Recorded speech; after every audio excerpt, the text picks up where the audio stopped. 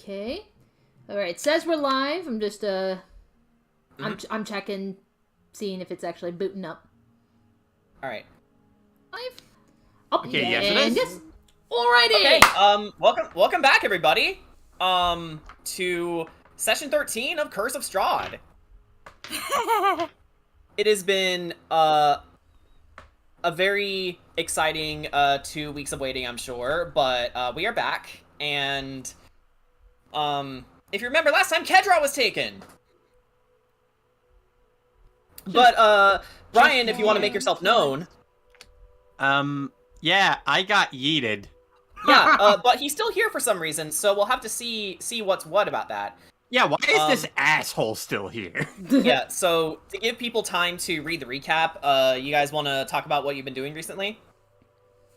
Well, we ventured into some mines. We finally ventured into the goddamn mines. Mm-hmm. Which is, one of the longest form side quests you've had for a while. Mm-hmm. And... Started by Kendra, no less. And I apologize if the dogs are barking. There's nothing I can do about it. Bork. Yeah. You know, but yeah, we finally got into the mines. We got the silver, so we now have silvered weapons. We were in prison. Corey finagled us to get us out of prison. Yeah, Corey was amazing last session. Yeah, pretty much like last session was pretty much like, you know, it's the Corey session.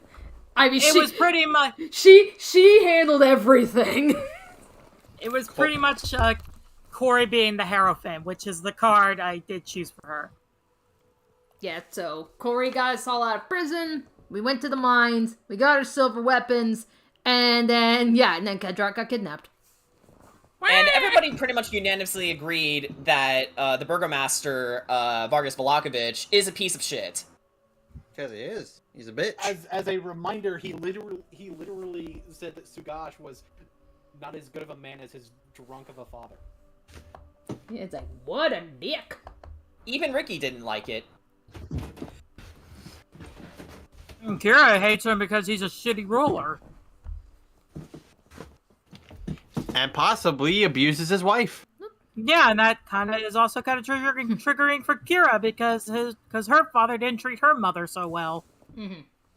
All right, so yes, hello, Mr. Maniac. Hello, Crystal Stargirl, and hello, No, Mr. Maniac, you can't have my name. Stop asking. Yeah, it's like Bilal. I'm sorry, I do not know how to pronounce your name. Bilal? I do not know. I'm sorry. You will give me that hat. No. At this point, Kira's probably just gonna have to start making these hats and cloaks and selling them. It's fine, Danny. It's just Copper's voice actor. But Copper's voice actor is right here. It's me. It's good to see you, dear boy. Mr. Maniac is the soldier now. Yeah. It's good to see you, dear boy. It's good to see you. We perhaps have you make us hats, and we can hide a firearm within those hats. I mean, you can put your wand hat in your hat, Corey. Wait, no. Jen, we need to make an odd job hat. Oh my god! This is gonna end up becoming TF2 real quick. Okay, so / Kung Lao. yeah, Kung Lao. So, all right. If there's nothing else, and if you guys are ready, let us begin. All right. Oh, oops. Sorry, this clicked. All right. Wait, what the hell?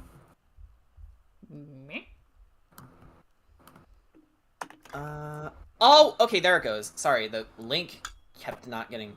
Alright. So, picking up from last session, you just saw Kedrak getting whisked away by the 3 consorts of Strahd, Ludmilla, Anastasia, and Volenta. And Ludmilla says, "The master wishes to see you now." And disappears right where Mimi was standing, actually. Oh no, no, no, no, no, no, no, no, please, no! son of a bitch!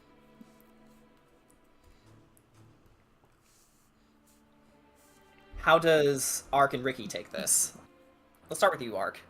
Suffice it to say, I mean, obviously taking a little bit aback, but since he's pretty much seeing, like, you know, Kira's freaking out, I'm sure no doubt Mimi's freaking out, and that's starting to get him a little pissed. And Ricky, and then we'll go to Mimi. Ricky is usually very good at concealing his emotions to the point where, upon hearing about the Burgomaster's alleged abuse of his family, was likely the first time the party has seen him expressing anything. But now, with this compounding on top of it, Ricky is visibly... The way I guess I'd describe it is... He's a child who just saw one of his family members taken away. Aw. Mimi. Hold on, let me get to the thing. She's, Mimi's just, pacing back and forth, just like, he was right here, he was right here, he was right here. Just, you can tell, and again, you can tell, like, after everything, including but not limited to seeing him die in front of her before,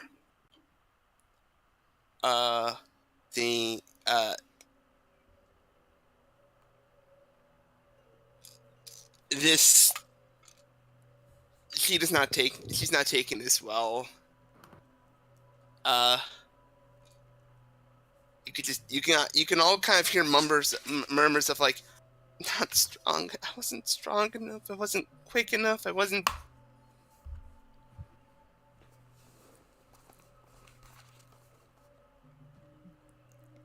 She's not. She's not doing well. And before you could make sense of anything, as Samuel is just like frozen in terror, seeing three very powerful vampires in front of his shop, whisking away one of his customers, no less.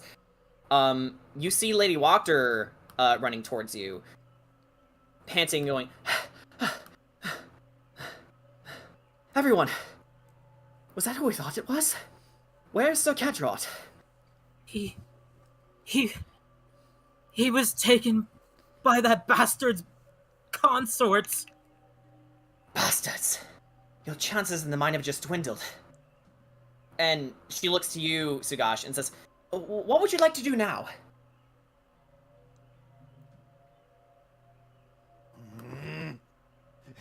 Sugash's fists are clenched. He's just shaking in anger. It's like,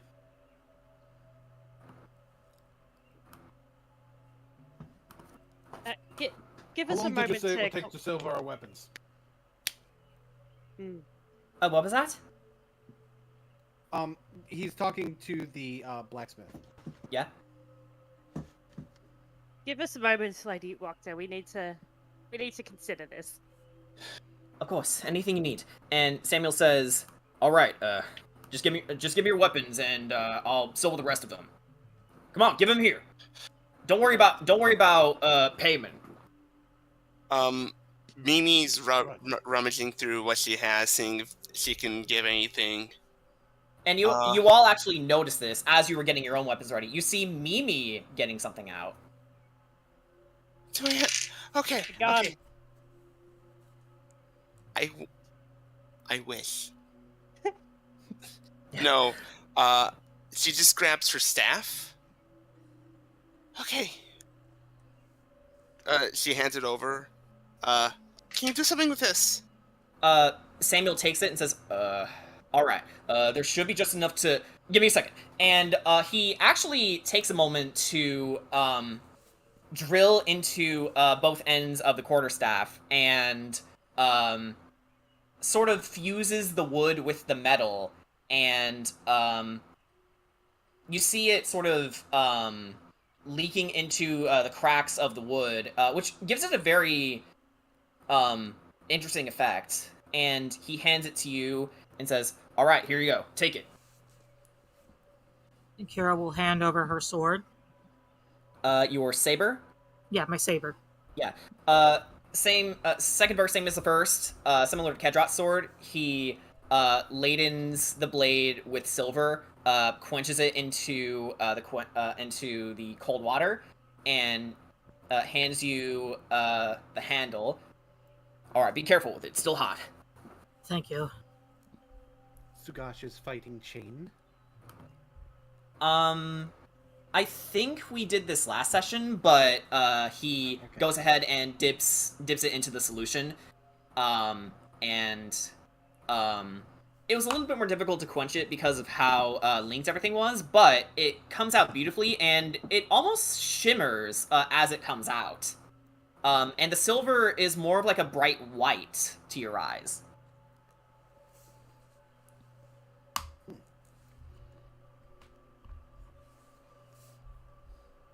I would like to get my rapier silvered. If I haven't already, I can't remember if I did last session or not. Easily remedied. We'll say that it's been silvered as well.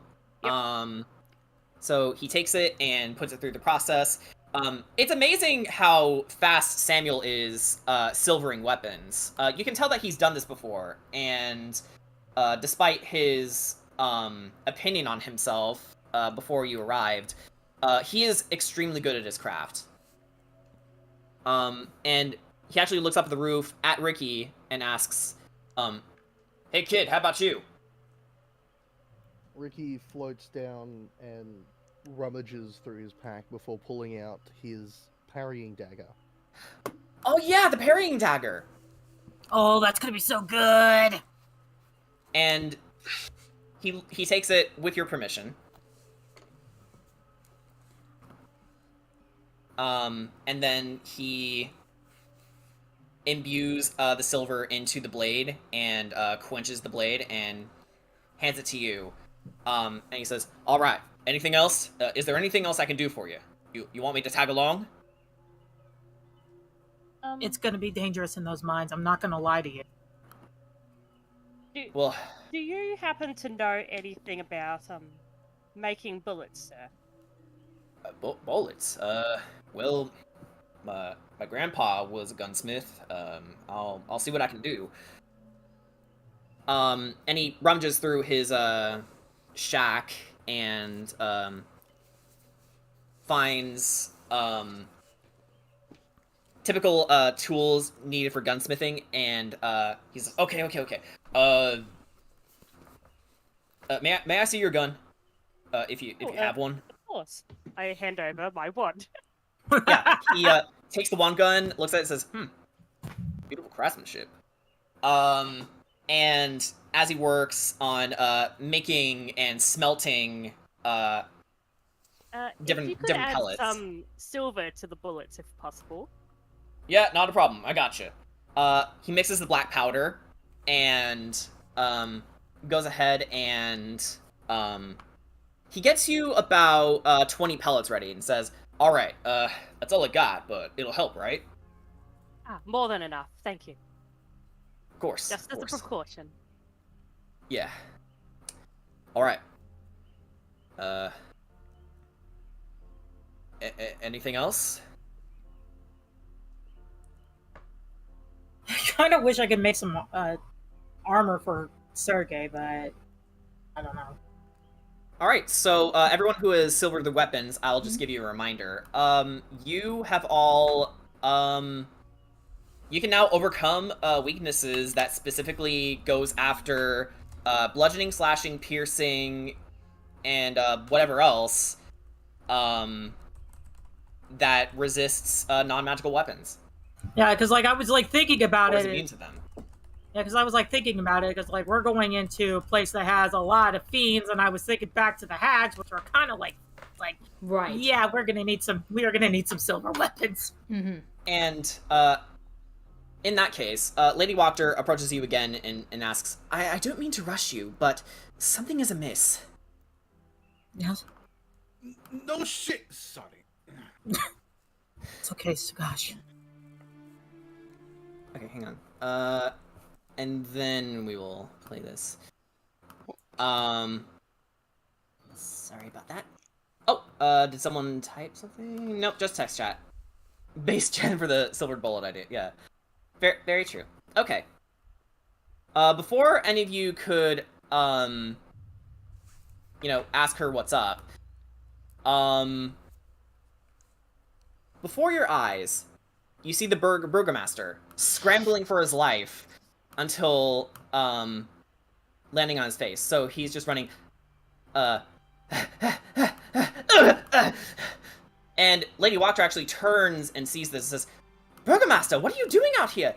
And he says, get back! And before you could ask him, what he means by, what do you mean get back? You see Stanimir. Oh no! Ready to gore him. And he cowers in fear, and... Hang on, I need to stand up for this. He says, no! No! Please help me! No! Does anyone rush to help him? Yes, actually. It's like, wait a minute, is that who I think it is? It's one of the Vistani that got turned into a vampire. Alright. Okay. Okay. Okay, so, you all rush up to meet him, but, you come just a little bit too late as the claw is about to slice into his chest, and then Isaac appears, blocking with his arm.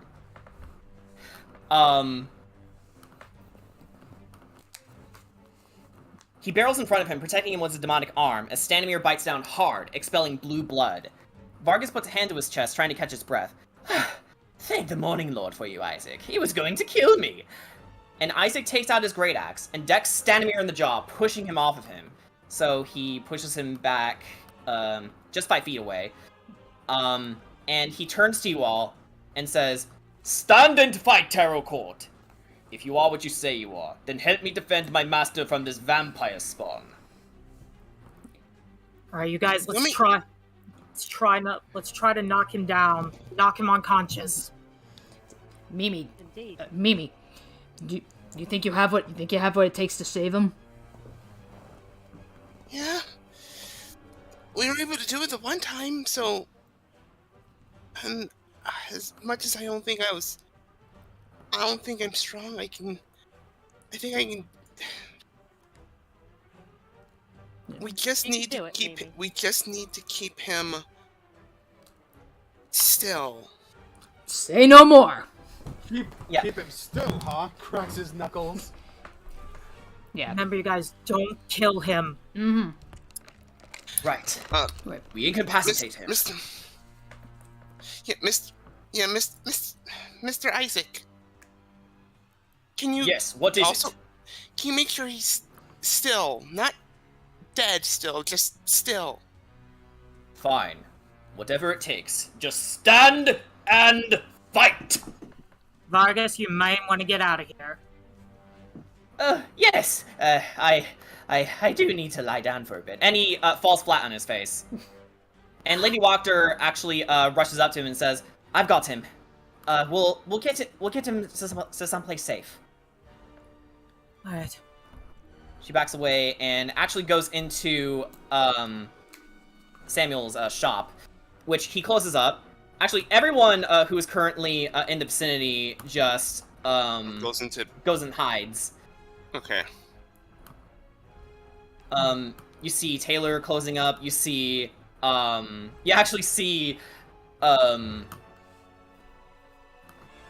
Snipes just, closing up shop almost immediately and, like, trying to scramble as much as he can of his wares and, closes up. But soon, the whole battlefield is clear. Ricky, you're starting first. What are you doing? we're going for non-lethal here, and I'm quite explicitly lethal, so can I try something weird? Yeah, go ahead. What's on your mind? Being telekinetic, can I use my ability to try and knock him down onto his back? So, like, you're gonna force push him on his back, basically? Pretty much. Okay. Let's have you make a general intelligence check. There is a thing for this. Huh? Telekinetic shove. Ah, Somebody okay. had that fate. Okay, hang on, So let me... let's see. if I move here, these two need to make a strength save because I can't really direct it.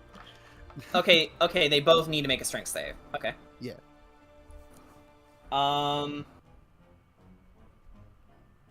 know. I can just target a specific creature. Oh, yeah, Danny, fight screen. Oh, right. Thank you.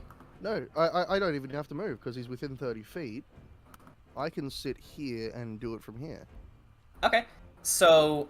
So, not Stanimir, the spawn has to... Yeah, make Stanimir. a save. Okay, Yeah. so strength save? Yep, Yeah, and just him, not Isaac too, right? just him. Okay, cool. Strength save. Alright, he rolled a 5. Well, I'm going to... As he was just pushed back, I'm going to try and shake him off his feet and pull him towards me. Okay, so he gets knocked back, and, So, okay, like, let's imagine see, the pulling force coming from his head to try and tilt him and tip him forward. yes. So, taking him by the head, you, drag Stanimir, towards you. And this is, like, all the way towards you, right? I don't have... Up to 5 feet. Up to 5 feet, okay. So, Just he gets enough to get him onto the ground, I think. Okay, so he's knocked back, then thrown here, and with that he should be prone. Alright.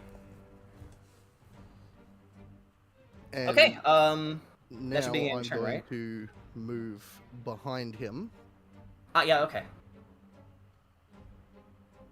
and then I'm going to end my turn. Gotcha. Okay, Kira, it's your go. Alrighty. So Kira obviously is awfully worried, but she does have a little secret weapon, quote unquote. I'm going to use the rope that we got back from way back then. And okay. so Kira is like thinking, okay, we need to keep this guy from moving around.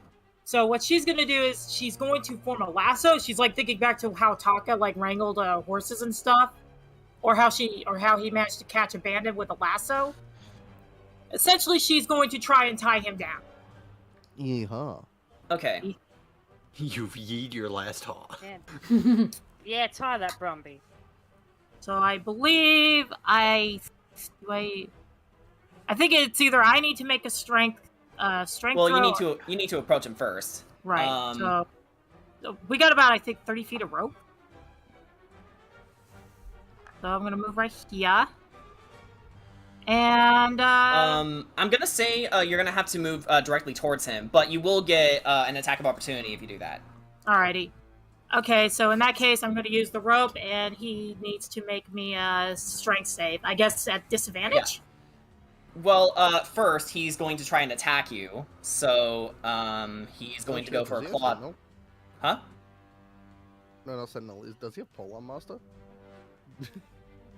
What do you mean? Because he's getting an attack of opportunity when she's moving into the melee range. Oh, okay. Kind of forgot how that works. Oh, it's flyby, right? Yeah, it's when you leave melee range. Duh, I'm an idiot. Okay, never mind. Happens after run. Okay, he needs to make a strength save then. I'm not sure disadvantage is right. I think he just needs to make a strength save. So, let's see. Trying to find the right. Okay. Okay, he rolled a 15. Okay, Not sure if that makes it. It doesn't. Like, as soon as you get close to him, you try to wrap the rope around him, you are about to get it taut, and then, with his sheer strength, he pushes you away and breaks the rope. Ah, damn. Alright, but I'm hoping the others see what I'm trying to do. We will say you didn't move because of move because of it. Like, you're still within 5 feet of him. Alright. In that case, I guess well, Sergey hasn't moved, so... Well, Sergey's gonna stay right there. Alright, that's all I can do this turn. Okay. So, it's actually Standomir's turn now. And, he's actually going to attempt to grapple you. So, we both need to make contested athletics checks. Alrighty. So let me look at my athletics real quick. Okay. He rolled an 8. I rolled an 11. Okay, yeah, you succeed. So, just as he was about to grab you, you managed to scurry away just in time, and managed to get away from him. He's still prone, though. Meaning that, he just wasted his action. So, let's go over to Corey. Okay, first off, I would like to give him a hearty hex. So bonus action. Okay. So...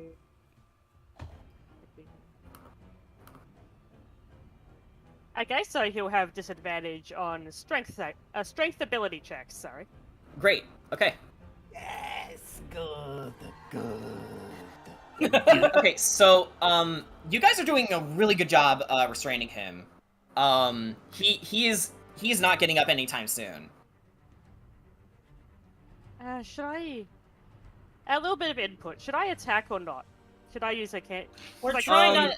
I'll say if you attack, it's strictly gonna be, non-lethal, but, a little damage shouldn't be too bad. Alright, just... but Okay, you so can- I you can... Yeah, you go, me. I would assume that, like, does Corey ask that? Let me ask. Oh no, I was just sort of asking out of character. Oh, okay. Yeah.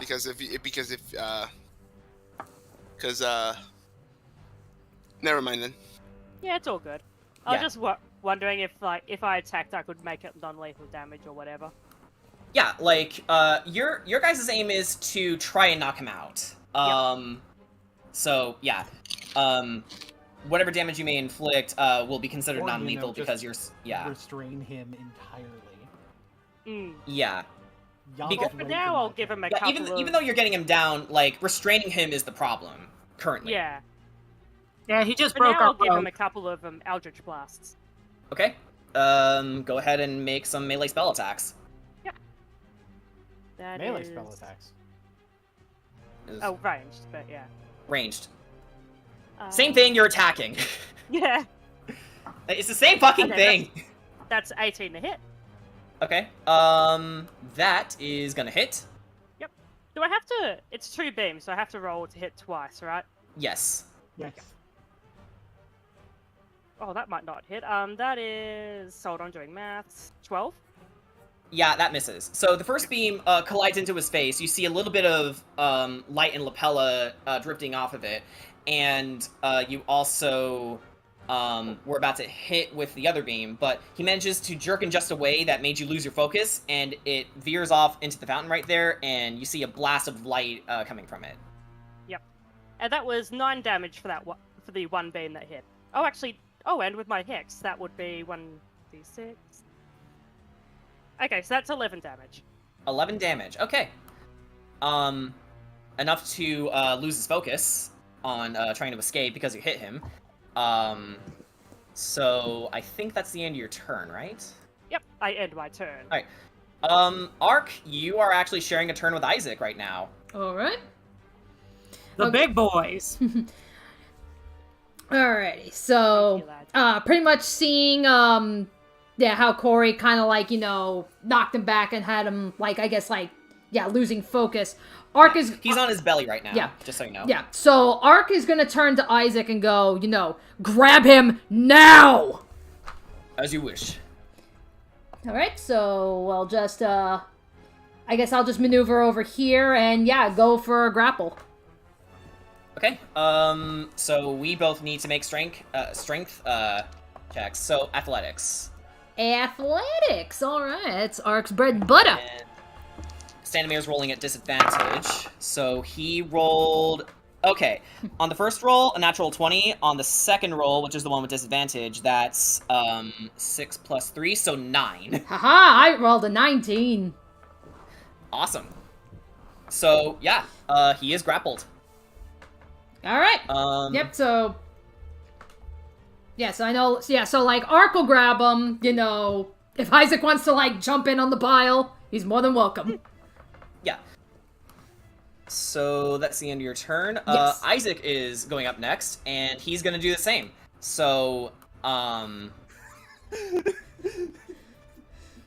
You're rolling against yourself. How does that feel? Okay, so Isaac is gonna make, an athletics check. So, we'll just roll the 1d20 for him. Okay, he rolled a 15. And Stanimir is going to roll to contest that versus... Okay. Oh, shit. Oh, shit. Actually, no, oh, shit. I forgot. Disadvantage. It's always the math-related stuff that I lose focus. He rolled a 5. So, yeah. He is, fully pinned down, thanks to Ark and Isaac. So he is, pretty much fully grappled at this point. Alright. That's 2 strength checks he's got to get through. Yeah. It's gonna be 3. All right. So It's Gonna be be a lot. 3. It's gonna be Okay. a lot. It's gonna be a lot. Right. yeah, again, just a reminder. Stanimir's your friend. He's just not himself right now. So Sugash, it's your turn. Yeah, Sugash knows that vampires have a tendency to have increased strength. So, not taking No any guesses as to what you're chances. doing. We're just gonna, I'm going to attack with the fighting chain. Trust me. Okay. Of course, Non-lethal it's gonna be non-lethal. I know, it's non-lethal, but...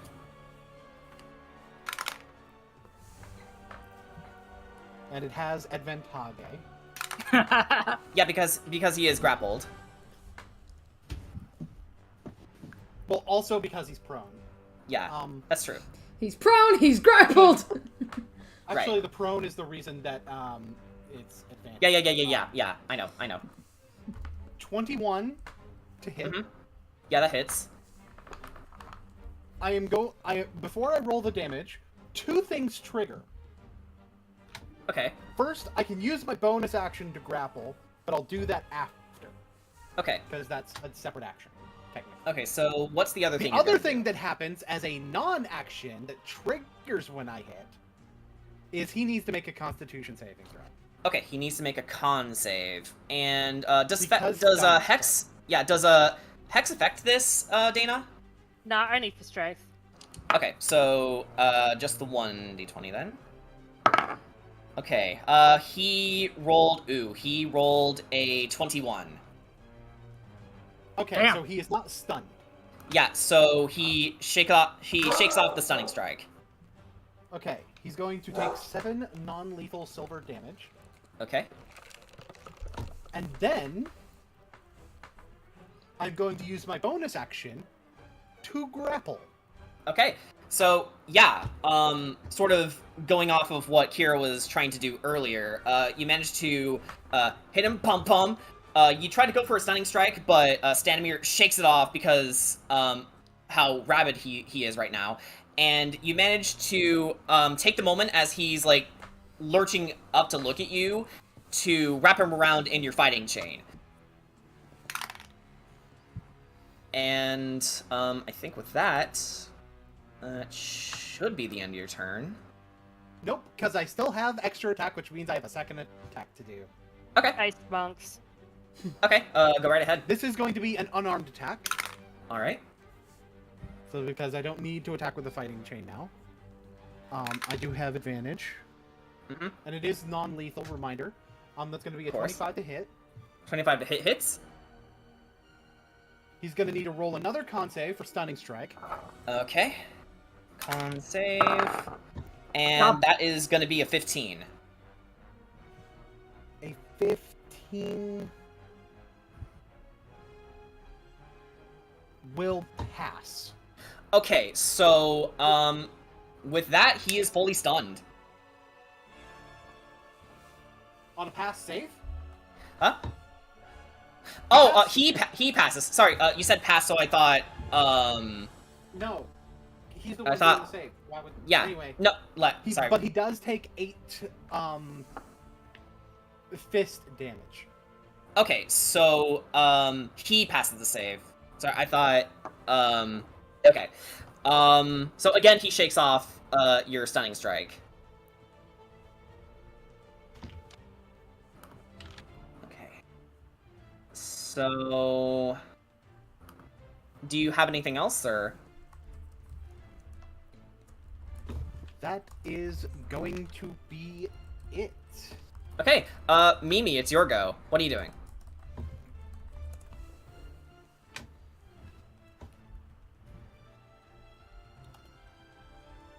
What are you doing?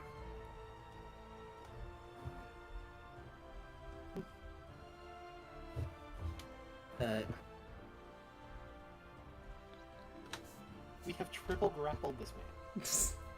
Poor lad. Yeah. Yep, that's where it's like, yep, Mimi is up. Yeah. All right. Okay. okay. I realized my mic was off for a second. I apologize. Oh my god. I hate Yeah. So I moved It's fine, 25 it's feet. fine. I moved 25 feet. Okay. Uh, So you get closer to Stanimir. yeah. I lay a hand on him Okay. and I cast remove curse. You're gonna cast Remove Curse. Hey! Okay, so, with that in mind, hang on, I need to find good music for this.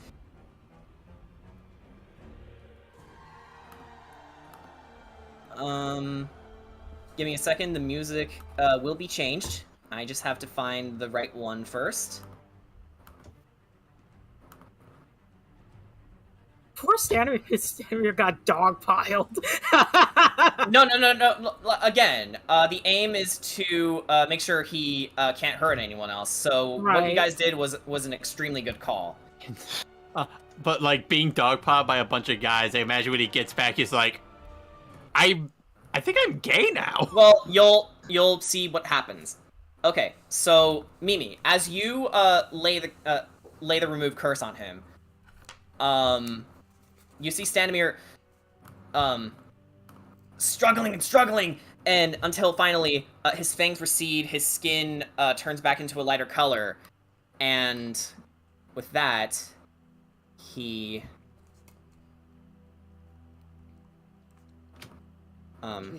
looks to the rest of you, notices his situation, and looks around and says, "What? Where am I? What's going on?" You were turned into a vampire. We just returned you back. And he takes a moment and says, "Odegaard, he is dead." I'm sorry. Isaac actually picks up on the fact that he's cured and takes a step back, lets him go. Sugash will let him go at this point as well. Yeah, Ark, he'll at least, like, you know, maybe, like, keep an arm around him just to make sure he's absolutely, like, steady. He looks to you and pats you on the bicep and says, "Do not worry, old friend. I am fine. Thanks to you." Kira will use her Eldritch Blast to heal him. So you hit him with a beam of energy, and Okay. he feels rejuvenated. That's better. Who Who removed my curse? She did. Ark just kind Close of, to Mimi. yeah, Ark, I guess, like, kind of like, maybe just, like, brings Mimi over to him. Yeah. Hi. Well, I am indebted to you, Mimi. But as for the rest of my family, I am not certain of their fate, but they must still be out there. Yes. If they're still out there, we can try and Oh, wait, cure that's not them just as we were able to cure you. Yes. The consorts were here, weren't they? Yes, they took left our me here track. Yeah. They took one of our friends. He notices and picks up on what you mean and says, Sir Kedrot. Yeah. So, they have taken him. You don't happen, Although- you don't happen to remember anything, while you've been in that state, right? Well, I remember that I was in the camp. You were witnessing Cori getting her arm sliced off. And he gets emotional as he thinks about his son Argal, who Ludmilla burned to death. I do not remember anything else after that. Let's see. Sorry. It's all right. Josh is just seething at the moment. And as if coming out at the wrong time, Stanimir comes out of hiding and says, "What a team you make! Are you positive you won't reconsider my deal?" So who wants to punch him in the face? Can I please do it? I'll only allow one of you to do it. Please. Akira, to be fair, you've actually been doing a lot. So Yeah, honestly, I'm gonna I think Sugash earned this. Yes. Okay, Gosh. damn. Make an attack. I rolled a nat 1. Fuck my life. You know what? Just for this, I'm gonna have you roll again. Roll with advantage. Advantage, yes. Dirty 20. Pog. That's better. Yeah, it's complete opposite of the spectrum. Okay, so, let's see. A loud crack is heard as you punch the Burgomaster in the face, and his blood spatters across the ground. Then Isaac approaches you, handle it with flames, and says, "Whoa, whoa, whoa, whoa, hey, hey, hey!" Ark just chuckles, just goes, nice. Sugash How- cracks his yeah. knuckles. Go Sugash ahead. cracks his knuckles. It's like, I got the one in. I'm done. I'm done. No one attacks the... he actually stops you, grabs you by the hand, and says, "No one attacks the Burgomaster without going through me." Ricky, seeing as you're the one who has the second worst relationship with this guy, how do you react to him stopping him? I think at least this time, even you can understand he deserved it. Even so, this will not look good to the populace. In case you hadn't noticed, one of us is not here. We had one of our own kidnapped, and he's... We had one of our own kidnapped, and we literally just turned a vampire into not a vampire right in front of everybody. You sure that's not gonna look good on us? Isaac, sir. The populace does tend to love it when politicians get punched. They enjoy that. Actually, Vargas in response looks at you, Corey, and says, "Piss off." Mimi's just gonna try and stand between them, just be like, Yeah, acting as mediator. Josh is just gonna turn towards them. It's like, just be glad I didn't do it sooner. Especially with what you said back in your manner. He actually gets up and says, "Fair enough. I deserved that." Ugh. And he cracks his neck and says, "Now, if we are quite done beating each other around the bush, as it were, the town is being overrun by pitiful gray things. They're coming from the mines." We will hunt. And Isaac looks to you, Kira, and says, trying to find the line here.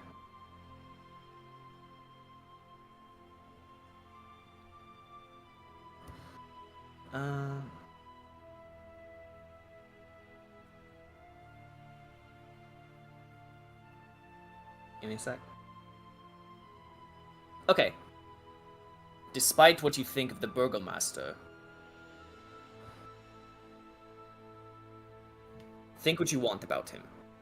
But it is up to the people to decide who shall lead this town, not you.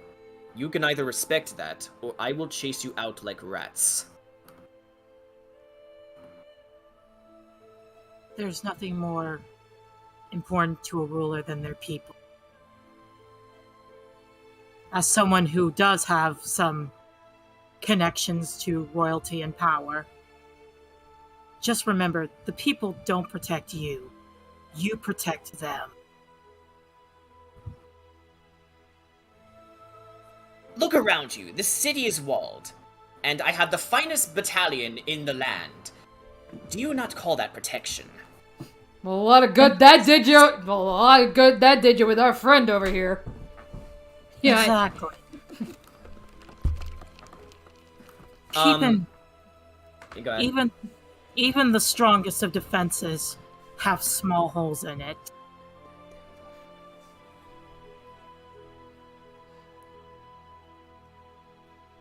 And that was a line from Okami. Yeah, Oh dear. So, as the air, clears a little bit, Sergei actually steps up to Isaac, and for once he actually loses his cool and says, "Why do you feel the need to protect this whelp from everything that may hurt him? Don't you know what he's done? What he has been doing for centuries? For decades, rather. For decades?" And it was then, the area got quiet, and Isaac actually lowers his head, and, he says,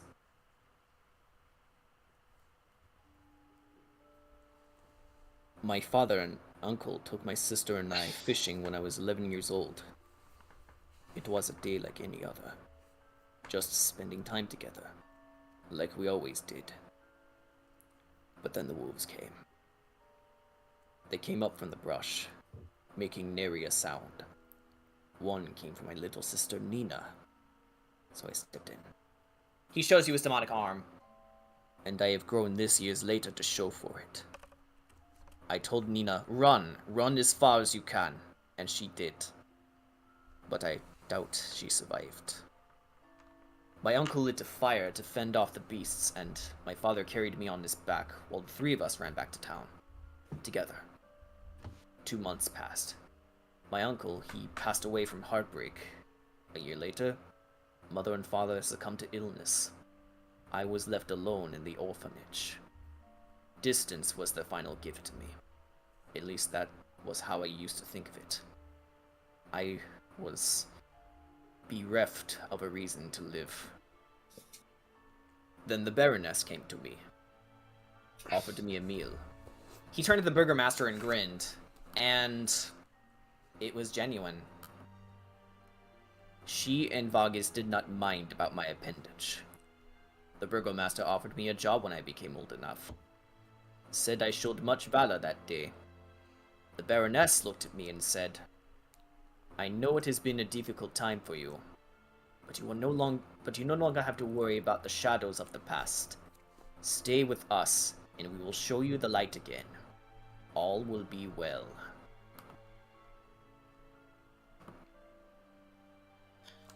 So, he actually did do something nice.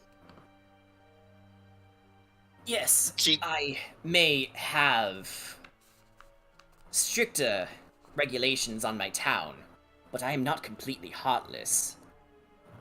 If you showed me your worth. Thank you. And she turns to Isaac as well. Thank you. I am glad you have finally showed a couple of redeeming qualities. And she turns to Isaac, and thank you for helping us, by the way. It's for the good of the town. Whatever our personal spats, know that nothing of what I do is personal. It is just duty. And he looks to you, Sugash, and he says, Tell me, Belmondo. I live by my master's will. That's enough cause for me to stay alive. But can you say the same? And are you your father's son? He seems genuinely curious.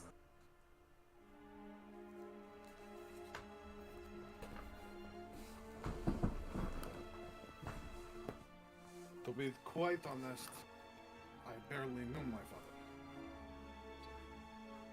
I see. Then what would you do in Sir Kedrat's position if he could see your team now? He would have stopped he would have stopped him. Yes, stick to your convictions, even as you show fear. That is what a leader does. And despite what you think of him, Vargas, he stops himself. The Burgomaster is true to his word. He only needs your cooperation. And, as if to move things along, Vargas says, Can't this discussion wait? And, again, he starts to fall over, but Lady Watcher says, I've got you, and starts to hobble away with him. And he looks to the rest of you and says, This isn't over. Just know that. I'll be waiting. And Of course, sir. good work tonight. And they both walk away. Isaac then clears his throat. They are right. You have a job to do. There is no use dawdling when you have demons to kill. I was about to say that he's right. This can wait until we get rid of those demons. Yes. I must go to my men. They have need of me. Yes. I must go to my men. They have need of me. Alright, take care. Good hunting. And he marches off. We're gonna make those devils cry. Ha! Axis, would you like to come out of hiding now? Man, I haven't seen such backhanded compliments since my time with the nobles. Ark is just gonna, like, with a sudden crack, just, like, turns his head, like, completely they're this showing up side. right now. And it's just like, yeah, it's just in the direction of, like, this weird white creature. It's just like, what the hell is that? New boy, who this? Oh boy! Oh, hello, friend. Axis looks over the Corey and is just like, "Hey, long time no see." Jeff follows behind you. Wait a minute, You know this guy? Yes, he's the one who taught me about editing the gun. He helped. Well, the one gun. So you've been putting it to some good use. I cannot I believe bought you some gave. bullets.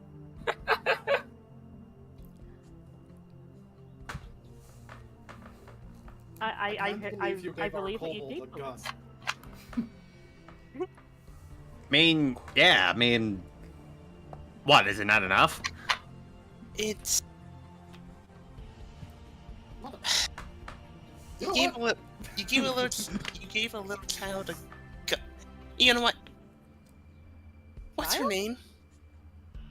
You can call me Axis Bone. And this right here is my companion, Jeff, the rat creature cub. Jeff actually waves hello. Aw. Mimi waves back. Yep. Jeff actually goes over to Mimi and starts sniffing her a bit, and then just starts leaning against her leg. Like a cat. Yeah. Yes. Stanimir actually chuckles as this happens. She slowly goes down to pet this creature of unknown origins. Axis just looks at Mimi and, gives her a nod to be like, yeah, it's okay. Okay. Actually, give me a second as we make a slight change to the initiatives. Alright. How dare you? Unbelievable. Corey, you and Axis are actually sharing initiative. You are an 18. Sick. We Okay. can shoot a gun at the same time. Yeah. Oh, and I guess we can also put him a little bit in. Yeah, we can put him in the primary slot for show of hands.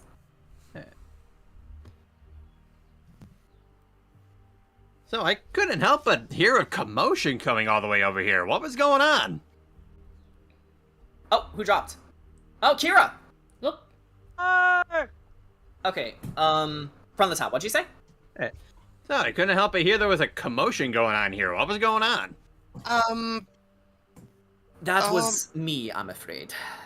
I wasn't myself. I was a vampire spawn, under the control of the consorts. Well, And it looks like you got better.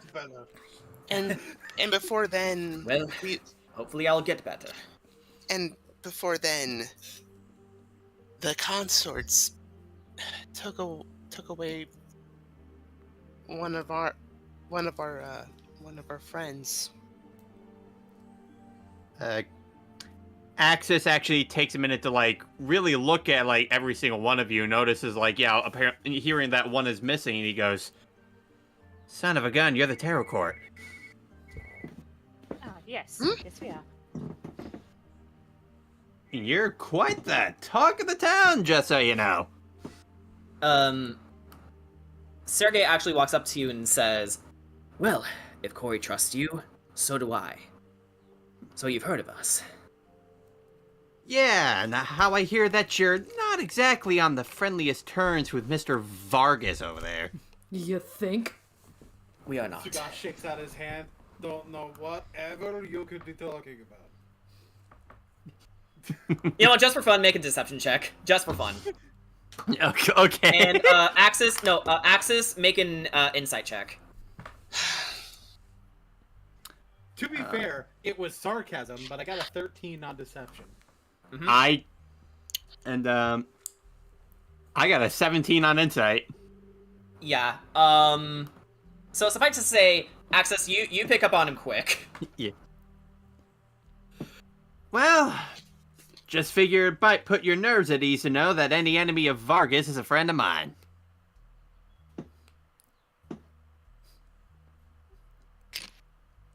Yeah, Ark, I think, is just gonna, poke him. Just be like, he's just, kind of I guess maybe, pokes him in the back of the head. He's like, I like this guy. It's like, yes, I am a solid living flesh human being. I'm glad you can know. Question, To do be you fair, have... we have a friend that isn't, so... I thought you, Okay, I thought you were Bone.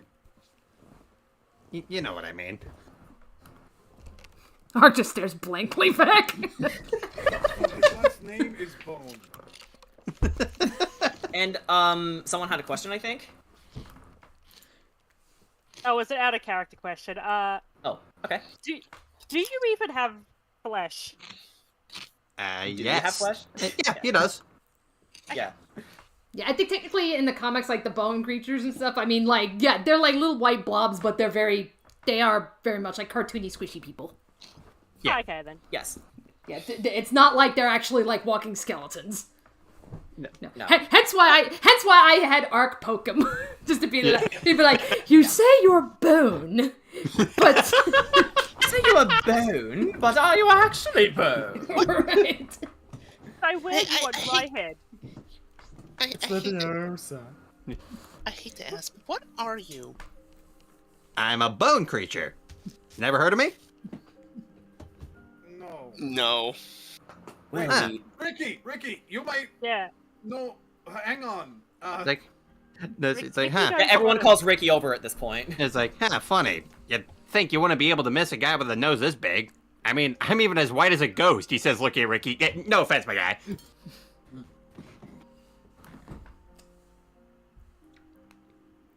Ricky? Actually, does Ricky have a response to it? Yeah, you are muted.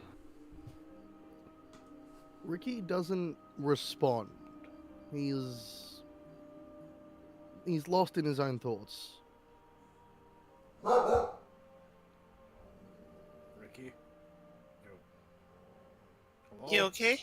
Waves hand in front of face.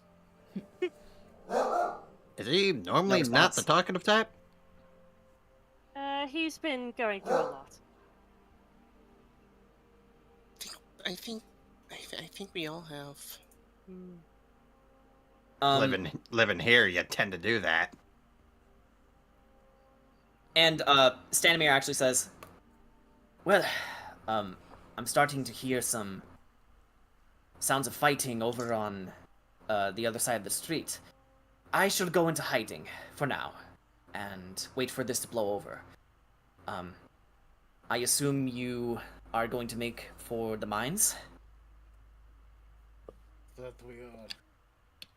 Good. Very good." He starts making his way towards the Boyery. I always forget how to pronounce that. He goes to Bard's, I don't know. and he says, "And should you find any more word of my family, please let me know. I shall remain in Vallaki until then."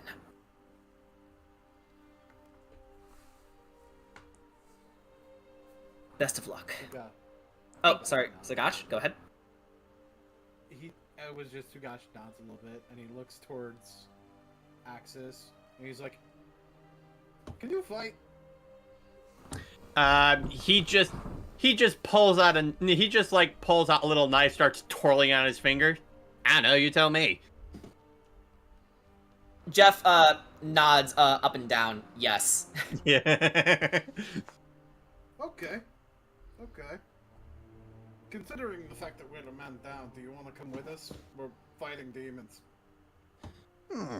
Jeff actually recoils a bit and looks to Axis and then back to you and back to Axis.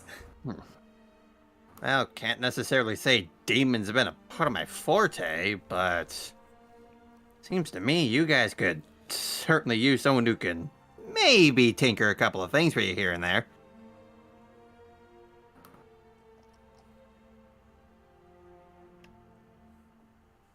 That'd probably be helpful, yes. I think we can change the overlay now. Yep, right ahead of you. Axis has joined the party. Exactly.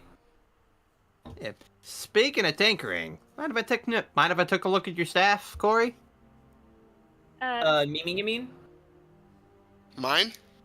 No, because he wants to look at. The wand? Yeah. Okay. Yes. Yes, yeah, here you go. So he takes it, starts looking it up a bit. Yeah, you've been definitely putting this thing to work. And then he starts looking in and he's like, "Are those silver bullets?" Yes, I thought it might be useful as a backup measure. Oh, you thought right. And he just hands it back. Just let me know if you're interested in possibly adding a couple of extra things to it, just to maybe give it a bit more oomph if you need it. I'll need to consider that. Well, Silver, there's more silver in the mine too. Yes, we can think about strategies as we make for the mines. Sergei actually starts leading the way a bit. We should hurry. It seems the sounds of fighting are getting worse. Axis just raised an eyebrow, just go like, did that dog just talk? Sergei turns around and Don't says, worry about it. yes, I was actually the one who called you over. It doesn't matter. We all got our secrets to keep. He actually raises his doggy eyebrows and goes, so it would seem. So, to the mines? To the mines! Can I Wouldn't do one mind. thing first? Oh, Ricky?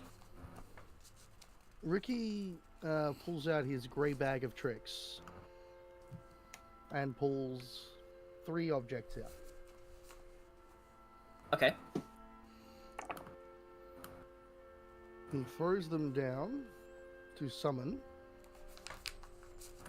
a panther, a giant badger, and a direwolf. A badger, a panther, and a direwolf? A giant badger. Giant badger, okay.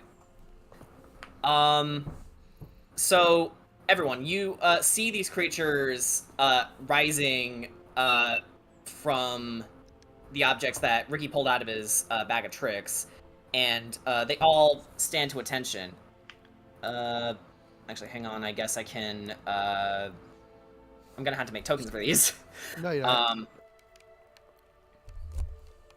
Well, I want to make them for immersion's sake. So, giant badger, we got the direwolf, and panther, you said?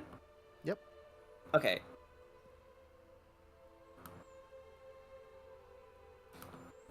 So we can at least pull the direwolf out. On the rolls, I managed to roll the 3 most dangerous creatures there, which is good. At least Interesting. for what I have planned. Ah, that's what you meant before in the chat.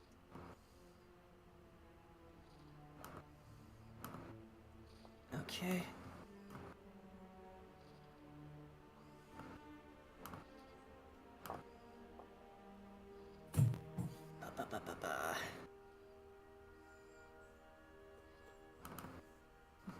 Ugh, trying to find the right folder for this. No problem. And while you're doing that, thank you, Mr. Maniac, for the 20 Canadian dollar donation.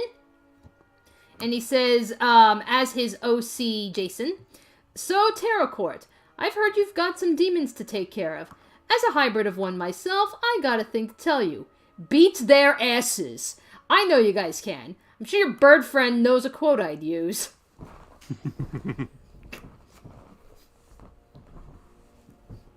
Okay. Thanks, got the Jason. tokens. Got the Violence tokens. isn't the question, it's the answer.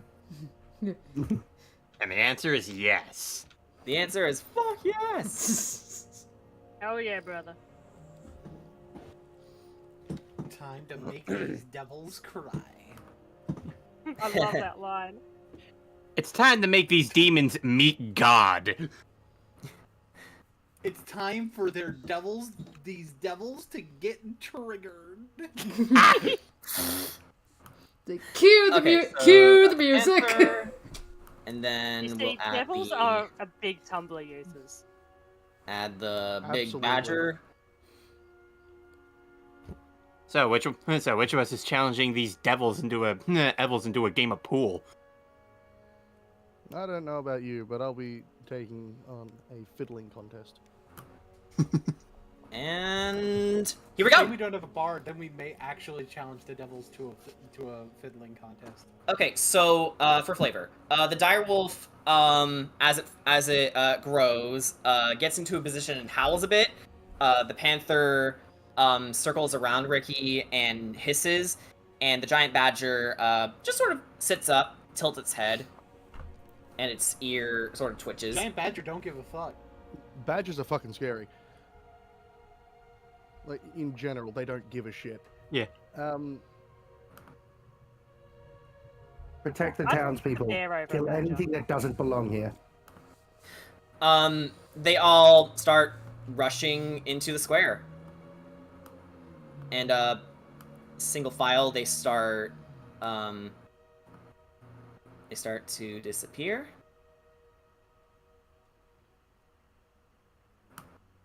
It's like, huh. You got quite the menagerie in that bag of yours.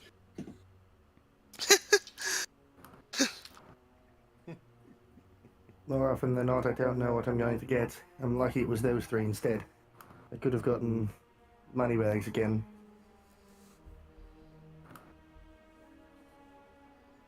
We should get going. Handle this as quickly as possible. Right. We can talk along the way. Mm-hmm.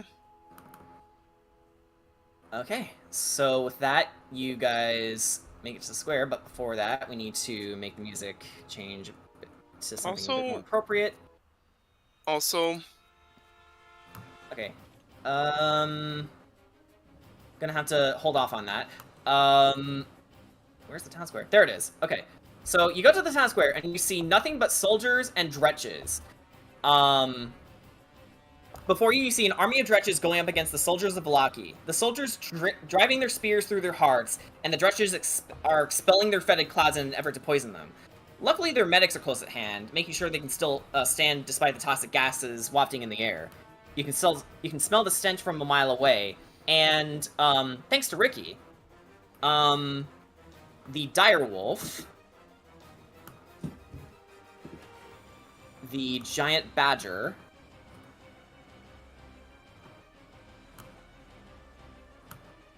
fully dependent on Roll20 for the loading, and the panther all start to rush in, and the direwolf leaps on the back of one dretch, starts biting down hard on it. The panther essentially does the same thing. It pounces on this one right here, starts tearing its throat out, killing it. Eventually, this one bleeds out, and the giant badger just sort of stands up and slams on top of this creature. I would like everyone in the vicinity to make a group stealth check. Group stealth check. So just roll stealth.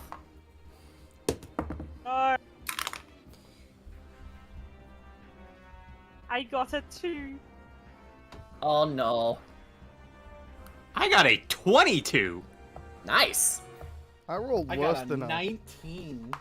Okay, what'd you roll, rolled worse Ricky? than the monk. 16. Monks. Okay, if everyone can put the rolls in the roll chat, please. Okay, thank you. Don't disparage the monk like that. Have you ever I'm heard a of shit? rogue. It's like half of my. It's half of my deal. Well, monks are dex-based too, so get fucked. we should Have probably you also heard of wait Shadow Monk? for Kira to come Shadow back. Monk is literally what happens. Wait, when a monk yeah, is Kira isn't back yet. What the hell? Yeah, Kira is still dead. Maybe the internet died or something. Yeah. Oh shit. Wait, who dropped? What? That Ricky! was God damn it, Everyone- Australia! Everyone What the dropping! hell? It's a disease! What is happening? Like 2 of our players are down. This isn't good. Okay, I am going to at both of them just to know that we're still thinking of them. But holy shit. Hey. Okay. Oh, I yeah. don't know, Curse Mamie's of still Strahd. here. I just got confused. Oh, Ricky's Okay, back. Ricky's back, and Kira The is Curse of Strahd was inside us all along? the curse. I The only- curse I of only internet. I only disappeared to try and see if ringing. In case Kira's net didn't just die, I She thought maybe ringing would get their attention. okay. She just posted on Roll20. She said her computer fucking crashed and Discord is taking its sweet time to load. Ah, Oh. shit. Okay. Come on. It's okay. That sucks. It's okay. Yeah,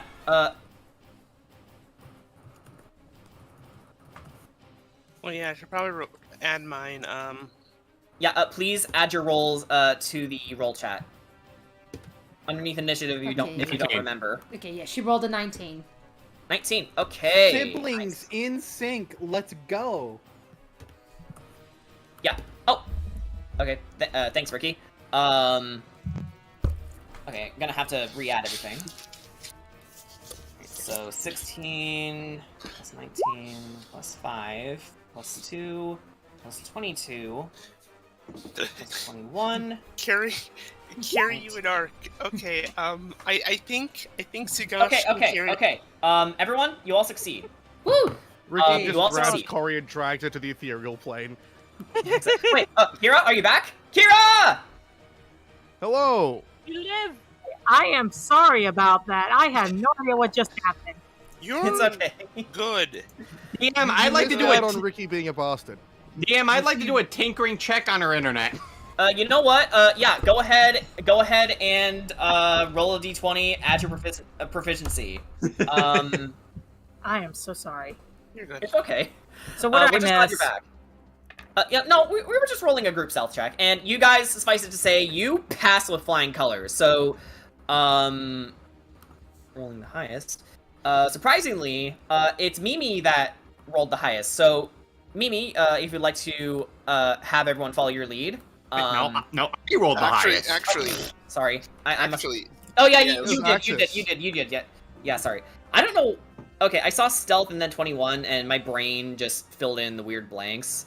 Okay, Yeah. so Axis rolled the highest. Yeah. Okay. Axis, if you would like to take the lead. Okay, yeah. So basically, yeah, he just starts making hand gestures to be like, yeah, just follow me, follow me, stay as far away from the action as possible, hug your back along the way. Do you want me to roll for Sergey too?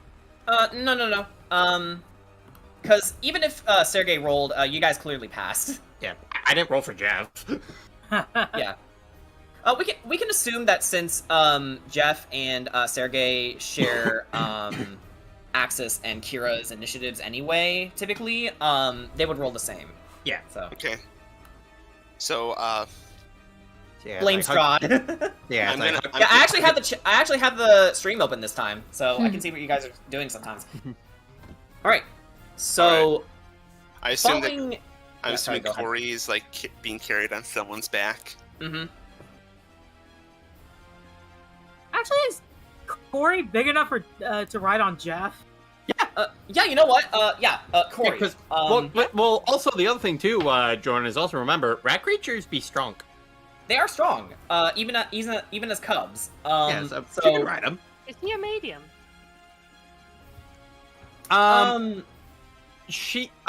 Jeff is about as tall as Axis, who is a small. Ah, yeah. I just realized we've converted like the team to half fun size. I went from big boy to small boy. Outside of Right. Terran, all my characters slightly tiny. Well, small, not tiny. That is a different size. Yeah, it actually is a different size, tiny. Yeah. Okay, so you guys make your way past the chaos, and you make your way back to the overworld. And it's about a 3-hour trip back to the Silver Mines. So if there's anything you'd like to get off your chest, you can do so now. Fuck you, internet. Yeah, fuck you, internet. Ari is doing generic tinkering. Welcome to Go Fuck Yourself. Whoa, hold on. What's this guy doing here? Like, get him out of here. But that's just a Kedrod's gift. actually, yeah. Kedrod's not with you, so here you go. So, I guess Kira will tell Corey, considering it seems weird, but Corey, I forgot to tell you, before we got out of jail, I had another vision. Oh, but what was this? This is going to sound very, very strange, but I'm sure it won't be that. Tatiana came to me in my dream. She told me I'm her Oh. reincarnation. And we look exactly alike. The only difference is that she had more orange hair compared to mine. Actually, if Jordan, if you allow me, could I use prestidigitation to change my hair. Prestidigitation. You can do Yeah. so. Yeah, change my Weird, hair. weird. You have Yeah. Mask of Many Faces. You don't even need to do that. Yeah, but Yeah. but I like to save that for an emergency. This is why having a month in preparation is good for scatterbrained people like me. Yeah. But yeah, Because you think of the Kira, little things. yeah, Kira uses prestidigitation to change her hair orange to Tatiana's color. Yeah, so you use Mask of Many Faces, and before you, Corey, you see a woman with red hair, blue eyes, and a very ancient-looking purple dress.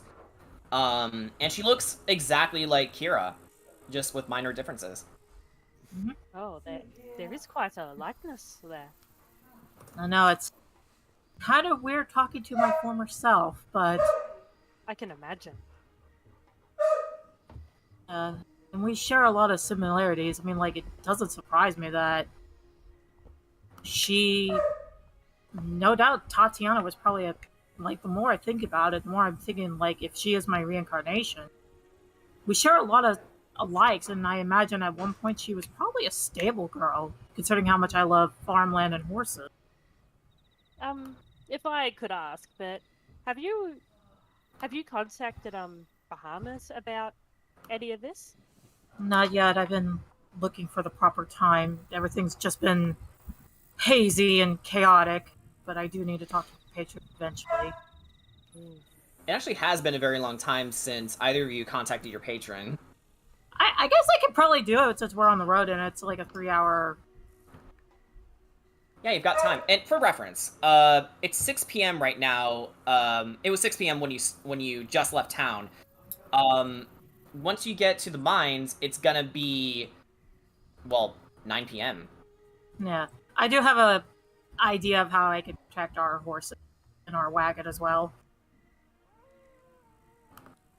Yeah, Kira will, as she's guiding the horses, she will do a little prayer and contact Bahamut.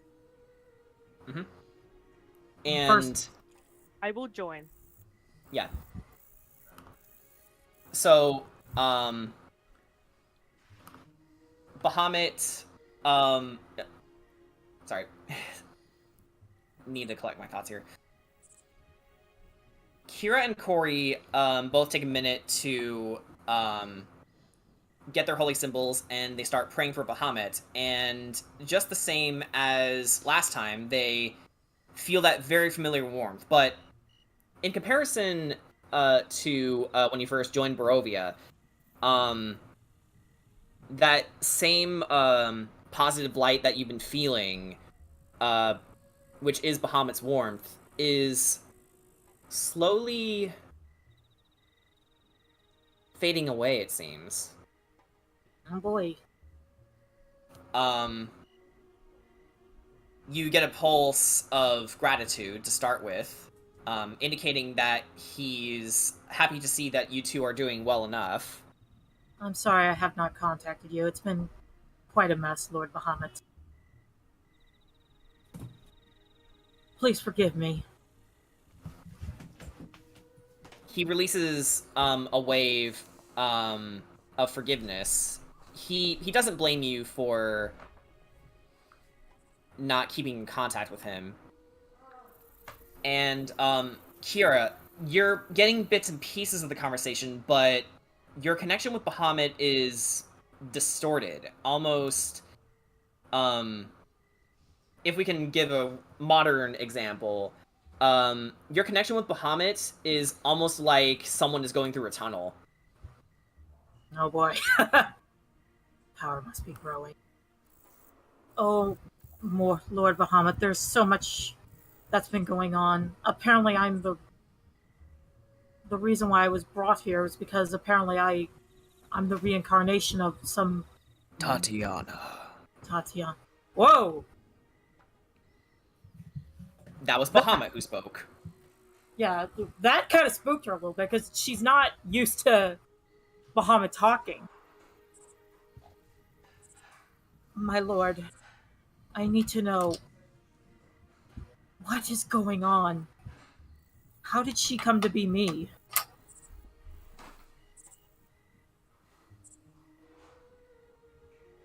Or how did she become to be in my kingdom and reincarnated as me? Give me 1 second. I have the perfect thing for that.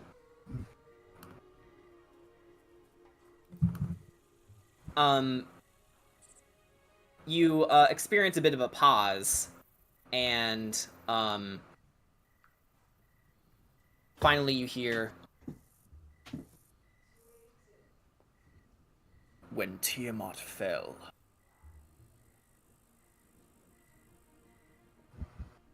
Tayu, yeah, Tayu, the golden dragon, who I selected to help lead the people of the kingdom that you would now know as Bertis Lenoir,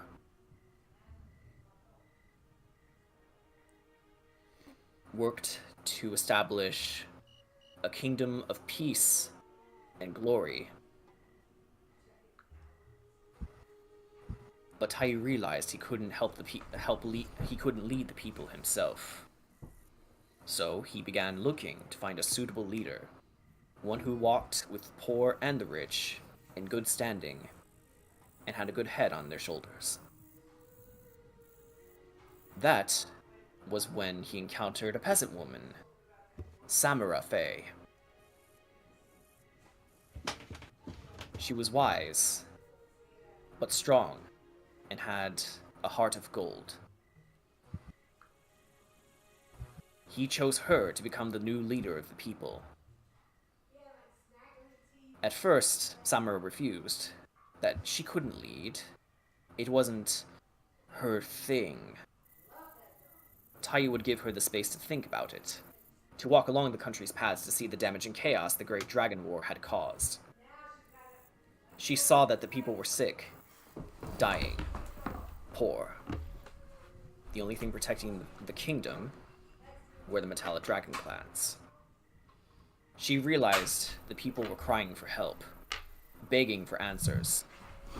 Anything just to get some semblance of comfort to get them out of this turmoil. Then Samara was convinced, not just wanting to lead, but she told the people that the Golden Dragon said that she would lead them. It took many years, but she wanted to test herself, to see if Tayu was correct on him choosing her. Her trial would take 5 years for her to complete. Each of the dragon's trials would be harder than the last. Battle, using her wits, testing her will and spirit. And finally, she had one last trial to face. The Trial of Bahamut.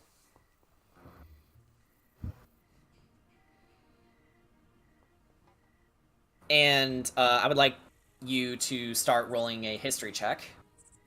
Have I been hearing this, or is this just Akira?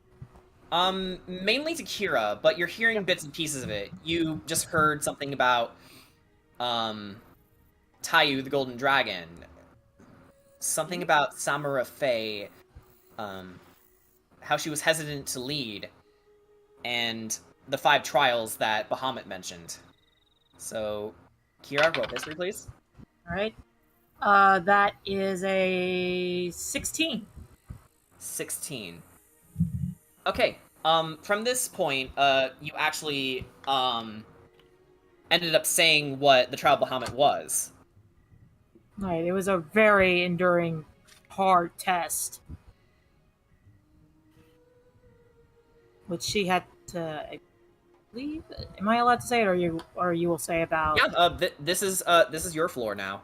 Right. She will tell Corey about the Trial of Bahamut and how she had to face her own inner demons. Basically, face herself. Ah. What does this have to do with Tatiana? Because Tatiana's spirit attached itself to your family when she died.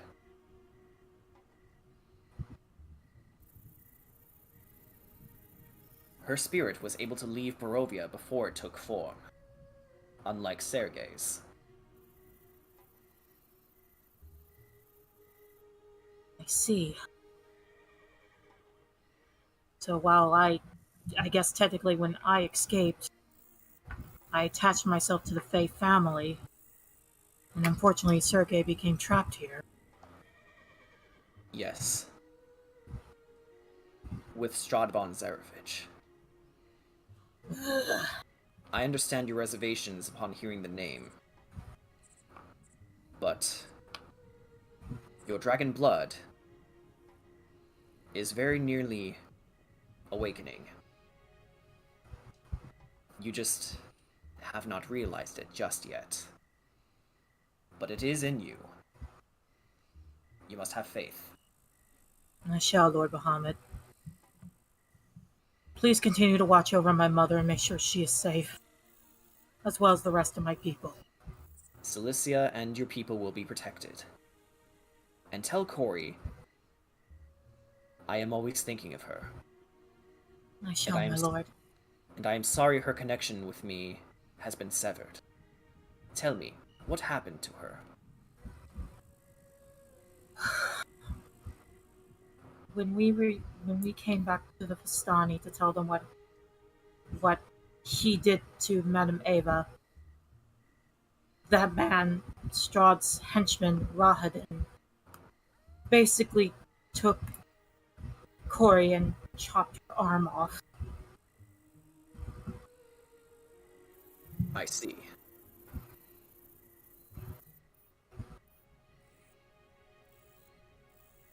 Go, Kira. Your adventure has only just begun. I shall, my lord. Take care, my child. And the connection severs.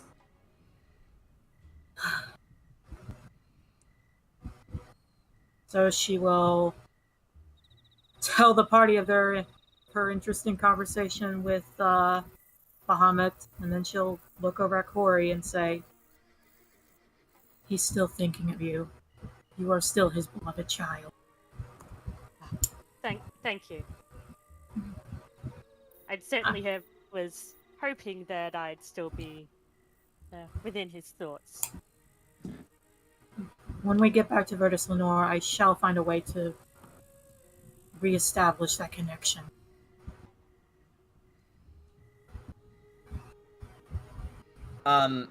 Sergei sort of half-heartedly says,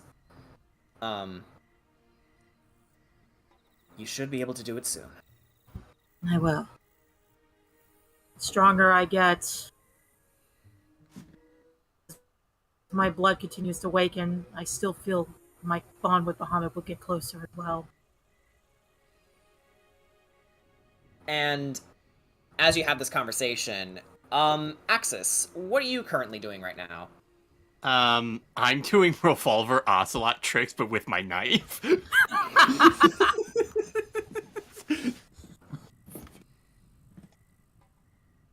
And Jeff is sort of watching you intently as you do.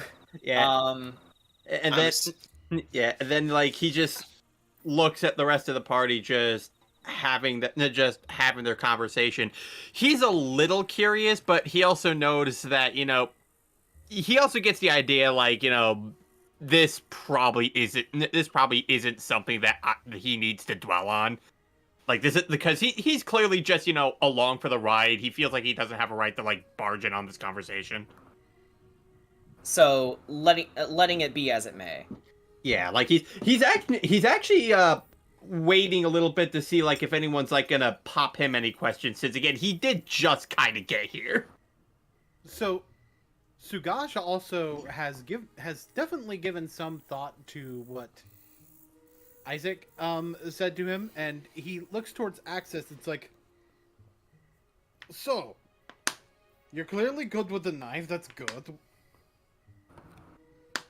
What brings you around here anyway? What's your deal? Right. So this goes into a little bit about how I may have become one of the Burgomaster's most wanted men. Flashback time! Yeah. We need that ripple effect on screen.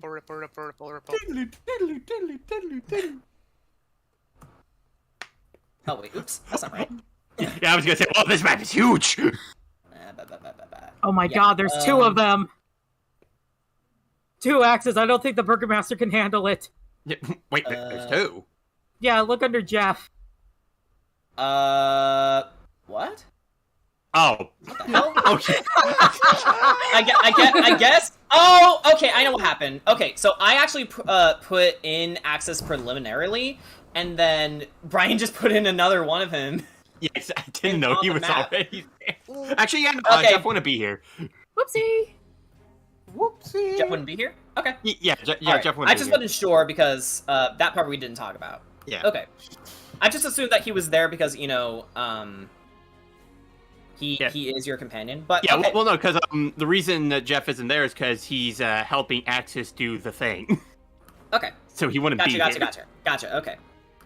Okay, I didn't get that. Okay. In the Burgomaster's mansion, Vargas is looking at Axis across the table as Axis is having his meal in front of him. He looks across the table with a raised eyebrow. What? Axis Bone, is it? I believe we have business to discuss. Look, if you're gonna ask for discounts again, I told you, they only apply to those suffering through poverty. Not that. If you recall, you advertised yourself to having the finest self-made light shows across the land. That I did? I commissioned flares from you. Bright, colorful, loud. They would have brought smiles to all of Valaki after my rousing speech, and by the time I had to present my campaign, I had no flares. Following this embarrassment, the Belmondo insulted me in front of all the townspeople, making an utter mockery of my hard work. Something I wouldn't have faced if you had brought what I asked prior to the event. And now I'm left sitting here, waiting for you to come along, arriving 30 minutes later than what I asked. So please, Bone, enlighten me. For all that the Morning Lord watches over, where are they? See, you're sitting there asking, where's your flares, whereas I can ask, where's my money? What? You think I'm paying you without seeing you work? I'm not asking to be given the money outright, forehead. I just want to see it. What right do you have to see the money? See, anytime I work for someone, I like to see if they got the cash beforehand. That way I can be sure they're able to pay me. And because I haven't seen the money yet, I'm going to assume you can't afford it. Ergo, no work. Of course I have the money. What do you take me for? If you have it, then show it. Isaac raises his battle axe to Axis. Watch your tone, Bone.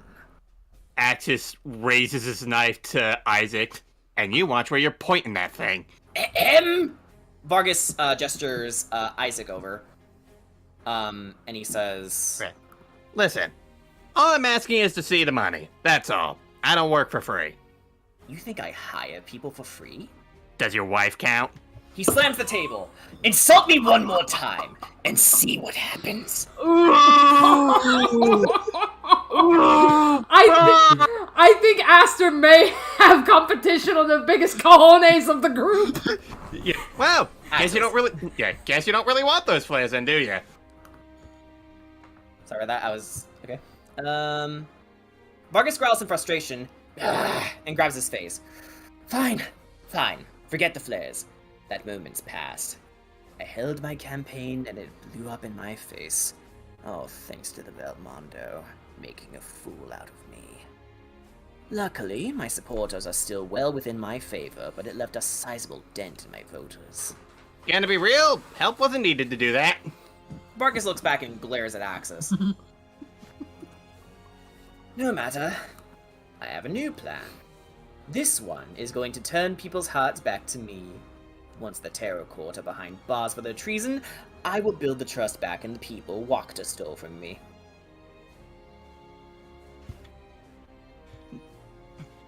Yeah, sorry, Vargas. I don't build damage control. You will refer to him as Burgomaster or not at all. I can see it now. He actually gets up a bit and, says, wait, okay. I can see it now. A celebration where all the citizens of Vallaki flock to the manor. It'll be a once-in-a-lifetime occasion where they can see what it truly means to live in luxury, where everything will be well if they just smile. Afterwards, they spread the good word of my hospitality, showing the good people I have their concerns at heart. Trust will form between me and the people, and come election day, I shall continue living as the burgomaster. All I need. He steps back.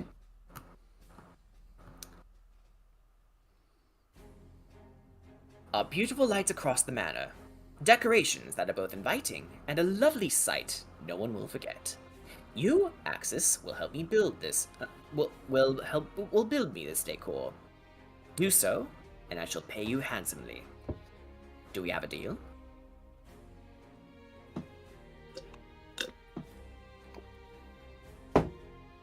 Axis just sips his tea and then looks at Vargas. Yeah. I grow tired of your insolence. I need an answer. Yeah, I think we've done this song and dance before, my guy. And you still didn't show me the money then. You're stirring quite the irritation. Like, he's trying to keep it in. Is it truly that important to see what I will pay you? You will see it when the work is done. I cannot make myself clearer than that. Yeah. Nice try, Vargas. But I know business, and I know how shady these deals can get. Axis actually gets up from his seat and starts walking towards Vargas. No, he starts walking on the table towards Vargas. Yeah, I actually like that more. Like, he kicks away whatever he was eating and starts walking towards him, just to get above him. It's like, I work my butt off getting you exactly what you wanted, only to never get paid in the end because I was never shown you could afford it to begin with. I don't do charity work, especially for stuck-up tightwads like you who find letting go of empathy easier than tossing away copper. Axis bone. May I remind you where you stand? And, closer and closer, Isaac is inching, towards Axis. Where you You're stand, yeah, under my people. my roof. If you're just going to keep smomming things up with me, you'd best think twice. Despite my appearance, I'm not afraid to get messy. With a play like that, I buy it. Vargas snaps his fingers and points at Axis as Isaac gets his axe ready. See, I wouldn't recommend that. And why not? 3, 2, 1. And there's cries throughout the mansion as one of the handmaidens rushes downstairs and makes her way towards the dining room, bursts the door open, and says, the painting of the Golden Man has been stolen! What did you do? See, there's a good reason it took me so long to get here. I never trust an aristocrat as a client. You'd be surprised to hear how obsessed they are with their wealth and how many tried every tactic to avoid paying me. So, since you're so cagey about my request, I may have snooped around and found a rather fine piece of art. Of course that followed me finding a rather sizable hoard in your attic. He actually, his eyes shoot open and he says, "You found my money?" If that's true, why press the burgomaster any further? You have what you want. Because I shouldn't need to do that with a client. If you were an honest man, I'd see the cash ahead of time. By him. You had no intention of paying me at all. I've had enough of this. Isaac, you know what to do. I'd hate to stain the burgomaster's floor with your remains, Bone, but orders are orders. I want to do that if I were you. Oh, I think I do. I want to see this. Your funeral. As Isaac gets his great axe ready, he aligns the blade with your neck, reaches back, and before he could collide, Vargas held his hand out. Isaac, wait! And he lowers his axe. Why should I delay in having you ground into marrow for my stew? With your stuff stolen, the only one who knows where it's hidden is me. Kill me and your loot is long gone. Soon you can't pay your men their stipends, and soon you can't pay your men their stipend if you're paying them at all. Who knows at this rate? My men's salary is hardly your concern, small one. Oh, but it'll be a great cause of concern for others. Imagine, news getting out that you're all getting shorthanded, where it spreads like wildfire throughout Vallaki, that people begin to riot and complain, even the ones who for some reason still support you. Nothing will be well after that, I can assure you. How would your patron in that big castle up in Ravenloft feel knowing you aren't holding up your end of the bargain? Skip music because I found something really fitting for this. Vargas goes pale and breaks into a cold sweat, and he immediately gets up, shouting, so he's gonna run around a little bit saying, Men, search everywhere for what the thief has stolen! Search every street, every forest, every trash can, everywhere in Vallaki! You must do it! Double time! He goes back to glare at Axis. Isaac! Sir, this bone is not to be killed. I want him locked deep within the confines of the penitentiary, where he may rot for the rest of his days. So help me, Axis Bone, if you won't tell me where you've hidden what's rightfully mine, I'll just torture it out of you. Oh, I'll tell you where it is. Where? Here. Where? Sorry, only hint I can give you. Enough games! Isaac, take him! And Isaac dashes towards Axis, who manages to dodge his blows before vaulting over the muscle-bound man and landing on the table. And he actually kicks Isaac away and towards Vargas. Oh, I almost forgot. I actually did come bearing a gift. Here, hold this. Isaac tosses a smoke bomb to Isaac, which clouds the entire room as Axis makes his escape. Isaac? Yes, Burgomaster. Yep. Oh my god. Ultra Instinct Axis! Yes, Burgomaster. I want that bone. I want him here, and I want you to make him squeal. As you wish, Burgomaster. Isaac walks out of the room, gathering men to search for Axis.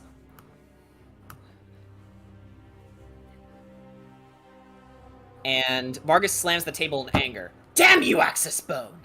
I will make you regret the day you swindled me. Once I have Isaac bleed the answers out of you, I'm personally sending you to hell. And that is when we join everyone else again. I guess you could Fuck's say sake, I asked him a question. How insecure is this asshole? I guess you could say he really had a bone to pick with you, huh, Axis? Whatever, he's a bitch. Mimi just boos, and you could see. Can Jeff can nod in this in like disdain? Jeff's ears just flatten. It's okay. It's okay. I mean, if you really want to know how insecure he is, Belmondo, I mean, You can always ask his wife.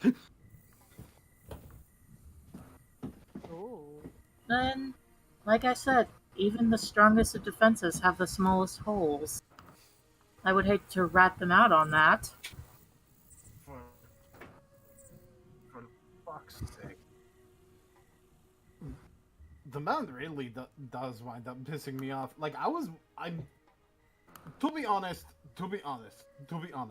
I'd be willing to give him a chance to actually, do something good, because like I meant what I said earlier. It's nice to see him finally show that he has some redeemable qualities. But he really needs to use those redeemable qualities more, honestly. unfortunately, when you're an aristocrat, you tend to forget about those. You tend to forget about the good sides that you can be serving. He pisses me off. But as long as the soldiers are out looking for looking for that painting and any of the other things that may have hidden away from his manor, I am currently on his not to kill list. Otherwise, he loses his answers. Hey, did you happen to find a book? And he begins describing the appearance of the Tome of Strahd. Axis, Axis actually raises an eyebrow, going, I can't say I've seen a book of that sort. I've seen an autobiography from him. Not worth the read, by the way. I would bet not. Anything else? Man can barely read. I wouldn't want to see what he has to write. I mean, he does not like the word no. He also doesn't like sentences that end in a question mark. Yeah, I learned that one firsthand. Which is funny, because he doesn't seem to like sentences that end in question marks, yet he doesn't like things being responded to his own question marks. Fortunately, that's the way it is when it comes to people you're questioning your authority to. It wasn't even questioning his authority. I was just asking how he plans to accomplish the things he wants to accomplish. Right, and unfortunately, for someone as selfish as him, he can't tell the difference between any of that. It's a Like, shame that when was literally my question. I didn't Okay, launch so Gosh the first, then first Corey. insult at him, and then he wants to say that I am not as good of a man as my drunk father. His words. Axis just looks at him and he's like, did you tell him the pot shouldn't call the kettle black? I've seen how much that man drinks. I almost did. I bit my tongue. He probably took our wine, probably took the wine supply for himself, and if he did, that's definitely not going to look good on him. Okay, Corey. It's a shame when a politician can't answer questions about his own policies. And as you have your conversation, everyone, you actually arrive back at the silver mines. And you make your way back up the walkway of which you used to enter the mines. And Before we go in, I'm going to use mold earth to make a little dome around our horses and our wagon. Make sure they are safe. okay, you create the dome around them, no problem, and it shows up in a sort of magical rainbowy film with sparkles of dust before completely dissipating as if it was never there. But you know full well that it's there. Right. It's called being smart. Alright. Alright. So again, Alright. you enter the mines. Alright, you guys ready to clear out some demons? Jeff kind of shivers a little bit, but, Axis just starts giving him comforting head pats. Oh, wait. This is the wrong Sagash. If you'd like to drop in your new token. Hat. Yeah, I went Yeah. and changed it for you. Okay. Yeah. So, to remind everyone, it took you a good 3 hours to reach the mines again. So, it was 6, but now it's 9 p.m. The scent of brimstone you smelled before Sugash has grown worse. And you lead your friends through the mines, mentally preparing for the worst. You now go to the middle floor.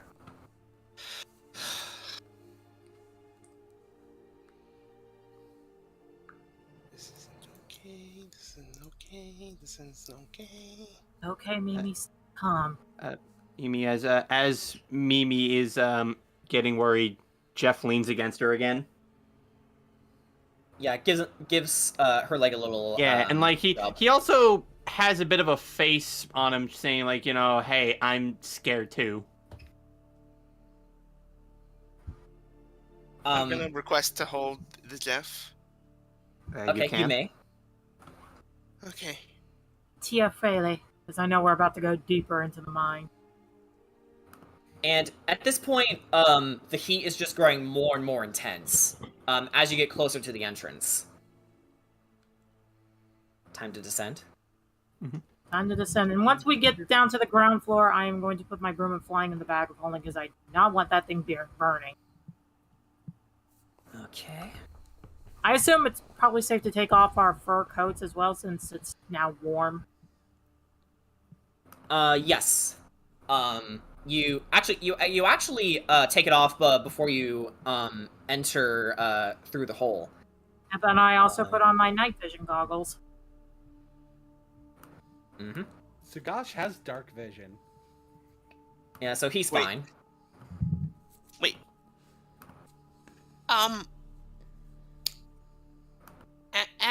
Axel, was it? Access. Close enough. Axis. Okay. I'm sorry. Can you see in the dark too? No. Do you need one of us to help? If I can... I don't need any of you guys. I mean, I may not be able to see in the dark too well, but Jeff over here, pretty good at it. Is Jeff Axis, nods in agreement. is Axis small enough to ride on my broom? He is. Yeah. Alright. Axis, do you want to descend on my broom with me? Can't say no to a free ride. Alright. Gosh, however, is a non-flying bigger boy. Yeah, so he's gonna have to take the rope. Well, I mean, technically Art could carry him and Mimi and, I guess, Corey together. Yeah, Art can fly. Right. I'm trying to think, what about Jeff? Yeah, Mimi is actually carrying Jeff. Okay. I think I could carry Jeff as well on my broom, but he would have to Well, Jeff is being carried by Mimi right now, so... Right. I think in theory, Sugash being on the rope is better than any of the other non-flyers being on the rope. To Yeah. be fair. And I guess, just for flavor, Mimi, you go ahead and grab onto the rope, make sure that it's secure, and it is. And you actually sort of rappel your way down with Jeff. So you like jump a little bit, take a step, jump a little bit, take a step, and you get lower and lower as you do. Mm-hmm. And with that in mind,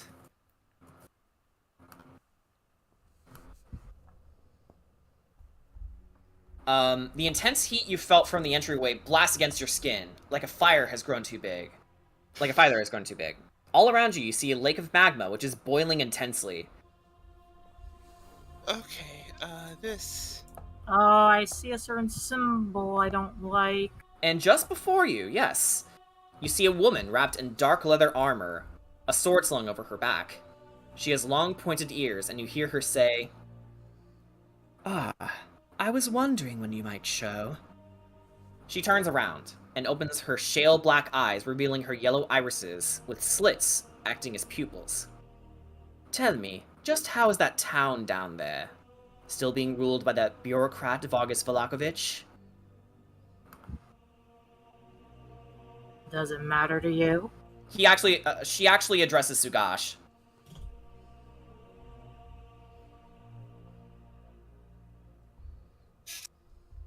I think you'll already know the answer to that. I see. And what of his mousy wife, Their son? What is your opinion on their state of leadership?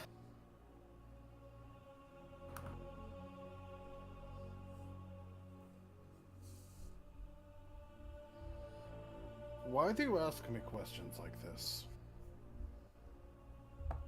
She doesn't answer. She's waiting for a response.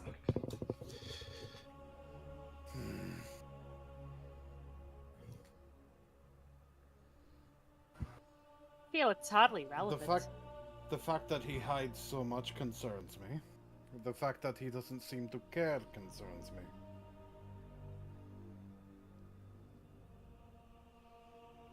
But based on the reactions of certain others, he does, even if we don't always see eye to eye.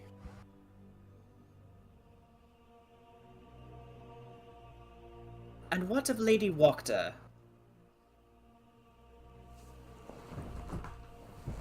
Is she a suitable replacement? Certainly seems like one to me. Wachter is only the beginning. And she doesn't say any more than that as she turns back around without another word, uttering again in Barovian. Rise, Farbalti! Enact your vengeance upon this forsaken land! Your revenge starts now! And she teleports away before any one of you can do it. Oh In her boy. place, you see a masculine humanoid, can't be more than 6-7 feet tall, covered, coiled in chains. They clink and swing in time. He looks to you, Mimi, and speaks in Infernal. She will not save Valaki. No one here can save Valaki. They must be imprisoned. I'm gonna need a bigger knife. Time to fight! Oh boy.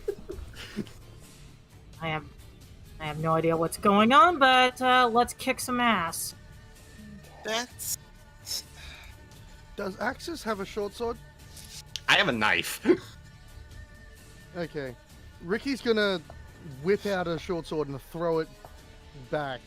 Like, lock eyes with Axis and throw a sword at it. Yeah, so, Trusting him to be able to catch it. yeah. Yeah. And he catches it just fine. He's like, asking you shall receive.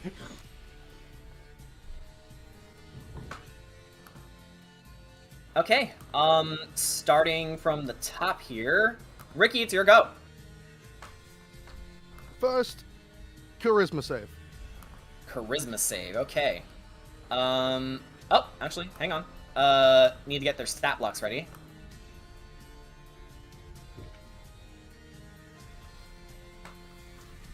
Yeah,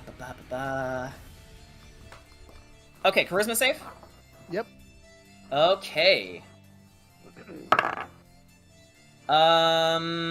Okay, that is gonna be a 6. Congratulations. You've been cursed. Being cursed. Yeah. Okay, so, Farbati here is cursed. Due to Mist the fact effect that everyone's around so him. far away, Ricky's, rather than moving in to try and stab them, considering he's first in initiative, I'm gonna whip out one of my crossbows, Okay. and I still have that poison dart loaded. Okay. So let's go for that. Yeah, so, roll to attack. That is a 15. 15 to hit? Yep. That just barely misses. Bugger.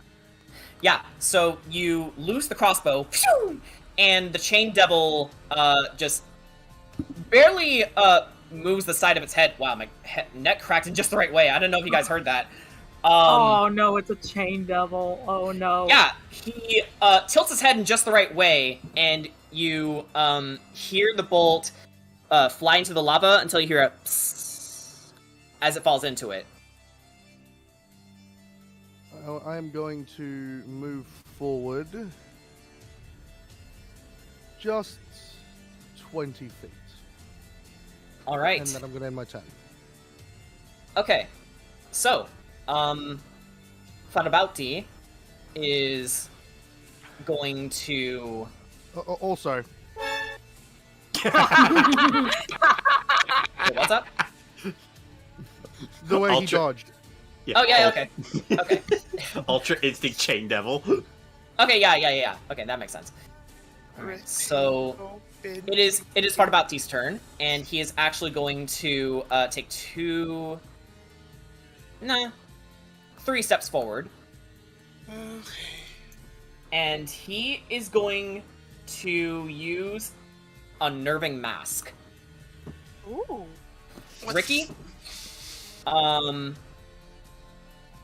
I want you to go ahead and make a Wisdom saving throw. As he, releases a wave of dark energy as he looks at you. And that is... Dirty 20. Hang on, give me a second. I want to make sure that you guys can see it.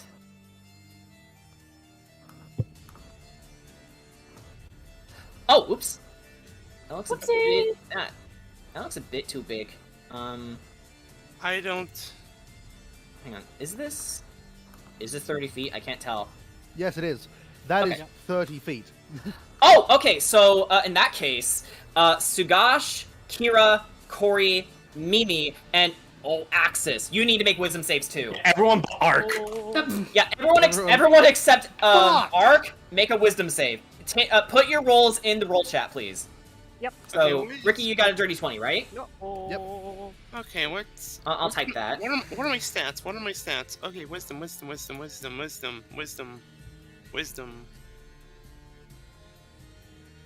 Oh no.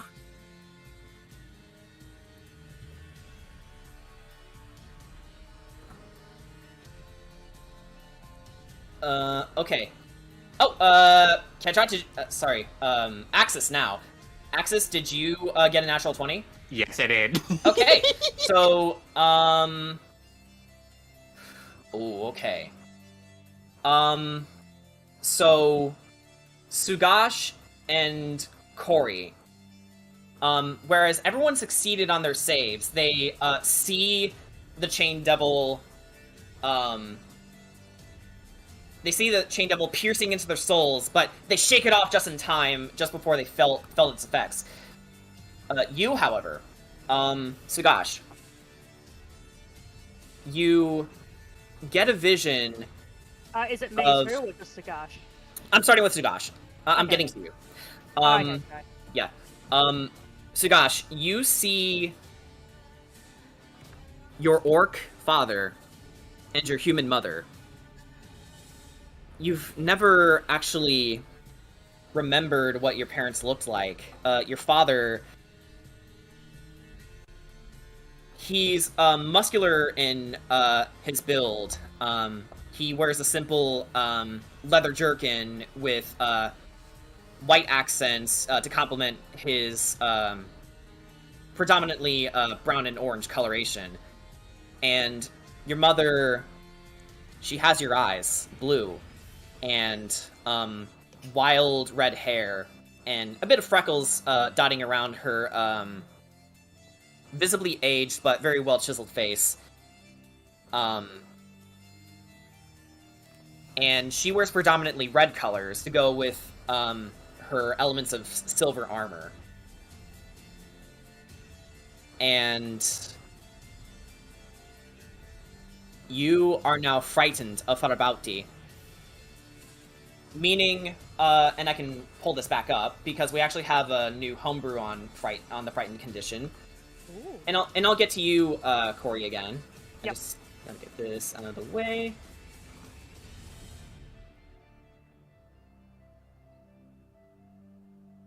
Let's see. Instead of getting disadvantage on attack rolls, you gotta roll on your turn. You gotta roll a flat d20. Do not tell the result to anyone but the DM, and act according to your roll.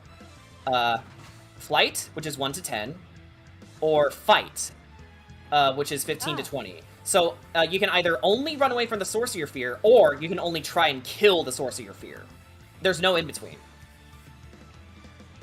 That's a cool little thing there. Thank you, XP to level 3. Okay, and Corey, for you actually see, in the corner of your eye, the Queen of Bertis Lenoir, and she is sitting in the exact place where you met her last, on her throne, and you can't help but you can't help but look away, and you are also frightened now. So I do my little roll. Oh, you don't need to roll yet. Oh, okay, sorry. Yeah, oh, is it's that on on your my turn then? Yeah. Okay then, yep. Okay. That's gonna be Farbauti's turn. Kira, what are you doing? All right. And we can get rid of the aura effect too. It was just there, so You can tell where it people can see hits. it. Yes. All right. Just to see the area effect. Okay, it's time for some Chromatic Orb.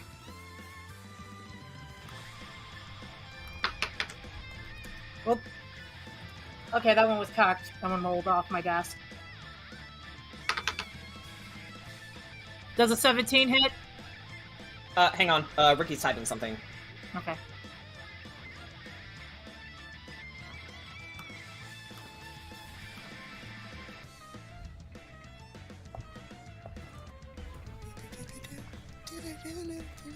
I like this song. Yeah, it's from Sonic Lost World, actually. It's the final boss theme. Yeah, Sorry it's for pointing it's, that out, it's, numbers. it's the Eggman boss theme. Yeah. Okay, so I made a little bit of an update to the rules. Ricky was absolutely right. I hate math. So it's 1 to 14 for flight and 15 to 20 for fight.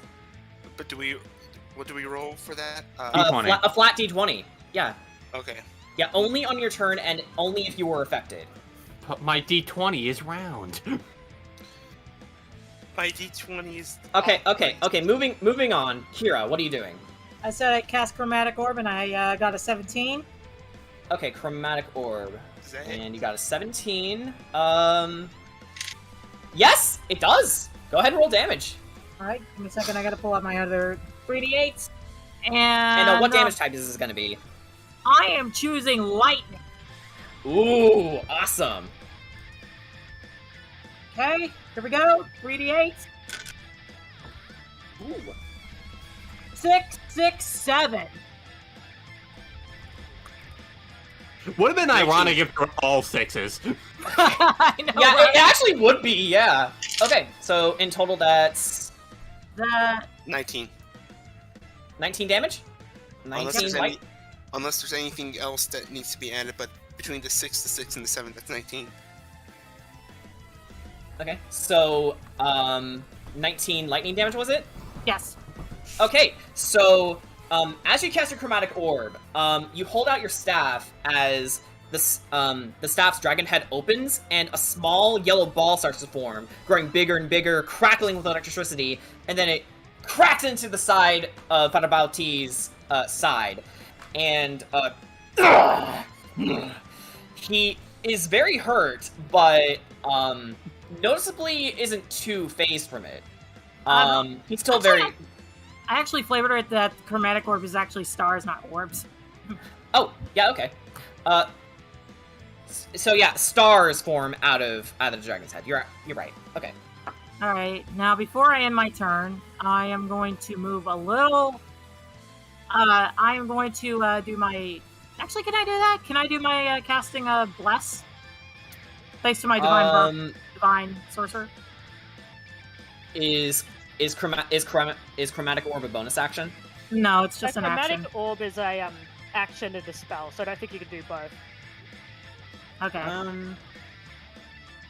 I thought the rule was if the spell was if a leveled spell is a bonus action, then you can do another spell as long as the other one's a cantrip. Or vice versa, if the It cantrip works is the a other bonus way action. around as well. Basically. Okay. as long What's as Bless they're then? not- Hang on. Bless Bless is a is a- regular spell. Yeah, it's... Okay. Okay. No, Different that spell. would mean that you're casting 2 leveled spells a turn. Right. You can only So- cast one leveled spell in a turn. Yes. Okay. So Kira, no, you don't do that. Alright, in that case, I will move back a little bit away from this guy, because he is very spooky. Mhm. And I am also Okay. going to order Copper to stand beside Corey, and hopefully maybe he can talk some sense into her. Uh-huh. So And, he will try that on his turn though. Well, we share the same initiative. Well, no, Corey's turn, not yours. Oh, okay, my bad, my Yeah. bad. Alrighty. Okay. That's all I can do for now, so I end my turn.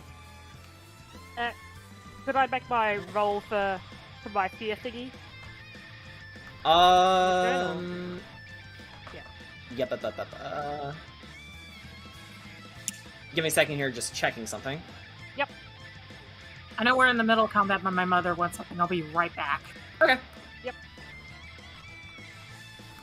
Okay, checking the initiatives. Yeah.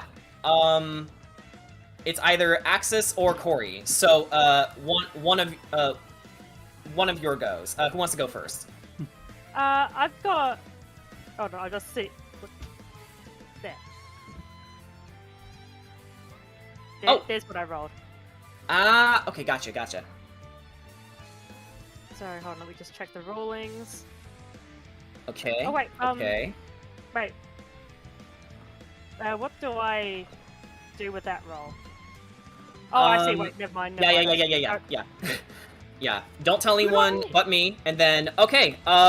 Corey, you are in flight mode. You can only run away from the source of your fear. Could I do a spell that will help me run away faster, or is that sort of still against the rules? You know what? I'll allow it because it's helping you run away. Okay, in that case, I'll cast Long Strider. Okay. So, everyone, before your eyes, and before, Sergei can even say anything, Corey, snap out of it. You see her darting away from Sergei, actually a bit closer to the lava. She's not thinking straight. Hide behind Big Bird.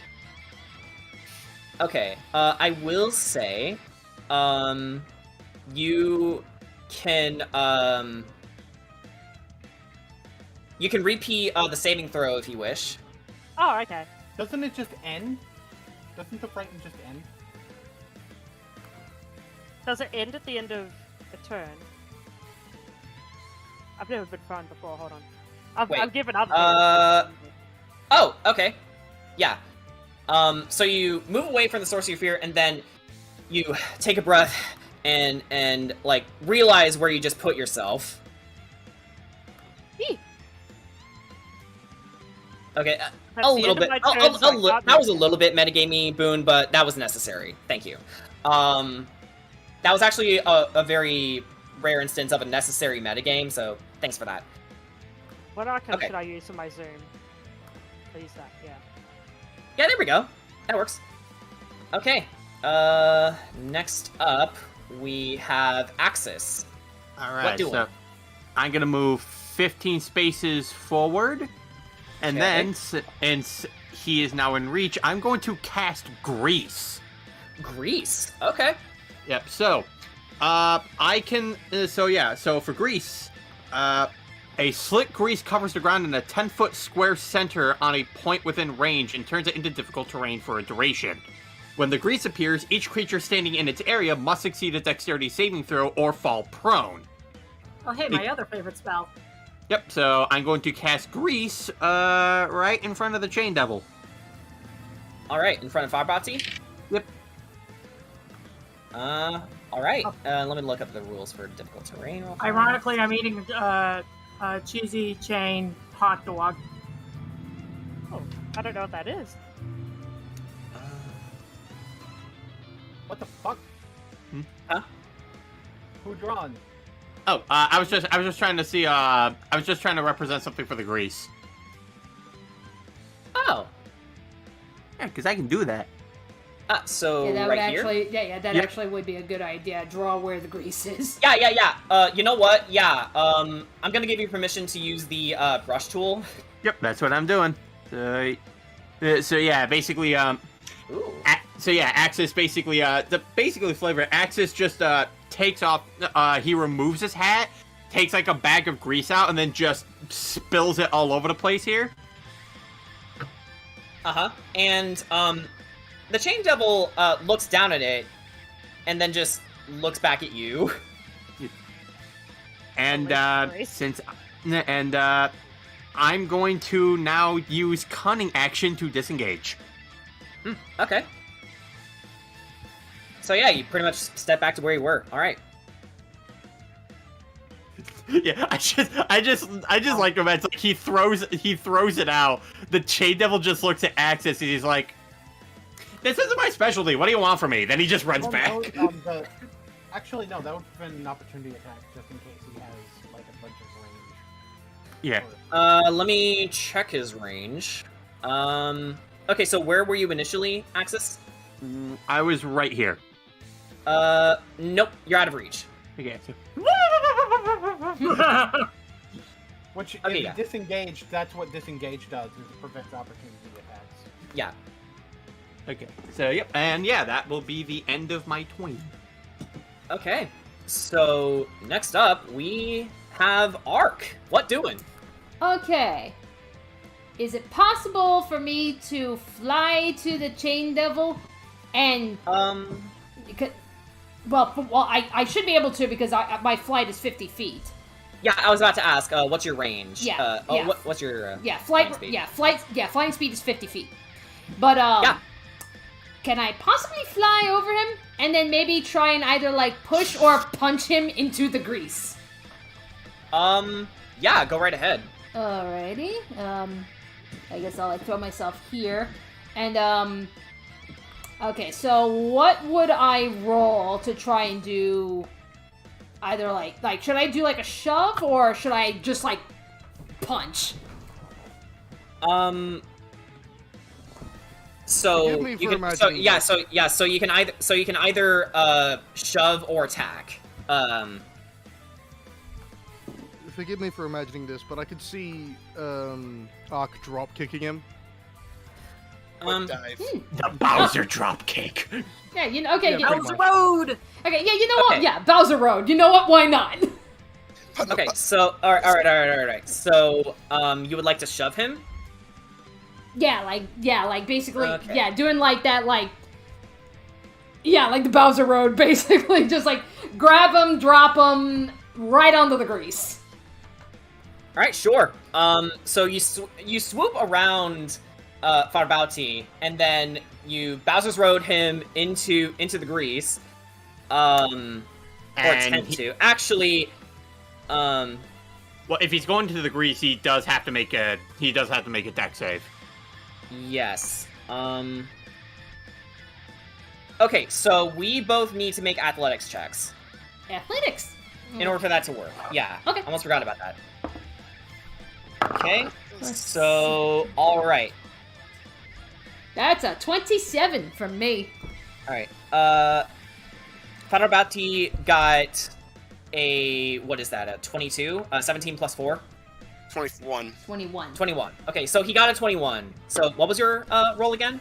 I got a 19 plus 8, so 27. Okay, yeah, so that succeeds. So yeah, you managed to push him directly into the grease. Right here. Yep, and now he has to make a deck save. Hang on, let me... When the grease appears, each creature standing in this area must succeed... Okay, gotcha. Just wanted to make sure if it's, Okay. Natural 20. Fuck. Yeah, so, he was about to... he was almost slipping into the grease, but then he actually uses his chains to stabilize himself, so... Ching, ching! And he turns back around, and glares at you, Ark. No, see, Axis is like watching, like, he's about to slip, he's just like, then he regains his balance. Oh, come on! Just have him over the grease. Okay, clarification. Action surge. It says on your turn you can take one additional Action action. surge. It says on your turn you can take one additional action. Can I try again? You know what? You can, you can certainly try, yeah. Okay, let's go. Yeah. Yeah, okay, let's go. Round 2, bitch! Let's go. Another Bowser Road. Okay. Okay, so another athletics check? Yes. Okay. I rolled. Okay. I Oh my god! He rolled another natural 20! Okay, yeah, because God, he is cool. I got the same. I got the exact same roll as last time. Yeah, okay, so Farbauti, notices you're trying to shove him in, but he's still using his chains to stabilize himself. He gets in your face and growls a bit. How do you reply? I'm gonna scream back at him. That was actually a thing in history, taunting roars. Yeah. Ark is just gonna scream, like bird scream right back at him. Yeah, like whatever the fuck a vulture scream is.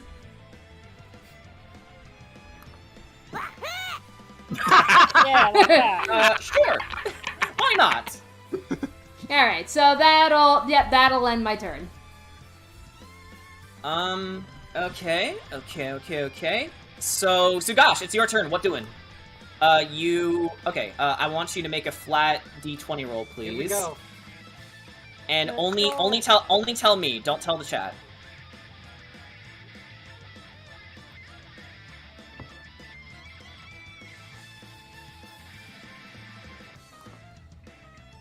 Okay. So You can with only that run roll, away. It kind of defeats the purpose of not telling the chat if you just say what the result is. Yeah. Okay. So basically, I just have to go back here. Sugash, he has that hesitation, and he like ends up backing up. Yeah, right where Corey is actually. Hey, Yep. how you doing? How you doing, mate? And with And that, yeah, go ahead. And that is the I will take the dodge action. All Because I right. am allowed to do that. Okay.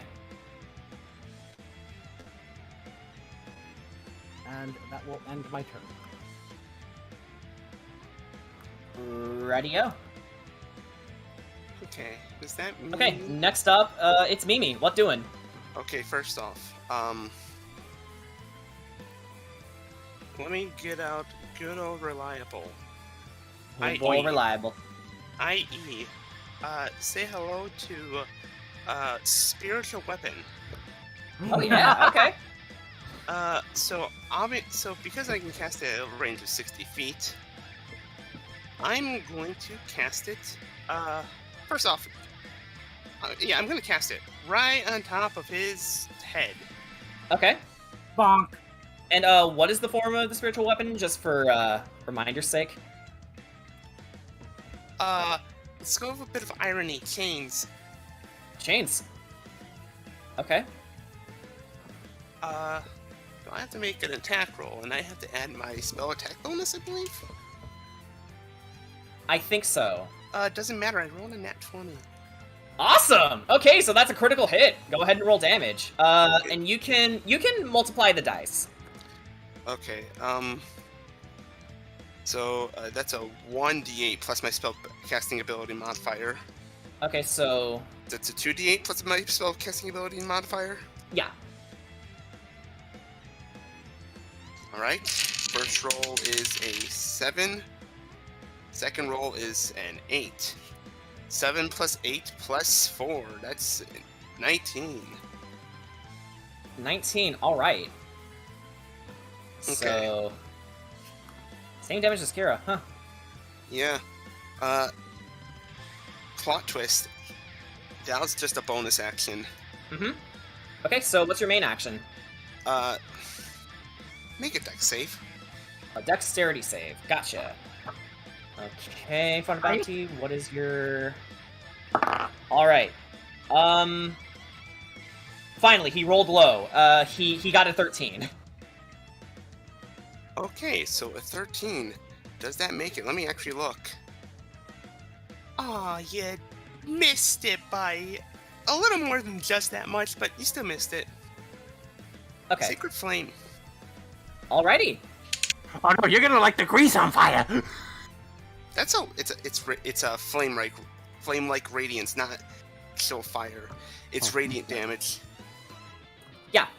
Anyways, I rolled 2 7s. That's a 14. And 14 radiant damage. Not bad. Not bad at all. So yeah, suffice it to say, Mimi, with your spiritual weapon, Clang, and with your Sacred Flame, you managed to hit Farbauti pretty hard where it hurts. He's looking pretty rough. Now, okay, where am I in the map? Okay, am I still either holding Jeff, or is he nearby? I'd say he's just nearby. He's Okay. He's right Can behind you. Can I motion Jeff? Yeah, Jeff is right behind you. Yeah, can I just motion Jeff to be with me as I move? All right. Oh, you're still carrying him? I was thinking like like, have you not put him down ever since you came down here? I guess I never did, so... It's a good thing what I needed to do didn't require, actually doing anything, so... I need to make sure that I'm not, what I'm doing right now is making sure that, I'm moving as, since it was 30 feet, I'm making sure I'm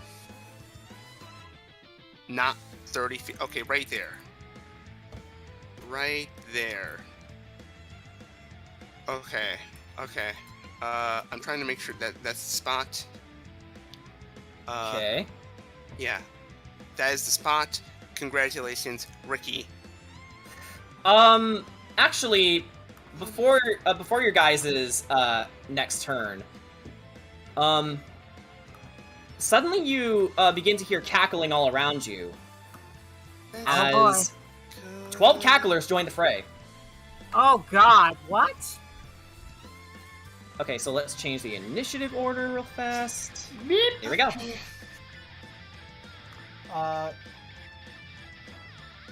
Not a big deal. Sugash does better against. Yeah, why would I ever put you guys in an impossible situation? Come on. Like you think I'm one of those nightmare DMs? It's like Axis just finds one that pops up in his face. Oh, aren't you beautiful? And it it in just Sugash's face. yeah, it just looks at you, Axis, and goes. Yeah, I'll have to hear whatever joke makes you laugh like that later. That was my best laugh so far, so don't get used to it. Okay. Ricky, what doing? Ricky is... Well, after seeing the effect that the Chain Demon had on his friends, Ricky is pretty obviously not happy. So, with a 19, I'm going to finally make use of my Curse of Maiming. Okay. And guarantee a critical hit. Okay. Nice. So go ahead and roll damage then. With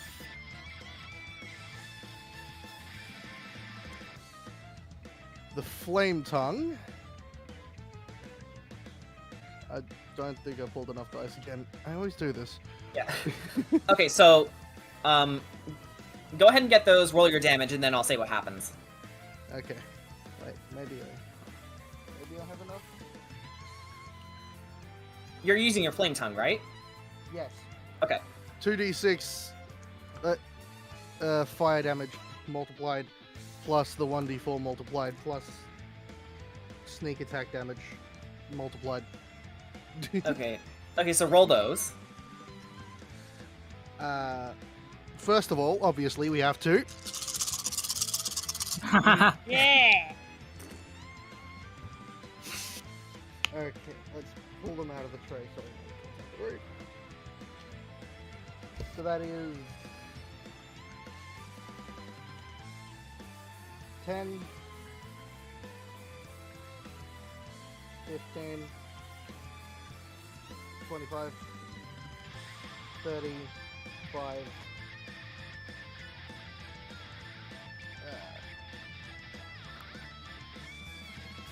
42 damage. Fuck. 42 damage. Okay. 42. Yeah, 42. Question, how much of the damage on that was fire? Make it easy, say, it would have been 4 dice, so we'll use the 4 highest. 11. Farabati does not take the 11 damage. Okay. Yeah, it was in this moment that you realize Farabati is actually immune to fire damage. How much so damage does that means how much damage did he actually take? 31. 31. Okay. That's still 31 damage. Yeah. Okay. With that in mind, he's looking super rough here. You're doing good. Does he have like? Do you have like a? Was that your bonus action? Your main action?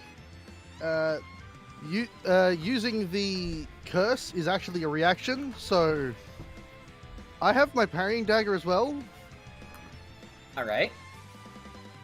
I believe parrying dagger counts as light, so I can use my bonus action to swing that. And it's silver too, right? Yeah. So I'm going to, after stabbing him with the flame tongue, I'm going to go for another one. All right. This one is a 21 to hit. That hits. Only for... Wait, no. Boone, you play rogues. Do I get my sneak attack from this? Do you have advantage? I have him cursed. I don't need advantage. Okay, then yeah. Cool. Or wait, did you already get your sneak attack return? Yes. Let me double check. I think that's a no then.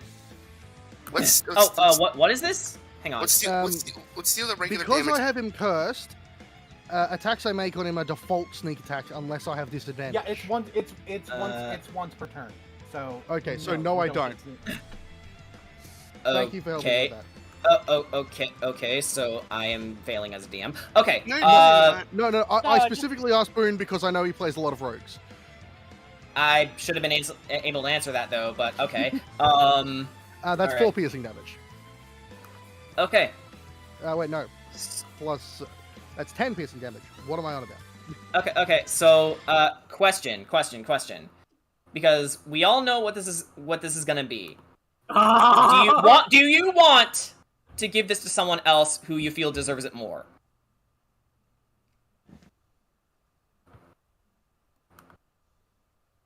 I have an idea.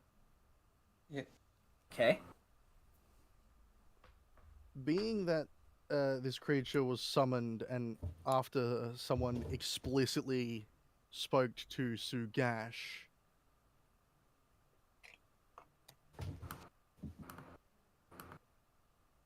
throw your chain! I have an idea! Alright. Sugash, how do you want to do this? Yeah! and using Ricky's abilities, he's gonna force them to swap places.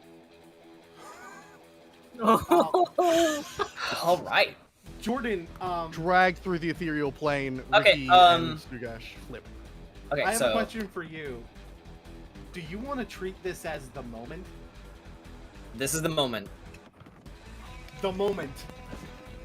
He didn't have his divine bloodline active. It just activates on the fly right then. As Sugash is pulled through the ethereal plane, he comes barreling through towards the thing. He's kind of taken by surprise when it happens. But then he steadies himself. The chain, he whips the chain around, the chain glowing in light. And it wraps around him, pulls him, he's pulling on it, and suddenly, wings of white light sprout from Sugash's back. Oh my god. As he flies up, dragging him by the chain, and basically whipping him up with the chain, whips the guy into the ceiling. Boom! Yeah, and you see bits of rubble and pebbles falling from the ceiling. And as this happens, any other ways you'd like to lay the smackdown on him? At the end, Sugash, even with his eyes glowing, his chain glowing, is kind of surprised by what has happened. But he's basically, with the chain, just peels him off the wall and then throws it back to the ground as he floats down after.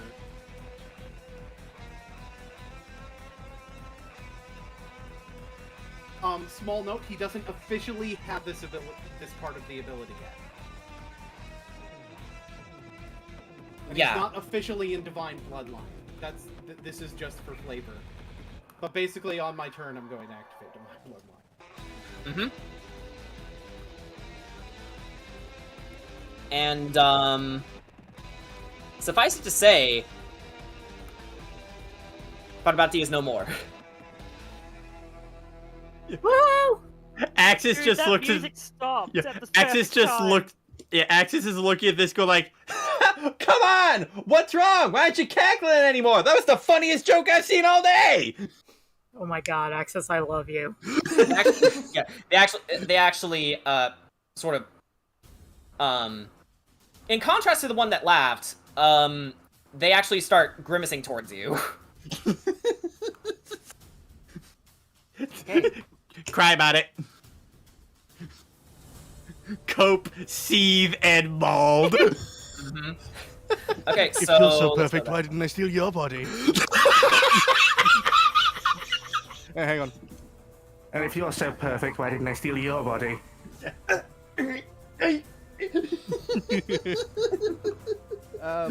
But now, yeah, I'd say that's the end of my turn. After Alright! expending essentially everything I had to drag Sugash through the ethereal plane for that. Oh, and that I think- if he expended his resources to do that, can we say that my Divine Bloodline is active then? Absolutely, yes. Okay, I am Dragon I'm- installed. I'm counting that as using the last of my Jinx points and my use of Fade Away and Planar Outcasts for the day. Yeah, it Because makes that- most Yeah, sense. that here. should allow me to instant Dragon install. Yeah. Yeah, alright. So, Kira, you're up next. There's 12 cacklers, for you to deal with now. What doing? Can I ask, is it safe for me to cast Shattering? Okay, you are authorized to use Shatter. Okay, I am casting Shatter right here in the middle where orange is, and I did some calculating, which Okay. is... So, yeah, these guys here, they're all gonna have to make some con saves. And the spell save is a Okay. 14.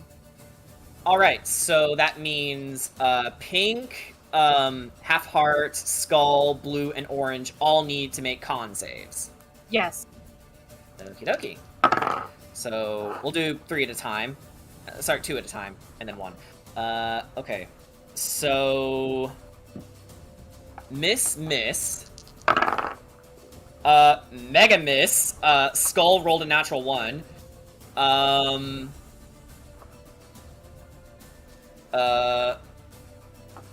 One rolled a 14. What's your spell save DC? 14. Okay, so blue succeeds. And oh wait, only need to roll the 1. And orange rolled an 18. So Okay. So the ones that succeed take half this damage, and I had rolled 3d8 thunder damage. Okay. okay. Yeah, so go ahead and roll damage. Alrighty. 8. Ooh, not bad. 7, 3. 8, 7, 3. Okay, so, yeah, everyone, you see a pinpoint fissure showing up as the ground suddenly cracks open and these rocks splinter these creatures, and you hear them yelling in pain. Ow! As Shatter has been cast, and you see the debris falling down on the ground as the spell dissipates. Alrighty. Next, I'm going to order Copper to attack the one behind him. Okay, that would be Sleepy. Yep. Okay. Aw, sleepy boy. Cackler Sleepy. We're gonna make him real sleepy. Does a 14 hit? It just misses, unfortunately. Ah, damn. So, as Sergei gets ready to bite down on this cackler, the cackler just sort of like bobs and weaves like a very annoying gremlin, and just dodges out of the way and giggles as Sergei misses. Ah, damn. Alrighty. Also, a question because I want to be doubly sure next time it's their turn. I said blue and orange succeeded their saves, right? Yes, correct. They only take half. Okay, gotcha. That is all I could do, but I am holding, if it's okay if I can hold a bonus action. You know what? This is a special circumstance, but I'll allow it. I am holding Misty Step in case if I get surrounded. That makes sense. Okay. Alright, that is all I can do this turn. So, it's, let's see here. It's Halfheart's turn, and it is going to cast Firebolt on Corey. Okay. Yeah, it's like, okay, no problem. Alright, so Firebolt is a ranged spell attack, so... Let's see. Who was he? Half was it? Yeah, Halfheart. This one. How interesting that Halfheart is in whip distance. That is true. But, can it hit Corey? The DM thinks... Oh, wait, that was cocked. It almost fell off the table. Yeah. Okay, the DM thinks...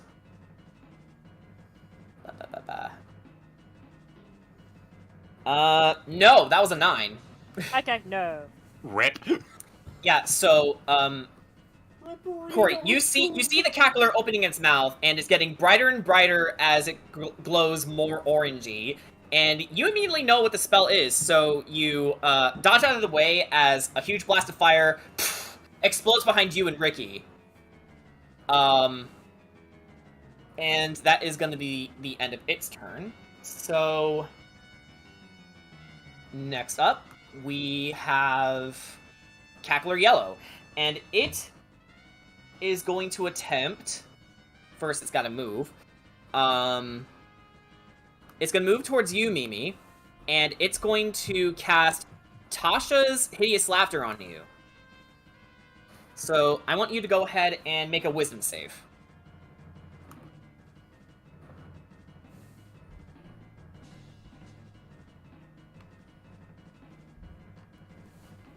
Okay. I first had a cocked roll. I said it was cocked, but then I realized my mic was muted. Secondly, I rolled a 14. I did not add my modifier yet.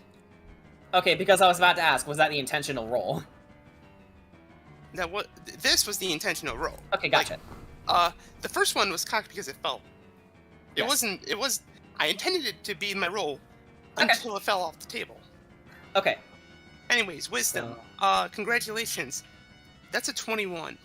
A 21. That succeeds. So you were this close to start laughing, but then you hold it together and remind yourself of where you are in the moment and completely shake it off. And it doesn't look best pleased. Listen, So they're that's the just end mad that they're just mad that our joke was funnier. Exactly. Okay, so with that in mind, Axis or Corey, it's your turn. Axis, you want to go first this time? Sure. Who be the one in front of me? Oh, you have red, Um, purple. Okay, Red on one side, you purple have... on the right, and here you are stuck in the middle with them. Yeah, so you're actually fighting against Interdiction, Half Haze, it looks like, and Red. Okay, well, I'm going to probably target Indirection. Oh, Interdiction? Okay. Yeah, Interdiction. And Yeah, it's a weird word. Axis gonna pull out the bottom belt of his vest and crack it like a whip. Okay, nice. Everybody with the whips! Yeah. Yeah, All right, and he so just, go ahead. yeah, he looks at the cackling and goes, "Clench your butt cheeks. Daddy's got kids to punish." And it actually looks a little worried there, so go ahead and make a melee attack. All right.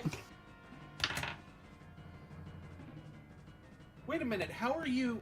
I think I need to refresh, because I think I have you in the wrong position. Yeah, maybe do a refresh. I'm just gonna refresh just in case. Axis is feeling very lucky. Oh! Oh! Yeah, I did have you. He's a lucky boy. Man, he really is Baku, isn't he? Okay. All right. Does a 21 hit? Yes, it does. Go ahead and roll damage. All right.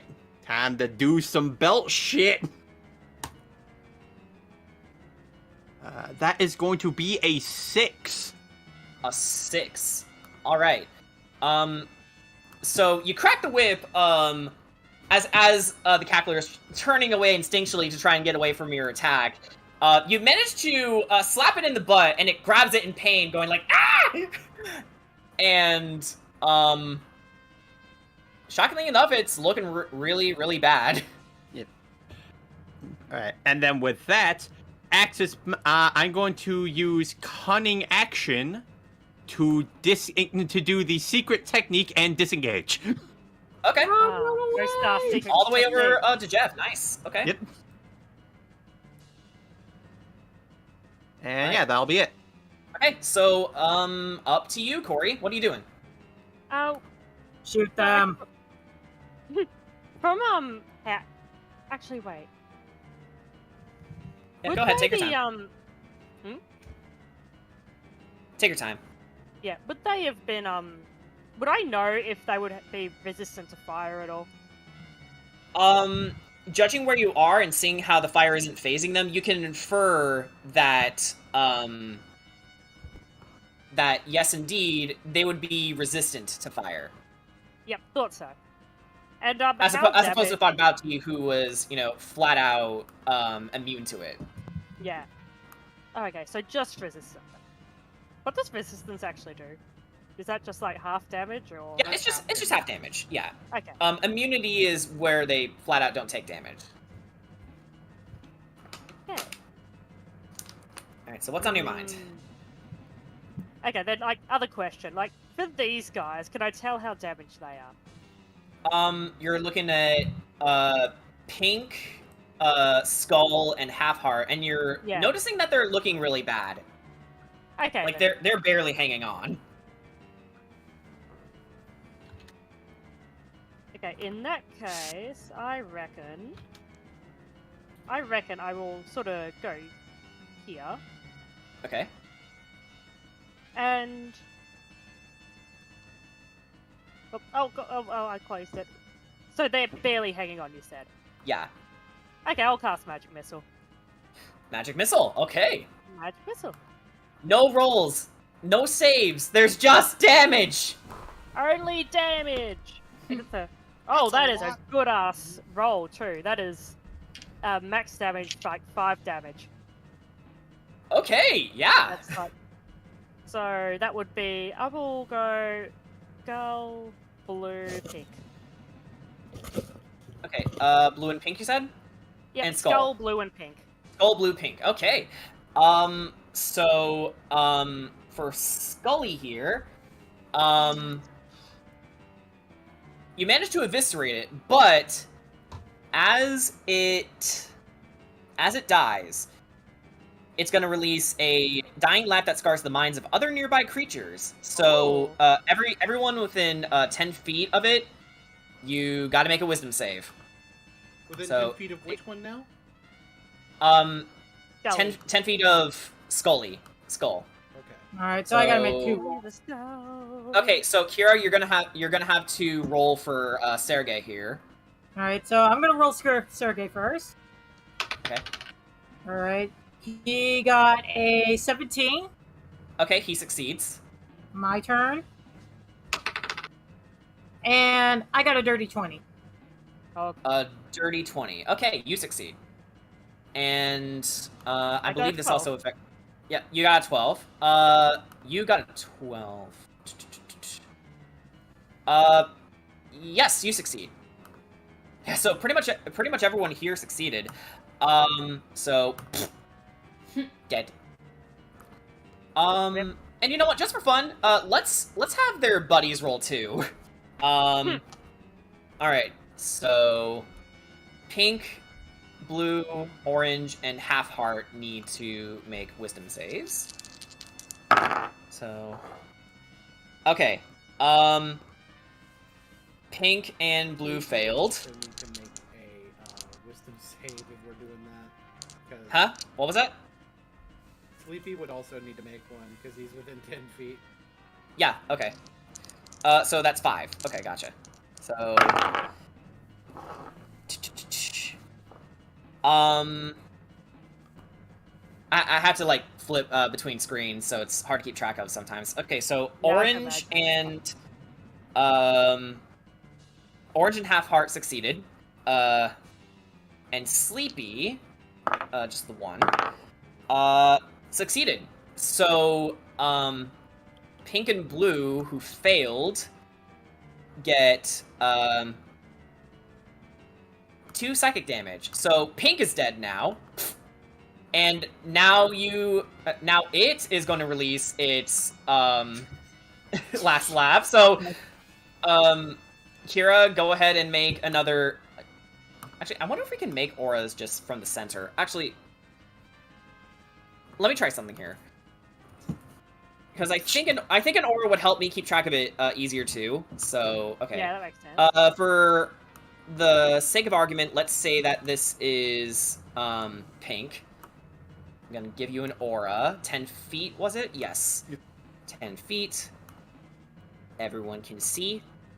Okay, Oh boy. So just Kira. And Yeah, just Kira. Blue, So, blue and orange. yeah. Kira, blue, and orange need to make another wisdom save. All right, that is a 13. 13 succeeds, actually. Yay. And, okay, yeah. Orange and blue also succeed. So Um, an incredibly huge chain reaction. Exactly. Okay, so... Talk dead. about the killing joke. Yeah, it is dead now. Okay, so... So no bonus actions for me. So... Pink is dead, and just to be sure, who else did I say was dead? Blue? That would be pink. Yeah, pink. Wait, no, I already wrote down pink. Scully, that's it, Scully. Skull is dead too. Okay. Yeah. Alright, so that's the end of your turn, Corey. It is on to Half Heart. Half Heart is... Half haze, you mean? Half haze, yeah, sorry, it's the H. I swear I'm less scatterbrained than this. It's like, I was prepared No, you're for fine, this whole you're fine, session. that's It's just all I when know. it's actually happening, it's like I get dazed. So I don't know what's happening. I don't know what that condition is. I prepared for this. It's just weird that it's happening like this. Okay. Don't worry about it. You're good. Okay. So Cackler Half Haze is gonna do a spiked chain on Ricky here. So that is going to be a melee weapon attack on you. Oh boy, that's a 19. Does that hit? Yep. Okay, so you take 6 slashing damage from that. So it takes the spike chain out of its mouth, starts cackling, and then hits you across the face with it. And you barely had time to react from how erratically and how suddenly it swung the chain, and you took a pretty nasty gash across the face, but otherwise you're fine. So that's gonna be the end of its turn. Blue here is gonna march over to Sergei. Oh no. Yes, it's going after Sergei, and it's going to use a spiked chain attack. So, alright. That is gonna be 6 plus 5. That's 11. That's 11. Okay, I think that misses. That Okay. misses. So, Sergei, fully aware of what's going on around him now, sees this one running towards him, like barbarian style, Wah! Swing its chain around, and he dodges out of the way of the attack. So that's gonna end Blue's turn. Ark, it's your turn along with Interdiction and Orange. What are you doing? Let me see. I think I will go after Orange. Okay, you're going after Orange. All right. Yep. I shall go after the Orange, and I would like I would like to bird up. You're gonna bird up. Nice. Okay, and once I bird up, I would like to attack recklessly. Oh, you're gonna do reckless attack. All right. Yeah, let me just get the right icon. Okay. Alrighty. Imagine a barbarian rogue. That would be so. Oh god, imagine a barbarian with sneak attack. It's apparently a pretty To be broken fair, build. you have to use a finesse weapon, but the thing about finesse weapons is that you don't have to use dex with them. Yeah, you can use either strength or dex. Okay. So, I might make that. Do it. Oh god. Anywho. Okay. Let's see. How about a 15? 15 to hit? Yeah. That's his armor class. Go ahead and roll damage. Hot diggity damn. Okay. So that is a 1d8 slash 4 plus 7, 11 damage. 11 damage. Okay, so suffice it to say, you fucking kill this thing. So, it laughs a little bit as it dies, and Orange here is gonna release its last laugh, so I want you to go ahead and make a wisdom save, and then Half Heart and Blue will make their own wisdom saves. Alright, wisdom. Okay. How the fuck did I roll a 19 on wisdom? Ark rolling a 19 on wisdom. Oh my god! Okay, so, Half Heart rolled a 12, and Blue rolled a natural 20. Damn. So everyone succeeded, including the enemies. You suck.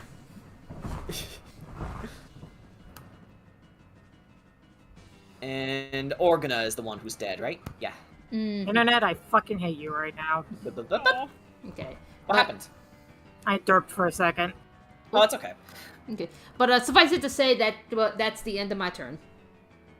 Okie dokie. Awesome. Okay. So it would have been Orange's turn, but now it's Interdiction's turn. Interdiction is actually going to... Let's see here. What did I write down for you? Ah, here it is. Okay. It's gonna do Spike Chain on you. So, alright, that is 7 plus 5. That's a 12, right? Yes. And Right. it misses. Yes. Yep, misses. Okay, so again, swing and a miss. So that's gonna end Interdiction's turn. That's what it sees in its head. Like, it swung at you because it saw how good of a job its buddy did, Half Haze, and noticed that it misses, and it goes, ah, fuck, in the back of its mind. So that's gonna end its turn, and Sugash, you're up next. Okay, so this is going to be a very interesting method of doing this. I'm gonna get out of the grease. Okay. I am going. My Divine Bloodline is active. Mm-hmm. Fighting Chain Attack on Blue. All right. Okay. Because I can do that. Mm-hmm. Make an attack. Save the dog. Does a 23 hit? Yes, it does. Go ahead and roll damage. Fucking better. I don't have my 6th level Divine Bloodline feature yet. But that's so- okay. So I only get the extra die. Oh, that's not. Okay, that's fine. 7 damage on that attack.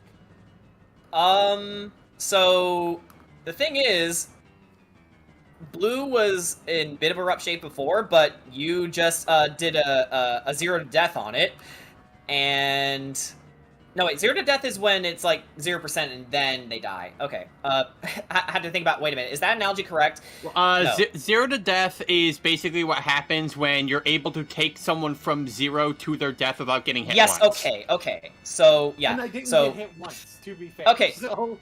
okay. So what you did was a kill confirm. All right. Okay. So we need to make a lot of wisdom saves here. All right. So Ori, Ark, and I would say Sugash is also doing it. Okay. And then Kira, I want you to roll for Sergei again. Alright. Oh, Can I got Sugash seven. keep the JV? All right. Okay, I got a so 17. okay, 17 Alright. succeed. Yeah, still have that's more priority like then. that's more like it. Okay, so Ark, you take 2 psychic damage from the last laugh, and Sleepy, Blue, and Half Heart. Okay, Half Heart Well, succeeds. Blue dies, doesn't he? Oh, you're right. Blue's the one that's dying. Yeah. I got confused again. Like, that's weird. That's really weird what I'm doing. Why do I keep doing that? It's like I'm not trying to do this. Okay. Okay, so Sleepy fails and Half Heart succeeds. And dead. I put down my roll for Sergey, by the way. Yeah. That's a success. Okay, phew. Blue is I got a gone. 17, so I definitely succeed. Yep.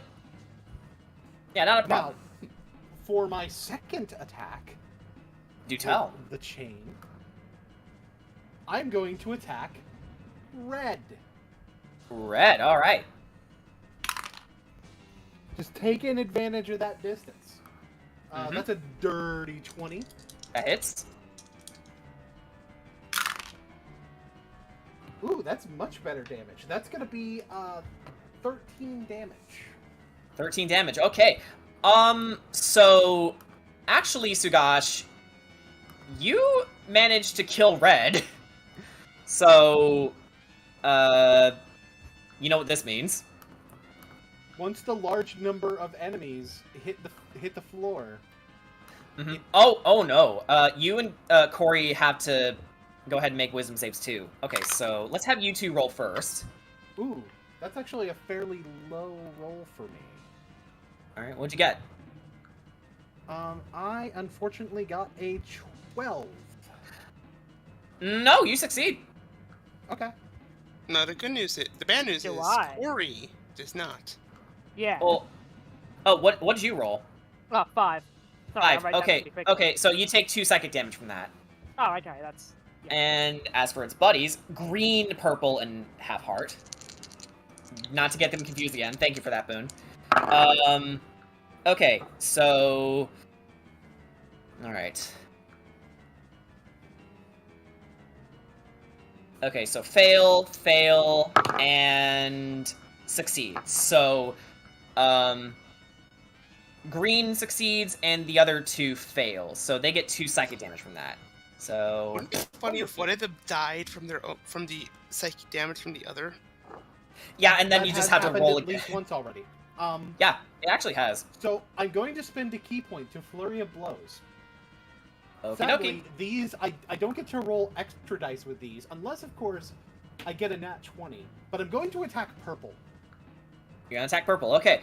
I mean, makes sense, stealing your color and all. The police would be proud. That's going to be a 21 to hit on the first Mhm. one. Okay, hits. 7 damage. I do need to know if it dies. Yes. It dies. Okay. That is important information for me. Mhm. So it Yeah. does die? Yeah, so, second burst, same as the first. Go ahead and make your wisdom save. And half heart and green have to roll again, so... I think I failed that. That's an 11. You'd be surprised to know, that's the save. Wow! So it's gonna be real hard for me to Oh, fail shit. these. Okay, half heart and green actually succeed again. They rolled a 16 and a 15. Well, what Half Heart's not going to like is being punched in the face. That is true. That is true. Oh, that's a very low roll. That's gonna be a 12. Okay, that misses, unfortunately. That's fine. I put work in. You did? You really did, yeah.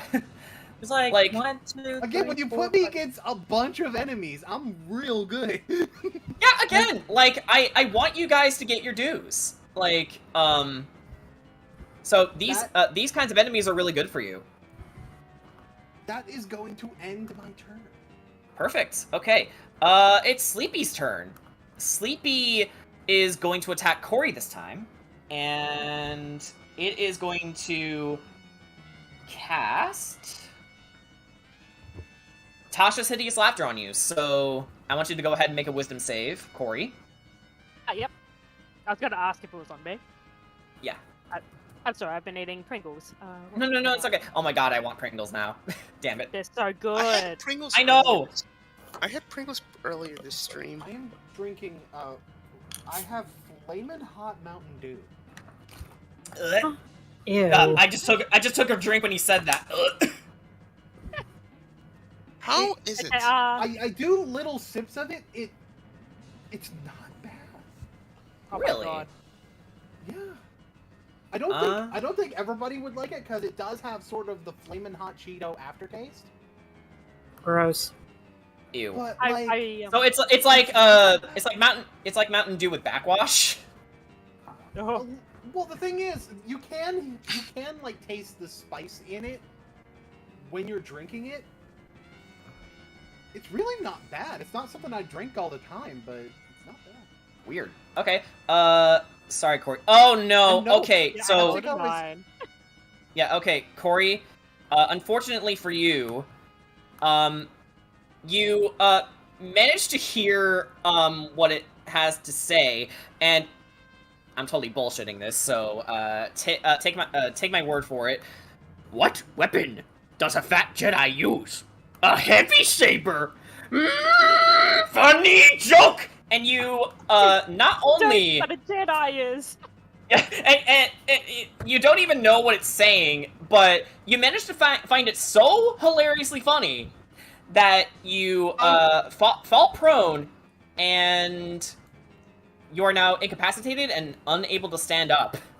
I'd like to think that what happened is that Corey couldn't understand, but the sound was so funny, it's worked anyway. Yep. It's just Yeah. like it's just the right level to where like Corey would have lost you laughed a bit, you lose challenge. Just Pretty what much. happened with- Like, ah, dang it, she got hit with a chicken butt. Oh no. All right. Hey, So- guess No, what? I can't laugh. All right. Hey, So guess what? what? Chicken butt. God damn it. I have a. I put invisible ink on my dog, and now it's gone. No, I don't think you understand. I Midge Hedberg, the legend. All right. So that's gonna end Sleepy's turn. Skip over purple because they're dead. Green is up next.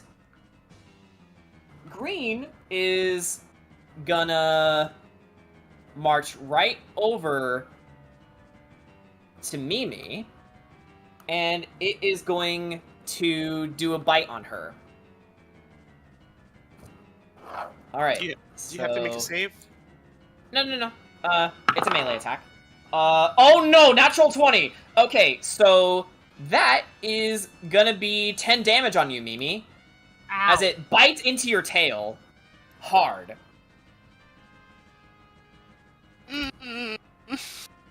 And Mimi, it's actually your turn now. What doing? Okay, first off, I accidentally wrote my HP as 10 when I meant to only subtract 10. That's not That's okay. much damage. Yeah. Okay. It's like, oh my god, it hurt so much it actually increased your health pool. That would first- be some weird First shit. off, you see, anyone see this blue little blob right here?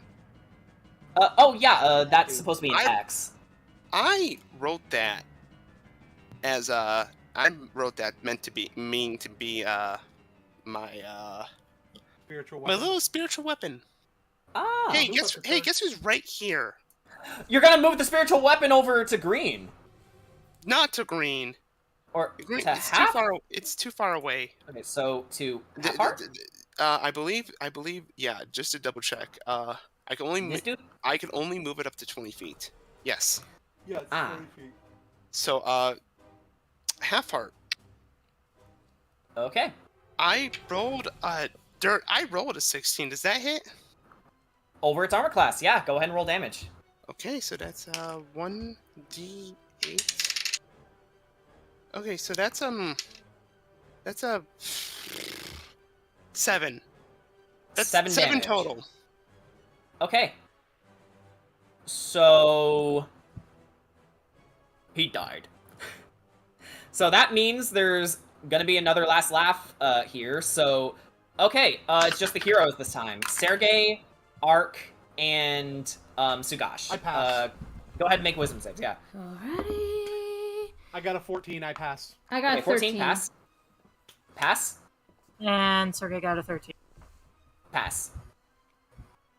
All right. Died loveless. Half heart is now 0 hearts. Rip. And tear. Okay. Now Anyways, we're gonna finish that. Burrito Scoob!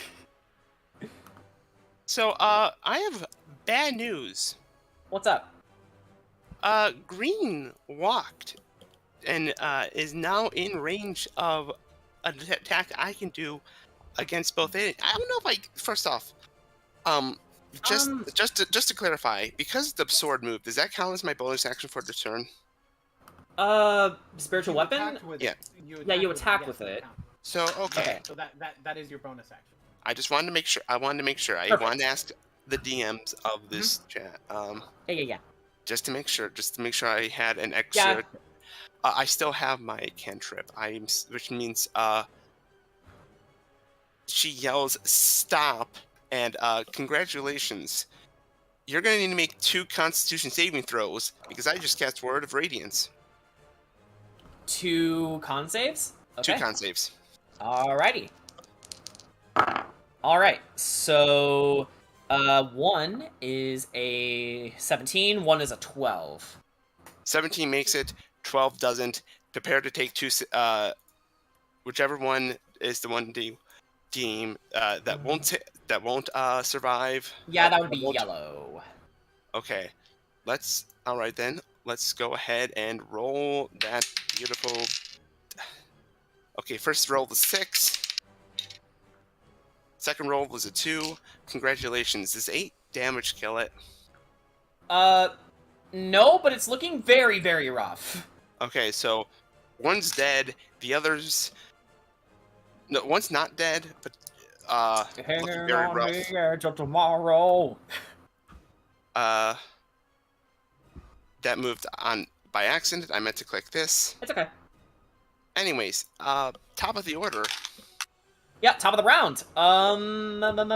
Ricky, what doing? Let me finish this mouthful. Yeah, it's good. It's lunchtime for us. Silverside and sweet mustard pickles, fucking delicious.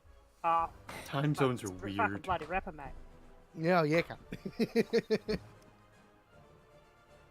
Yeah, so Ricky half haste and is- interdiction in front of you.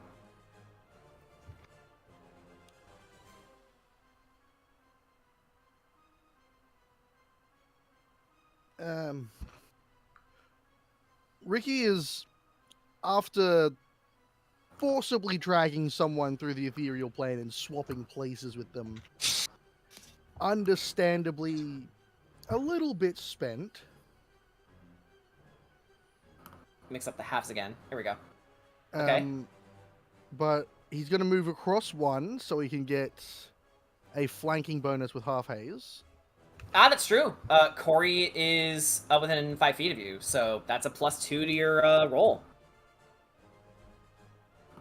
And I need him to make a charisma save.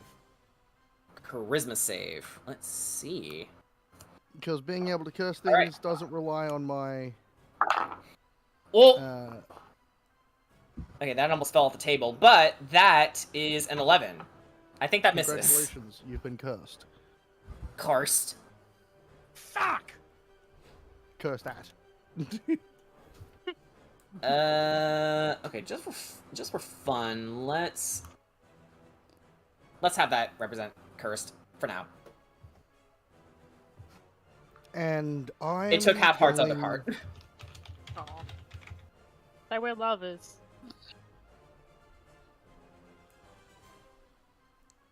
Actually, since you did move a little bit to interdiction, does that mean you get an attack of opportunity? No, Am you're I still in the out? same. I'm still in melee range, so I'm still safe. Okay, I was just making sure because it did try to take a swing at you earlier. Yeah. Okay, so it doesn't get one. Got it. Okay. I'm going to use my one and only actual tool left that isn't just cursing and stabbing, and I'm going to try and cast Inflict Wounds. Okay, inflict wounds. That is... okay, so go ahead and roll a melee spell attack. That's 18. That hits! Go ahead and roll damage. 3d10? It is gonna be a bigger number. Should I pick out the right dice to do this with? We're playing World of Darkness now. We're rolling d10s.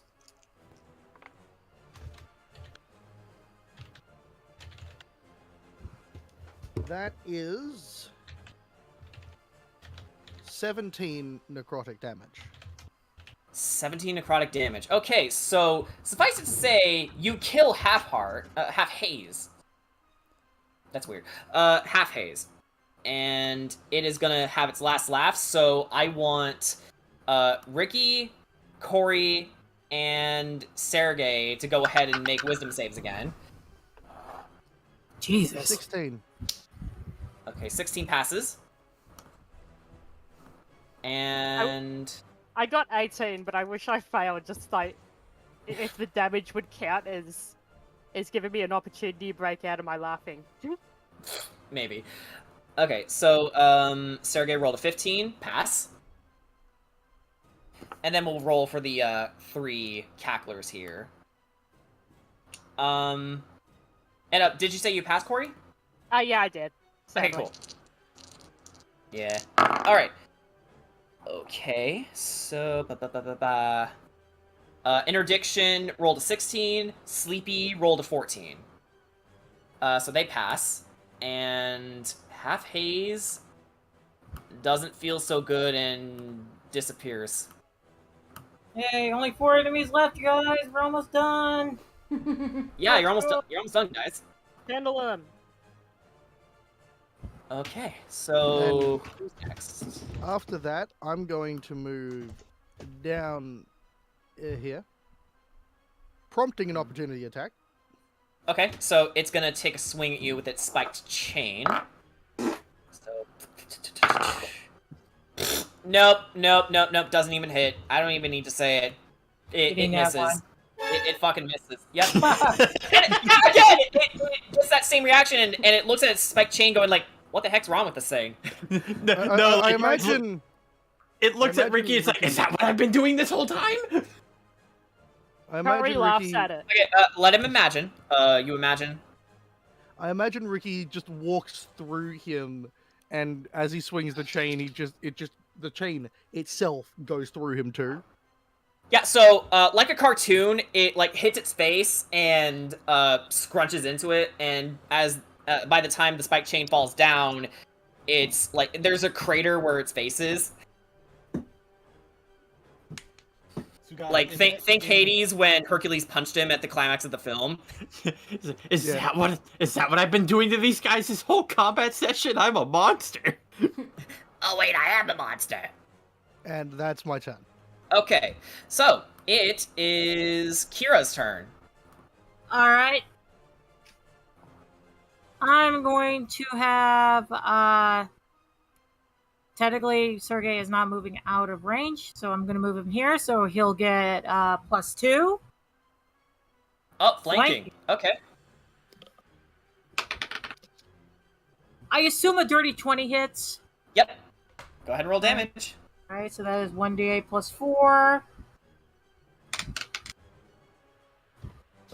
8. 12 damage. Yeah, 12 damage. 12 damage kills it, so... Time to make more wisdom. Yeah, it would have rolled a concentration check to see whether or not it would still be able to focus on making Corey laugh here, but we'll say that with Sleepy's death, Corey broke out of her laughter. So you're like, And you see that Sleepy is blowing up. So yeah, Sergey and Corey both make wisdom saves. All right. Sergey got a 13 again. Okay, that I got a succeeds. 9. You fail. Okay, so that's 2 psychic damage for you. Yep. Not a problem. Sleepy has entered the big sleep. And I'm not done yet. It is Eldritch Blast time on Half Haze. Isn't Half Haze dead? Or Hang on. this one right here. Yeah. Interdiction. Okay. My bad. Alright, you're good.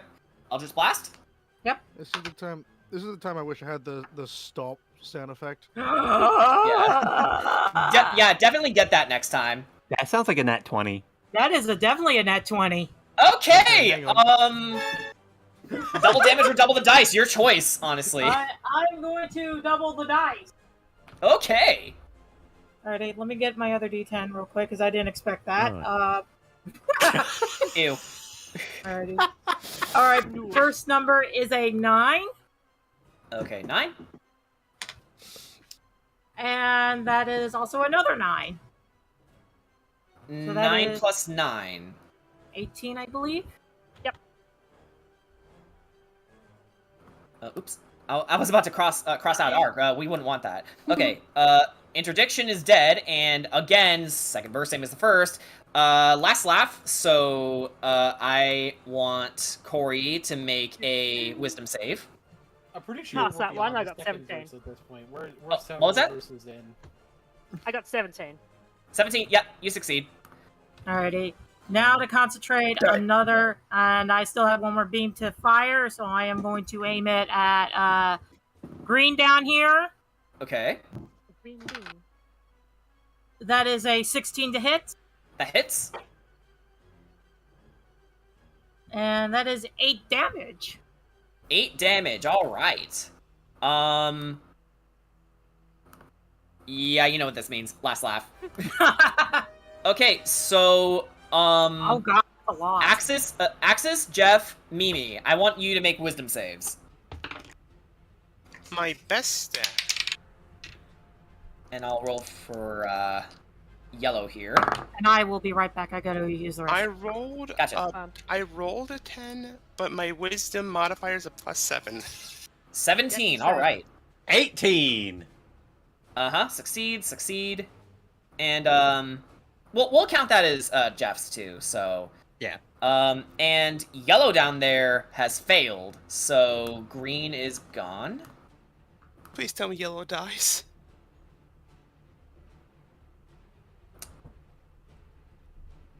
Last laugh. So That means more wisdom yellow saves, dies. please. Okay, just Jeff and Mimi. That is a dirty 20. Yeah, Jeff Okay. succeeds. Like, he This- saw the other one blow up and then is about to see that this one is blowing up, so he, like, scrambles behind you to hide from the blast. Yeah.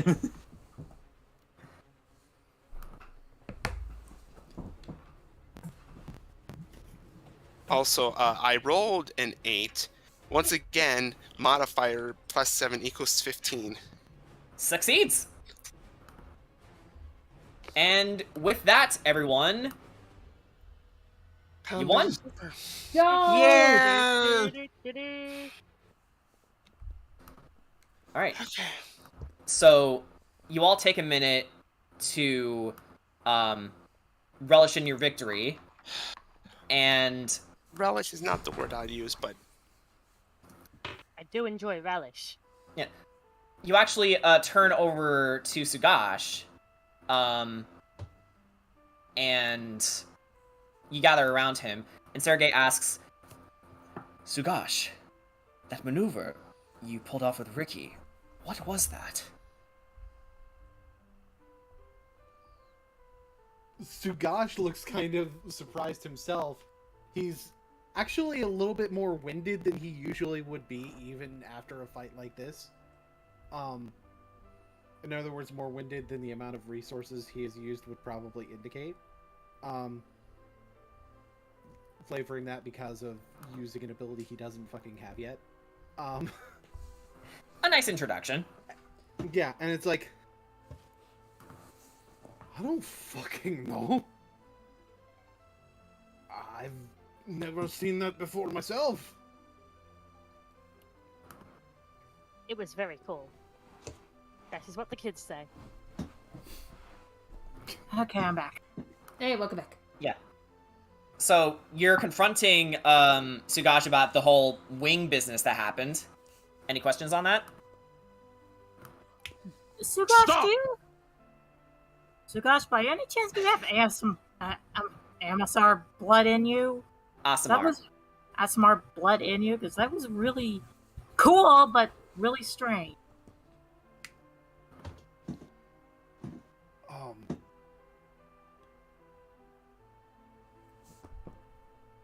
I suppose it's technically possible.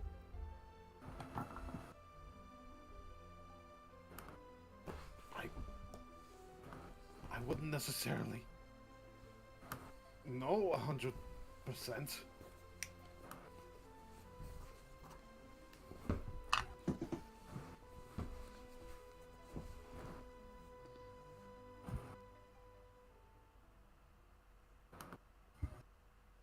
So odd. Would Ricky have encountered this? No, he wouldn't. Okay. You think in the back of your mind, and you can't think of anything that's familiar to you. Could I roll a history check and see if maybe I might know something? You can certainly try. Alrighty. That is a 13. A 13. Best you can tell, only a select few people have experienced seeing people with such a connection to the divine that they take on aspects of them. You think possibly it has to do with his family. You think this is... You think this is the thing that's making... This is the... power of the Bamanda clan? He looks at his hands, and he's like... Something tells me that's exactly what it is. I was told that I would have to find it. But... I don't exactly know how I did that, but, and he clenches his fist. I'm going to figure out how it works, and how I did that. I have to learn how to control that better. He closes his eyes, focusing. Well, let's do it out of That's here. him. Agreed. It's way too fucking hot in here. Ah, yes. So, you guys managed to find your way out of the mines, and you get as far as the abandoned snowfield to reconvene. Kedrak's not supposed to be here. Yeah, who's that fucker? And yeah, Sugash with the drip. Sugash with the drip, exactly. God, you look so cool in my hat and cloak. See, no, like, as we're all getting out, like, Axe is like, Gotta say, your jeans certainly kicked the crap out of mine. All I can do is this, and he just rolls his tongue. That is very That is impressive. impressive in its own right. How do you do that? Could you teach me? Corey, no. It's like, unless you have the genes for it, then I don't think that's something I can necessarily teach. Alright, so Kira will now put down the molder dome around our horses and wagons. Also... Oh, Molder, if that was the spell. I'm... Okay. Sorry about that. I guess I must have been really, like, deep into some behind-the-scenes stuff to miss that. But, yeah. So the dome dissipates around the creatures. Kira, where are you? I'm right here. Refresh the page. Yeah. Also, this entire time, Mimi has Mimi still been holding Jeff? yeah. I mean, you can put him down now if you wish. Actually, no, because he did manage to move around a bit. Yeah. Okay. I was thinking, oh, maybe that. Okay, yeah. Actually, Corey, on your opinion, would I look good in purple? Debating. Ding. I think you should try it. Like, maybe not bright purple, but you should try like a darker purple. Like a noble. Got it. Noble. Yeah. Noble. Like a noble grey. Or maybe more amethyst. Once again, the dragon blood talking about gems. You're Yes, good, Crystal. Thanks for I coming. could see it. Because I'm thinking about considering nobody recognizes me here in Barovia, I guess I could kind of drop this kind of heavy duty coats thing. You refer to your dress. Yeah, her dress. Yeah. Since Sugaj is already wearing your cape and your hat, you're just left with the dress now. Yeah. Alright guys, we need to get moving and we cannot stop until we reach Falaki. It is dark and I don't trust. I would be very inclined to agree. And actually, as you had this conversation, a soldier runs up to you and goes, I can't breathe in this thing! What is it? I finally reached you. Hello. I am from the village. He pauses to take a breath and gets on his knees. I've been running for 3 hours. Yes. I wanted to tell you on behalf of the Burgomaster, on behalf of Lady Wachter, that your reward is being held by Erwin Martikov in the Blue Water Inn. Just go to him, and you shall be fine. Here, sir, you need a drink. She presents a jar of water for him. Thank you. And he takes a big glug of it. Oh, well, just take it easy. Yes, okay. I am much better now, thank you. You're very welcome.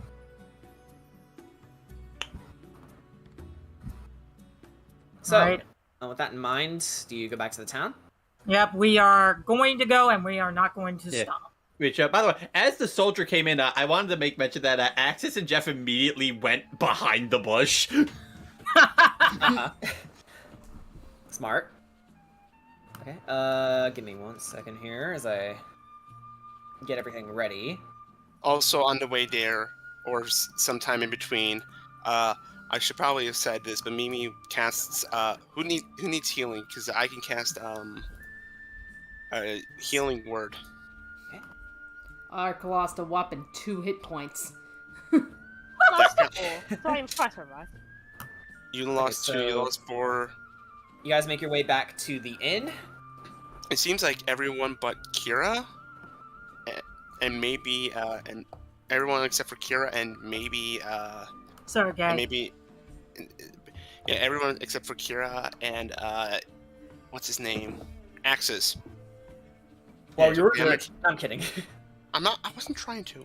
I know. I'm just teasing. Anyways, healing word. Okay, okay, so that's only a 1. However, because of you all regain 4 hit points. Mhm. Everyone regained 4 hit points. Neat. Alright. Alrighty then.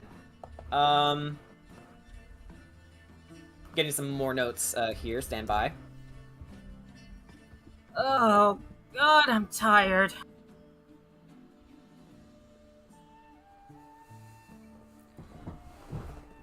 Hey, Axis, look, I'm look at my sword. I'm trying to like tinker with it. Do you like it? Certainly not a bad start to tinkering. Alright. I don't know about you guys, but I feel like I need a nap. Same. Yeah, so you enter the tavern and you see Erwin is busy scrubbing away the countertop with very late night. About 1 a.m. where you guys are now. Yeah, so if everyone can make their way back into the inn, that would be good. Cheat Jordan. Jeff runs into the building and like just jumps on one of the stools, looking at the bartender behind.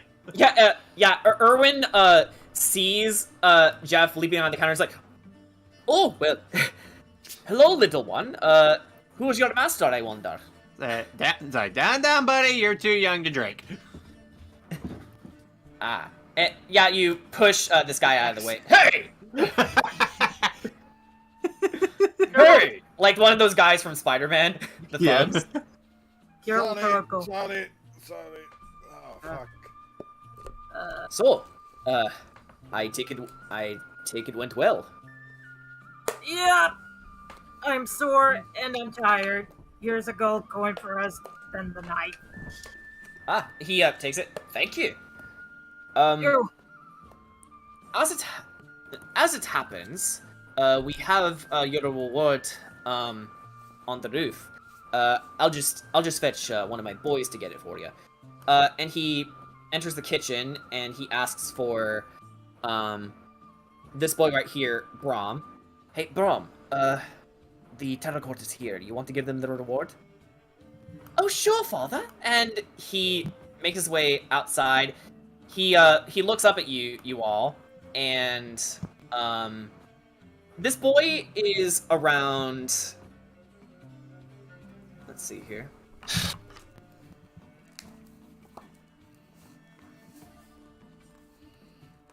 This boy is around 12 years old. 10 years old. Still older than 11. me. He's 11. He's 11 years old, actually. He's the same age as me. Yeah. He's 11 years old, and he looks to you all and says, "Are you the Tarot Court?" Yep. Yep, that would be us. And with a curtsy, he asks you, "Please follow me," and he leads you up the stairs, and you get to about here. And he continues leading you upstairs.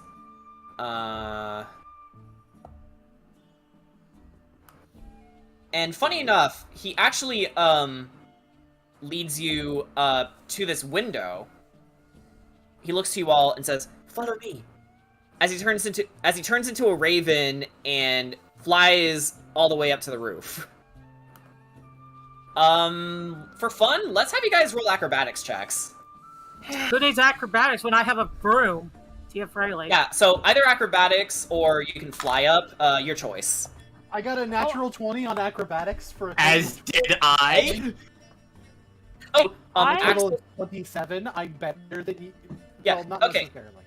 Yeah, okay, so Axis and Sugash, you both do a really impressive flip, almost a reverse flip, as you... Sorry, trying to get the thing to work. Okay, you do an impressive flip as, like, you take the side of the windowsill and... Come on, reveal the area. You go to the side of the windowsill, you go up, and... Okay, there we go. Now it's revealing. Sorry about that. For the record... You make your way up there. And Problem. I'm not done with the flavor text yet. So Sugash, you with one hand flip your way up the windowsill and onto the roof. Axis, you follow suit with some parkour.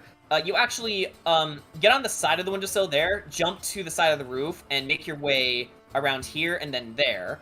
Yeah. And Jeff was on your back. Yeah. Well, you know, what I like to think is happening is that, you know, after a couple of flips, you know, he just grabs Jeff's hands and gives him the boost up, and then just starts parkouring some more. Yeah. And I'd Mimi... like to, yeah. I'd like to like sort of like do little baby lizard jumps, and then eventually I just give up and go over to Ark and ask to be carried. Yeah. Do you carry her? Of course. Yeah. So, like a big brother to a little sister, you carry her up on the roof. And Mimi, you tried to make some acrobatics, but you nearly slip and fall until Ricky catches you by the hand. I just casually just float back down on my broom, and then I'm like, "Come on, get on."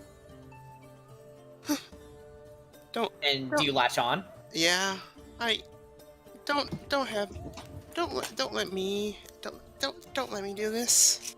Not All right. good. Okay, everyone's on the roof. And, Davian... Sorry, Davian? He's not here. I'm sorry. Brahm, looks to Ark and says, "Excuse me, Mr. Ark, but you're standing on the treasure." He just looks down. Oh. Yeah, and then you back up. Oh, it's like, oh, sorry. And, he rummages through it. I guess we can, reveal this now. And... it's a subtitle! Yeah, it's just what I wanted.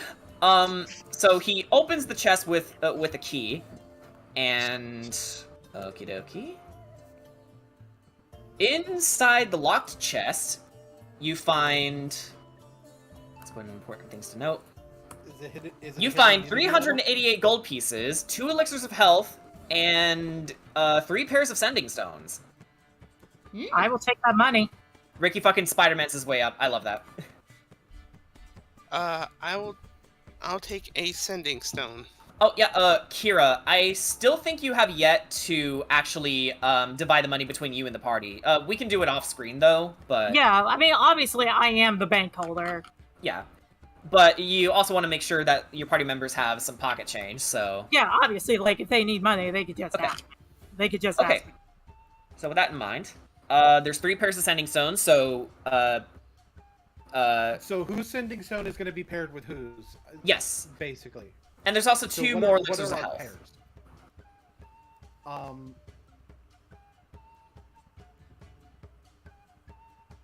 Well, Sugash and Ricky both have a tendency to be able to frontline and stealth a lot. Yeah, so they get the first pair, probably. Well, actually, I'm not so sure that they need to be paired up, because it's possible they would be more likely to be together.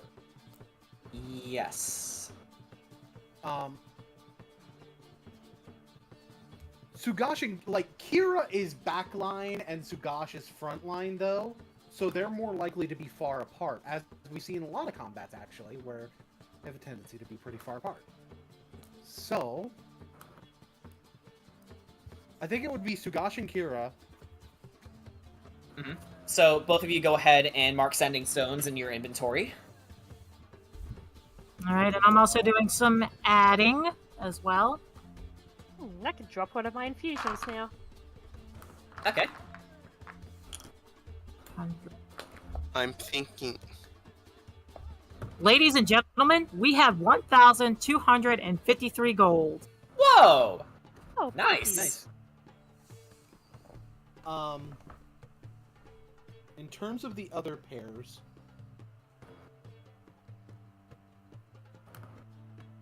let's see.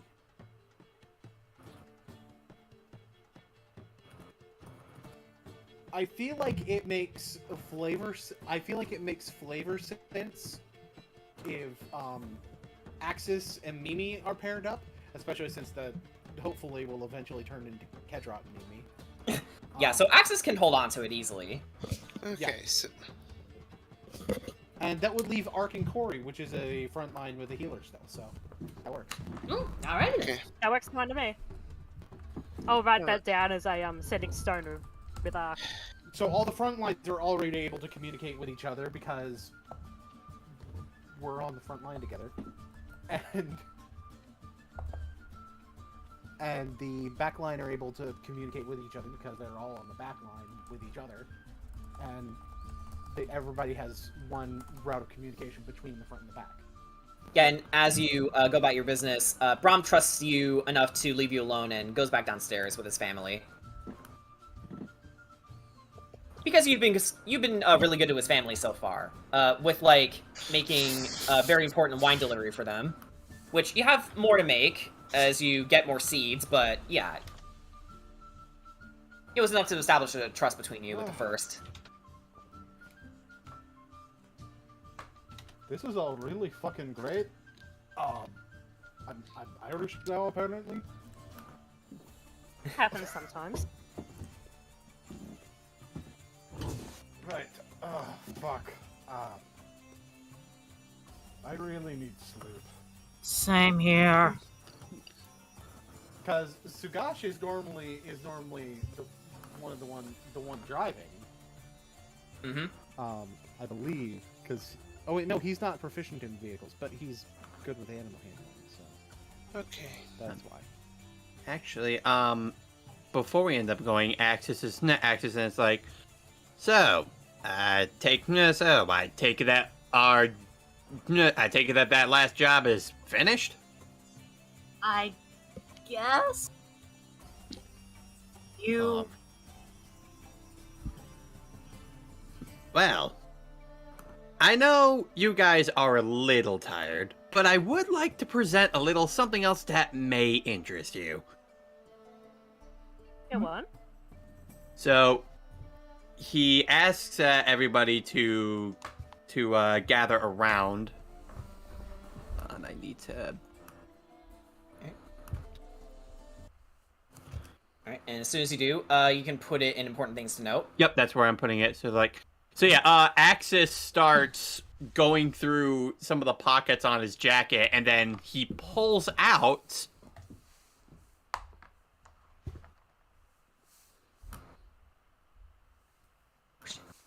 Not what I wanted. See, he pulls them out, puts them on the floor. BAM! Read him and whip, guys. Oh, you sly fox. Well, it did take me 30 minutes. What is this? This is the layout of the Burgomaster's Manor, where he wants to hold a party for the people in Vallaki to, well, I can be blunt here, damage control.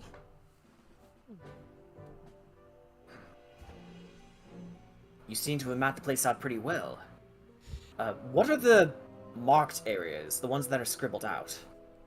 Unfortunately, those are some places I wasn't exactly able to get too deep into. I didn't want to make my search too suspicious to the people watching. Even though it's not as guarded as other places in Vallaki, he does still have his security close to him.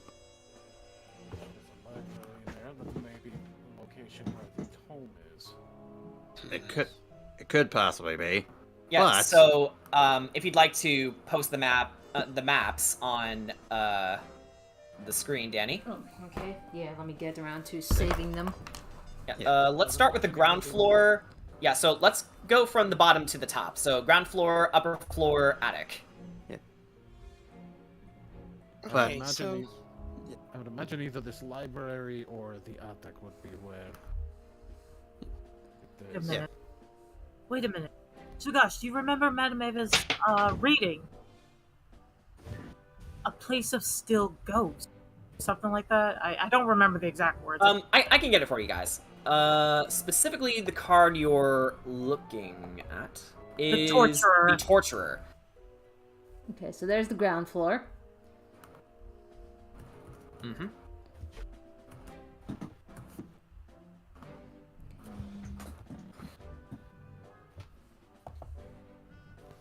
Getting the description for the Torturer, just so we're accurate here.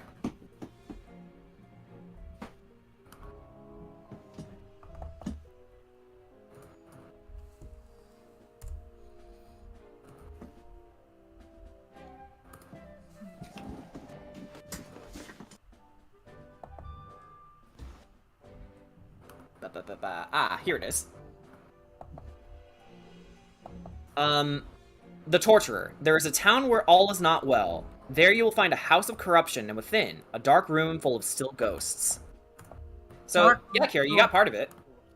A dark room full of still ghosts. Well, what's on this map that's similar to that? Still ghosts could refer to maybe behind a painting.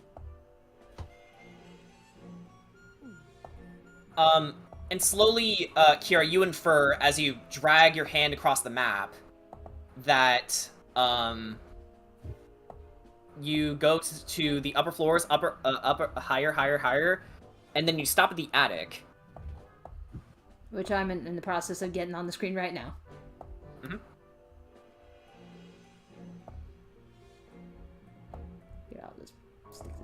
inside a Right. little bit. So the attic. That's where we need to go. But there is something else there that I think would also help in, I don't know, maybe not making Vargi look too good with the people of Valaki. And what's that? Check it out. All that moolah. That's the money he's been keeping from the people for all these years. Yes. Somebody who taxing the poor people and taking their money for his own personal gain. Man, it'd be a real shame if the people suddenly got a tax return. Oh yes, very ashamed. I think it'd be pretty good. Sergei actually smiles and says, I admit, I've had you all wrong, Axis. Perhaps you're not as much of a scoundrel as I made you out to be. Oh no, I totally am. Yes, but Different. my Being a weaknesses will scoundrel fall for to the apparent. right cause is totally different. Fair enough. Right. Man, However, we probably wouldn't even have to sneak around the place if we had somebody who could expertly forge signatures or something to make him sign a contract to give all his wealth away. Hmm. Well, here's the other thing to also take into consideration. Considering he has this party going on, he's gonna have to place more guarded than he normally does. And he refers to all the X's on the map, posting where exactly the guards are. It would be so inconvenient if there was an incident that would force some of the guards to go and check out that. That could work, but I also feel like there needs to be another distraction from the inside as well. After all, the guards will be out there, but in the building's gonna be Vargi. Well, usually, as somebody, I know how you feel about. You know what? As you're having this conversation, Danny, if you can get rid of the maps real fast, I actually have a better idea for you guys. I'm gonna put the maps on the map. we're gonna see how this goes. So you can actually also draw on it too in the token layer. So if you have any additional plans to add to it, you can add your color to it. Sound good? Okay. Yeah. You see, as a noble myself, Access, and I know how you feel, and I understand. Usually, parties like this usually hold a lot of wine. It would be so ashamed if somebody got too drunk and started a fight in the mansion. That's certainly a plan, but we need somebody who would be a bit more of a welcoming guest at the party. Someone that he'd more than likely consider inviting. Okay, so there's What's the about attic. Curry? Ground floor. Corey would certainly be someone that he would want to actually invite. Cody's I on do. good terms with his wife, too.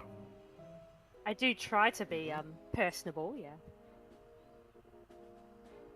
Axis starts getting the gears grinding a little bit as he starts thinking, and then immediately as he starts looking to repair his reputation, repairing it with the person who he accused of slander would also be a good idea.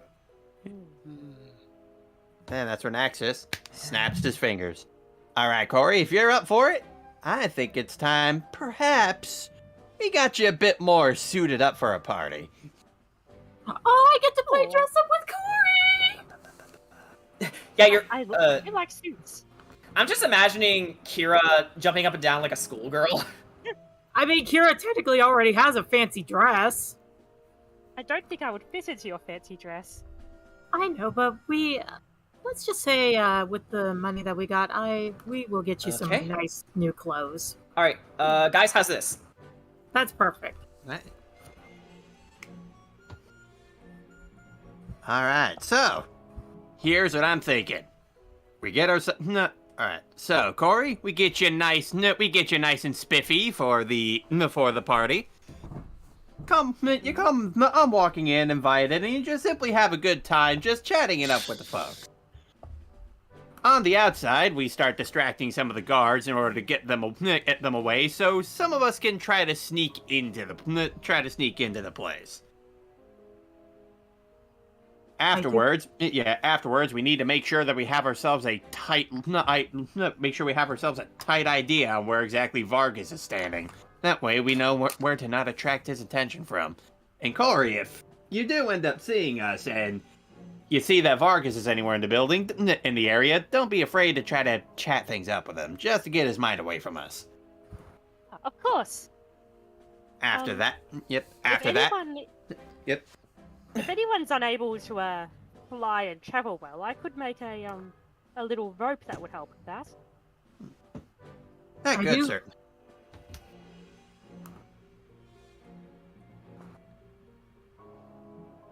I imagine Ricky and Axis would probably be the best at sneaking around the place.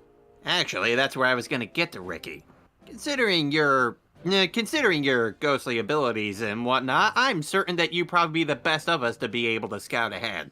After all, I was able to map out where exactly the guards would be positioned on the ground floor, but they could be elsewhere in the upper floors, especially near the attic. There's a problem with that. Hmm? The house is hexed. I can't leave the first floor.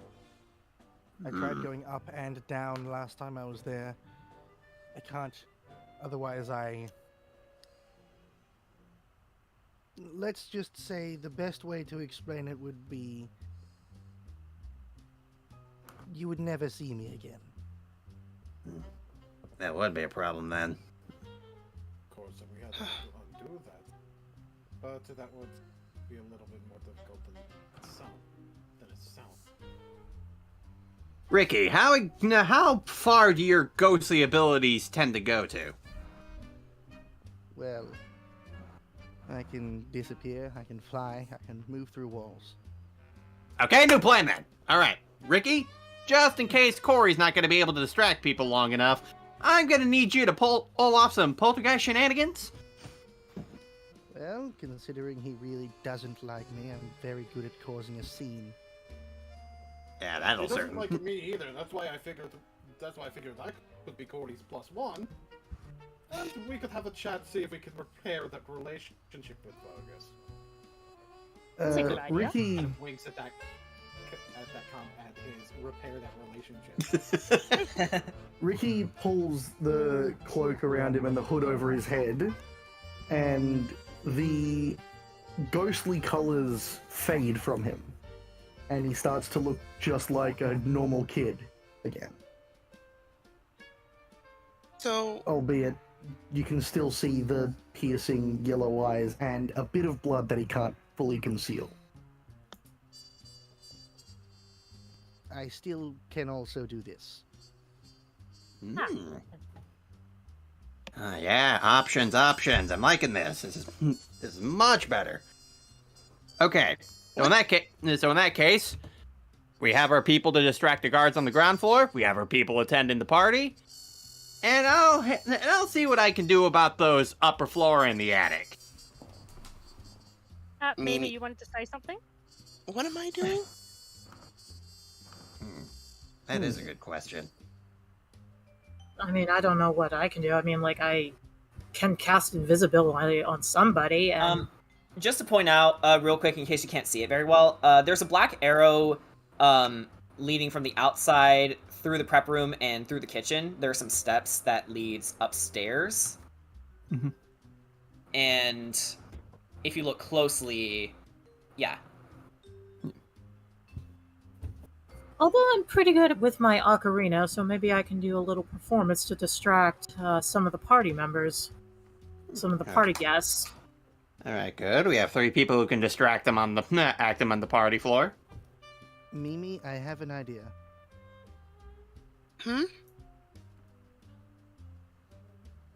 Yeah? It's going to be weird for you, seeing as you usually don't like this. But if everything goes sour, I could probably use your help causing a scene to distract the guards. After all, how are the people going to react when a demon and a ghost suddenly appear?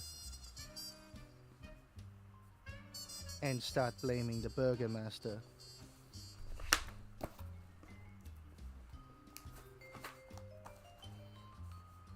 You could tell there's like a large bit of hesitation.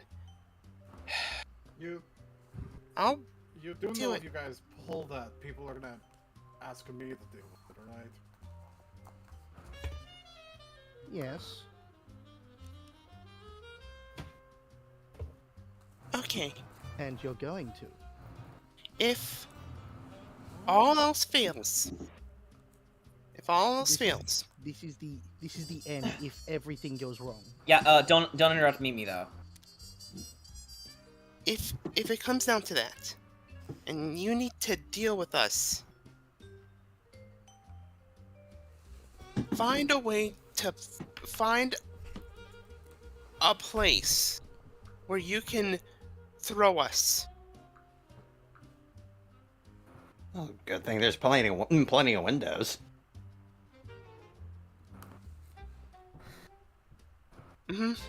Preferably away from the guards, and so that in a position where we could run away. Though that begs another question.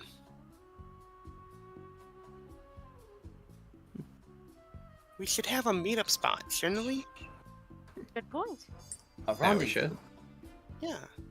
We need to make sure that regardless of whether the plan works or doesn't work, we have to make sure that we can. Yes, that's music. Sorry. Yeah. Okay, to help you guys out, the best window for Mimi and Ricky, well, Mimi more so, to be tossed into is this one right here. So if anyone wants to mark that, it's to the master bedroom. I'll mark it since, Yeah. Alright. What Okay. about the blacksmith? Actually, I have a better suggestion. And hear me out on this. Why don't we meet up at the church? Because they're going to suspect the other places around town. But they won't suspect us to be hiding in a church of places. Especially with a teeth. Especially with a demon. And considering my affiliation with the Hand of Tyr, it would be outright expected of me.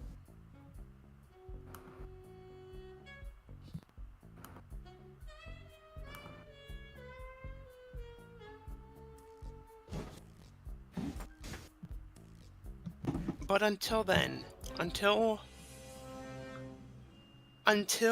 the whole things might go south thing, what do I do? Land in and enjoy the party. It's all on his coin. Alright, in that case... I feel like our operation needs a name. Political assassination. No. Or something That really one's a little- fun, like Yeah, that one may be a little too on the nose. Yes, I am inclined to agree. That is too on the nose. How about this? Operation Gambit. What was that? Gambit? Yeah, Gambit. because this is a huge gamble we're taking. If anyone wants to write that down, you can. I like that one. Anyone else like it? I like that one. I Yeah, like or it. like even physically write on the map if you want to. Operation Hide and Seek? Oh, I like that one too.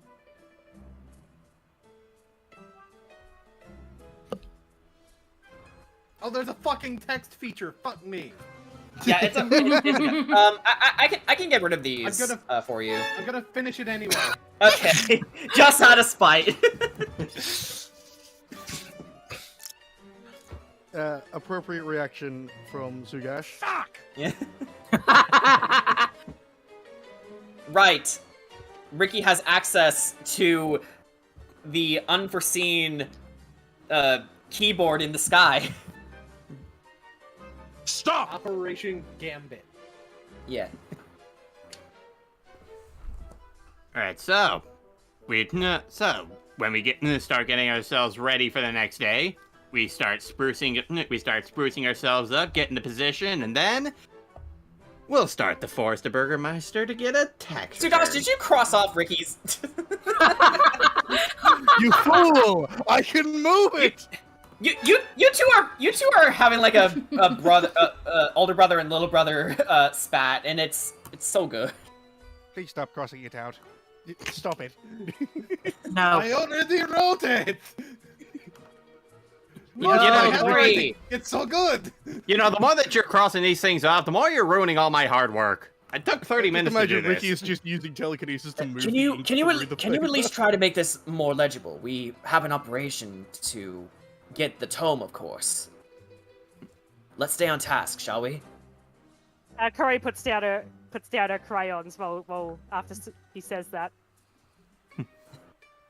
So, Axis, what is the best point of entry if we are to go through the kitchen to meet with Mimi?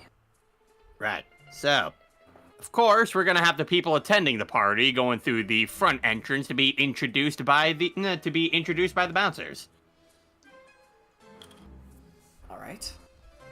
At that point, once the party starts really going, we'll see that the guards will be parked arcing around the entire building. Which, in that point, we'll need something to send them away, so we're able to get a bit closer to these stairs that go upwards. I'll have to smuggle Mimi inside, but it shouldn't be too hard. right. Not to Well, once mention, Yeah, not to well, mention, I can always, if need be, use something like she motions her hands as if she was like suggesting she was cast thaumaturgy. I can always do that and make like a weird sound or weird noise. Yeah. But the best stairs to the upper floor are also near the entrance where the people will start getting invited. At that point, I may have to wait a little bit until guests stop being re-entered in order to get myself up to those steps. And then he holds up the sending stone, is where these will come in. Once the people start getting away from the entrance, you give me the notification, and I'll just start sneaking my way right in. Sneaking my way downtown. And if things get a little too chaotic, like I said, I'm quite proficient with my lovely ocarina here. Right, cause as much of a distraction as you can if it ever comes down to it. Exactly. Just give me the signal.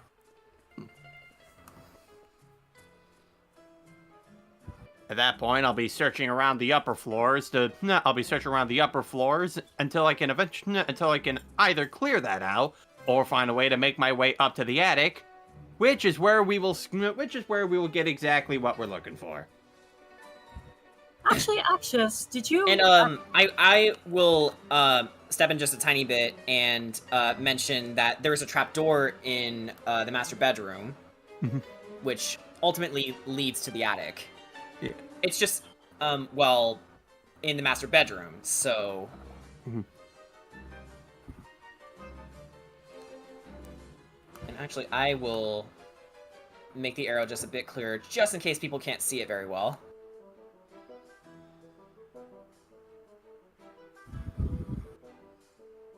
Now the map has Spider-Man colors.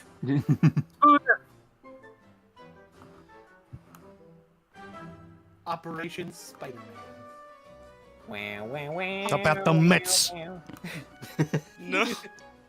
Kingpin. It's not always about the money, Spider-Man.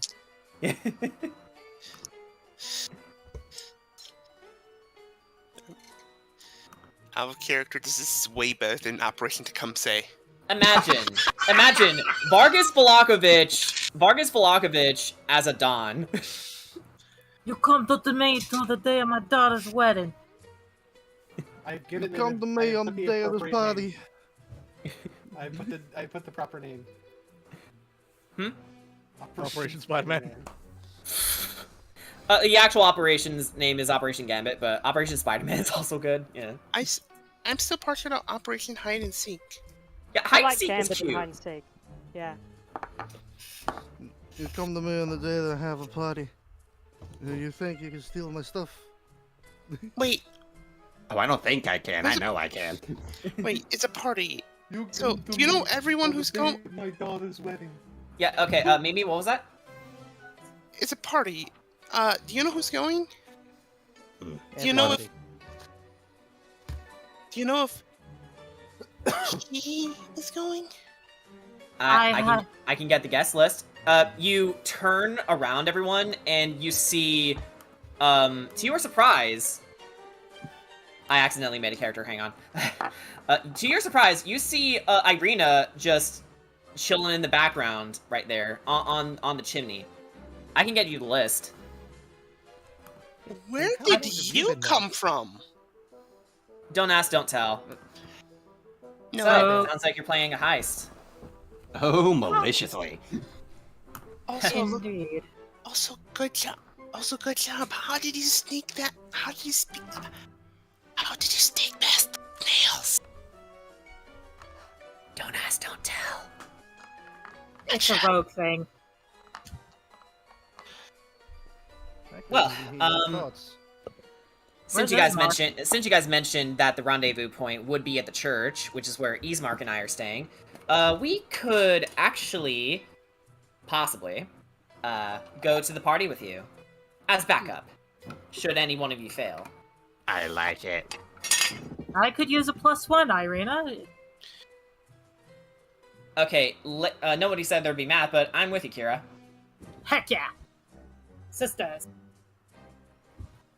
I mean, I don't know why this book is so important to you, but if it gets the Burgomaster out of our hair for a while, I'm willing to make amends. Irina, if I told you why this book is so important, you probably would not believe me. Try me. She steps forward. I'm supposedly the other night when we were in jail, I had a dream that Tatiana, the woman of Mr. Dreadlord's dream, came to me, and she told me I am her reincarnation.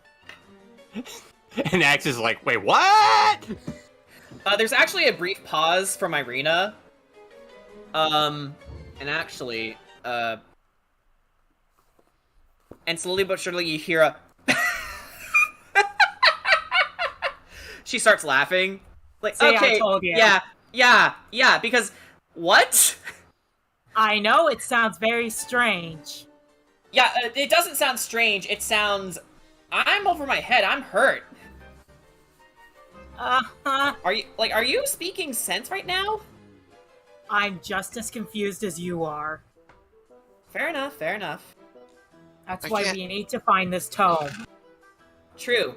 Then maybe we can find the secret recipe to whatever cookies your ancestors' cookies made. You know, thinking about it, Sarah did. I know a lot of cookies. Sorry, I'm a little tired. It's late. You know. Same. I'm also exhausted. We just got done cleaning out the mines. Excuse me, I was drawing probably... Oh, Corey? Excuse me, I was drawing a chicken on the map. What was this about cookies? I was telling you. Nothing. I was about to tell Irina about. Go on. Sugash was saying in response to her cookie comment. To be fair, I know a lot of recipes for cookies. We may already have that. Ah.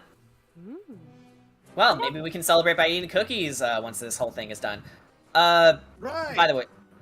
By the way, you have like 3 operation names. Operation Gambit, Operation Hide and Seek, Operation... What's a Spider-Man? Axis then just looks at the upper floor. All right, who's been drawing cocks? Oh, point to Corey. And Jeff actually looks side to side for a moment. Oh, I'm tired. I'm ready to go to sleep. There is one more thing I do want to ask you guys, though. Is it true that you've been calling him Strudel? Oh yeah, that was my idea.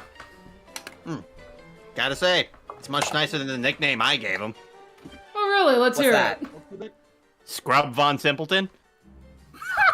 Kira just bursts out it. laughing.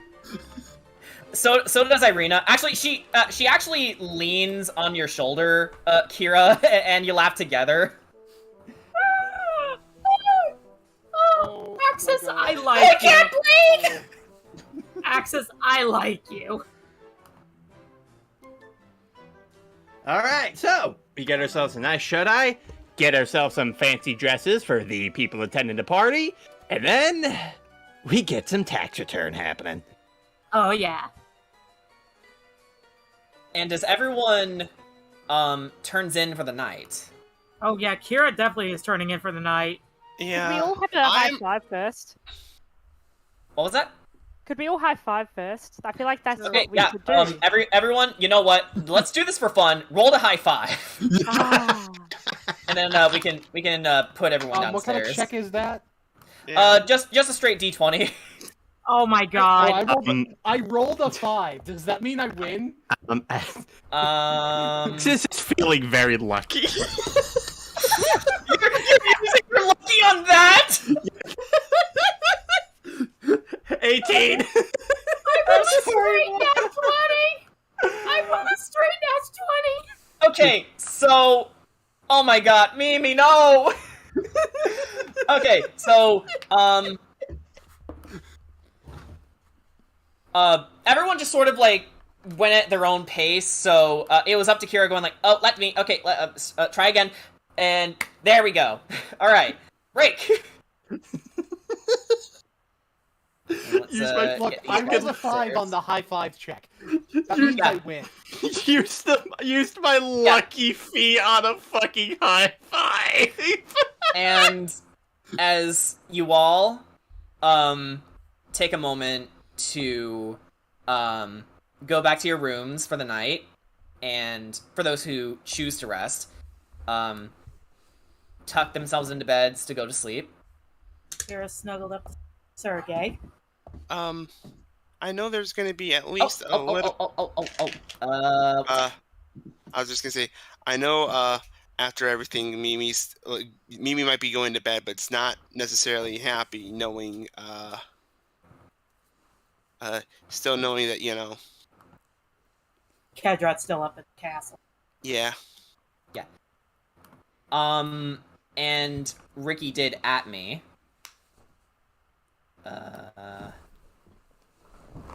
Okay, so let me fix that real fast.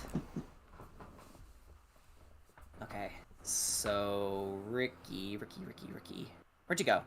It's inside RP. No. Like, I'm trying to find out where Ricky went. Oh, okay, he's on the bottom floor, so let's scroll down. Okay. Gotcha. If you'd like to read that out, Ricky, you can. Instead of resting at the inn, Ricky decides to leave. Maintaining the disguise of not being dead, he leaves and makes his way for the town. He doesn't need to sleep. Trying to find routes that he could take Mimi in case they needed to get out and run, before eventually retiring to the church to wait for everyone else. Alright. And as you do that, and Sugash, as you turn in for the night, hours pass until you finally get taken in by sleep. And it was then your fighting chain starts to rumble. Meanwhile, with Kedrat. Oh boy! Oh, snips. We are taken to the bridge of Castle Ravenloft, where Kedrat, before you see an impressively large castle, built brick by brick and kept maintained for what has to be centuries from what you can glance at it. And an army of vampire spawns standing on the barracks, looming down over you like hawks. the consorts lead you up to the castle gates. You have no choice but to follow, of course. Slowly but surely, you make your way up to the front gates.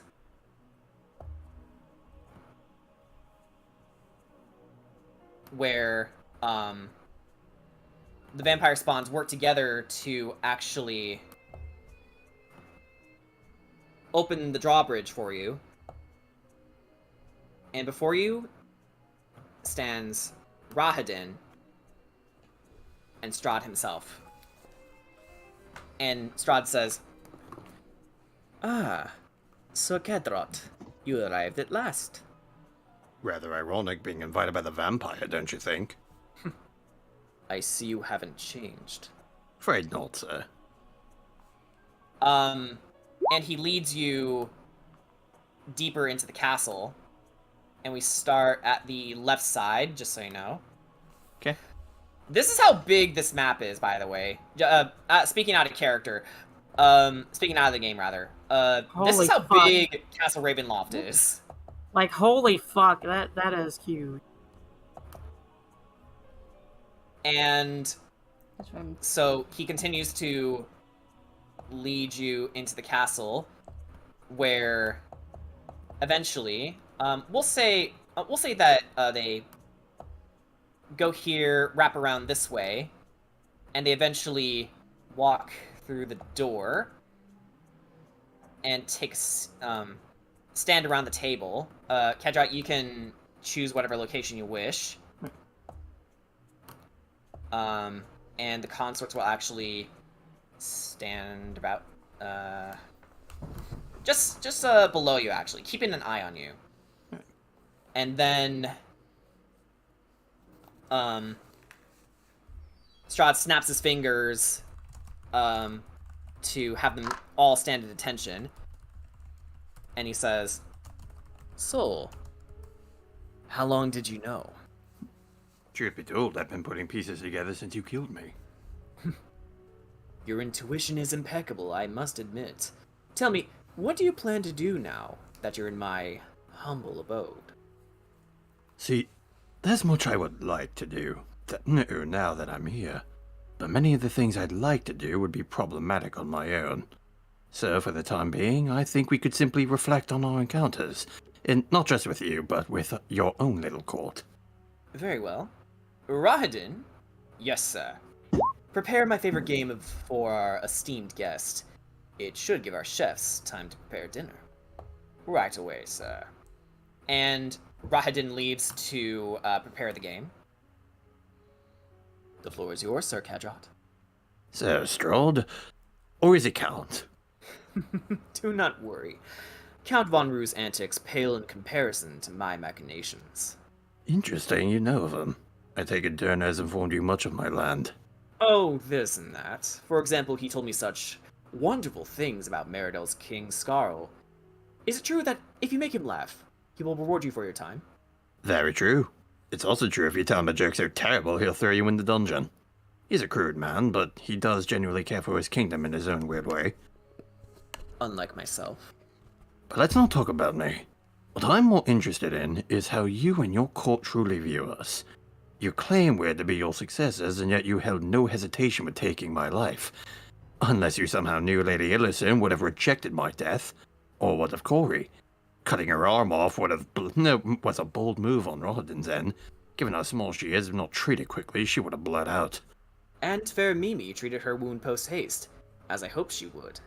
I didn't expect Rahadin to remove the child of her arm, but it was a good mean to test your bonds. And you are correct. When I drove my blade through your heart, I knew Lady Illison would not hesitate to revive your broken body, as her love for you made you come back stronger.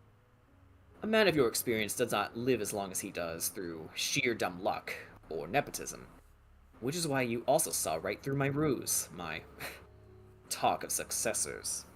Great minds think alike, it seems. But I have to inform you, sir, your true plan in mind? Not a great one. Oh? Why is that?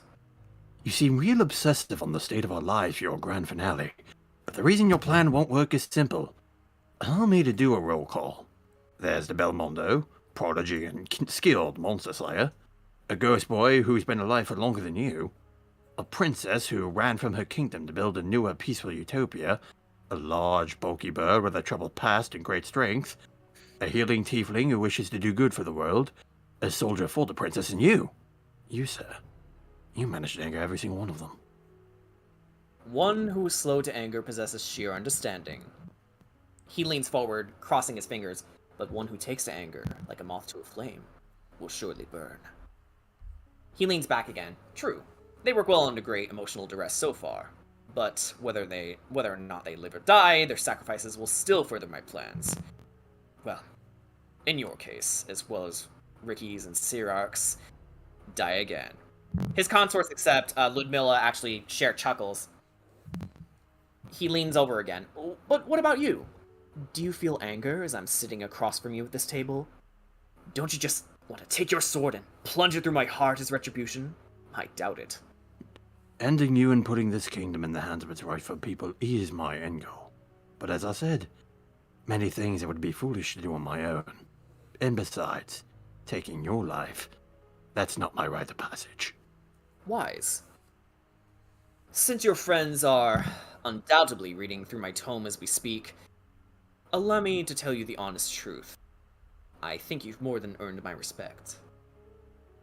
Well, I'm flattered to hear that, but I must apologize in advance if that respect becomes short-lived. Ah, yes. It'll be a tearful farewell when the sacrifice begins. But know this. I will be thanking you personally for your contribution. I think you're missing the bigger picture here. Am I? Am I? I have nearly all of Barovia village under lockdown. I have information delivered to me from all directions. I even hold a powerful political figure in my stead in the most populous town in the kingdom. What could I possibly be missing? The outside world. Strahd actually pauses for a moment, thinks to himself, looks down at the table in front of you, and then back to you. You make a fair point. But that is not something within my jurisdiction. The walls surrounding Barovia came forth once I became cursed. I am as much of a prisoner as everyone else is here, as you are. Although you could say I am a higher class prisoner. But the ritual will change this. Once the walls surrounding Barovia are gone, I shall continue to conquer the rest of the realms, until all is my personal Barovia. And how much do you know about the outside world? I know much of your kingdom of Meridel, and its neighboring kingdom, Brightvale. One kingdom harbors valor, the other values knowledge. And the kings of both kingdoms are supposedly brothers, am I right? How do you respond, silently? He just kind of nods silently. Oh, and there's the Citadel Darragan. You've been at war with them a few times, yes? Yes, but what about the neighboring lands? Including a place almost similar to this, a once cursed land surrounded by fog? Strahd actually pauses for thought, and, does a double take and goes, excuse me? Oh, then I never told you. Strahd raises an eyebrow. And this is where your hindsight gets the better of you. The world outside of Barovia has vast differences with each kingdom, civilization, country, you name it. From civilian celebrations to weapons further along than others in terms of technology. Technology neither you or I have ever seen before.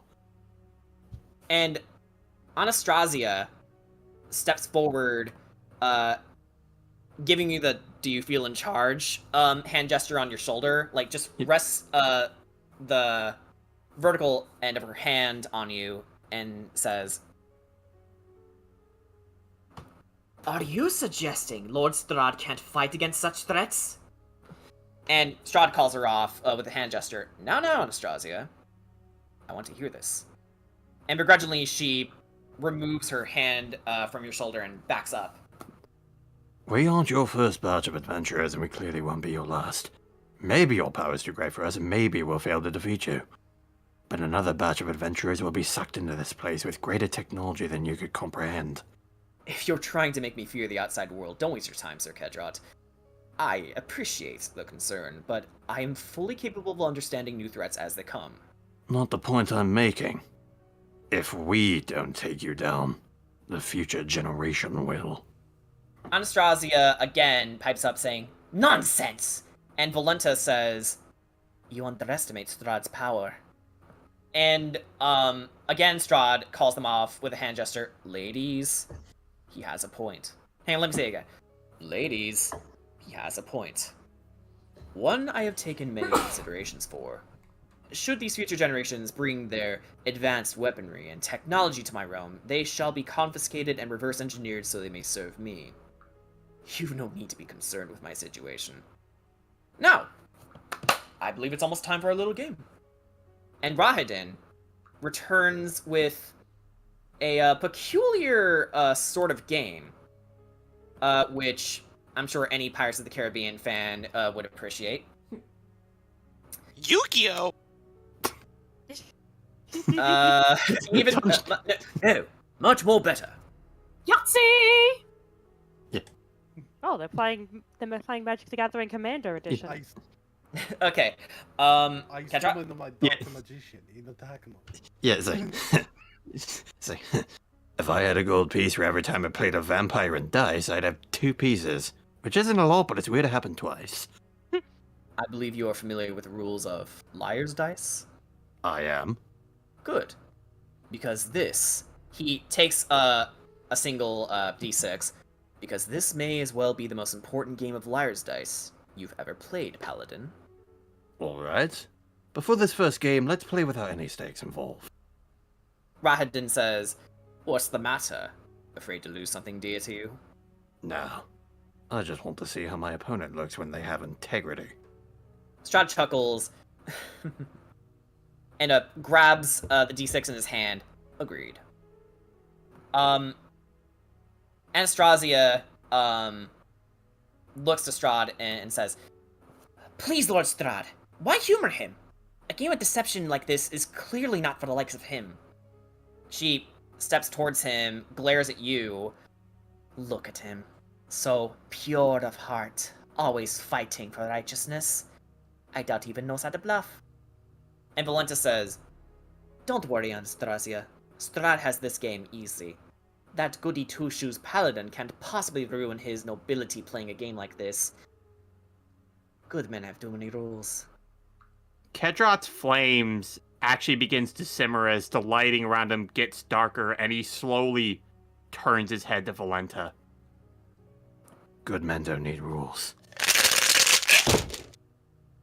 And if you value your life, I suggest you don't discover why I have so many.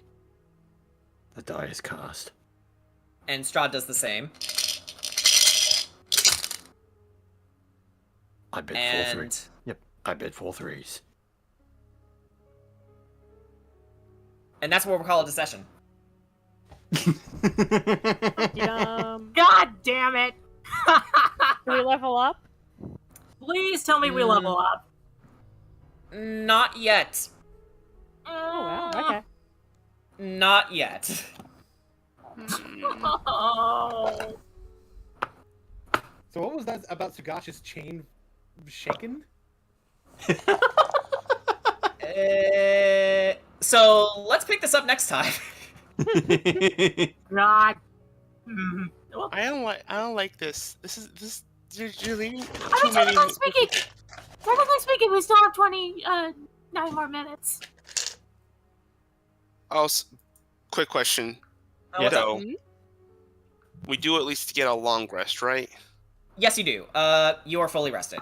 Okay, that's not as good as a level up, but it will do for the time being. Yeah, okay.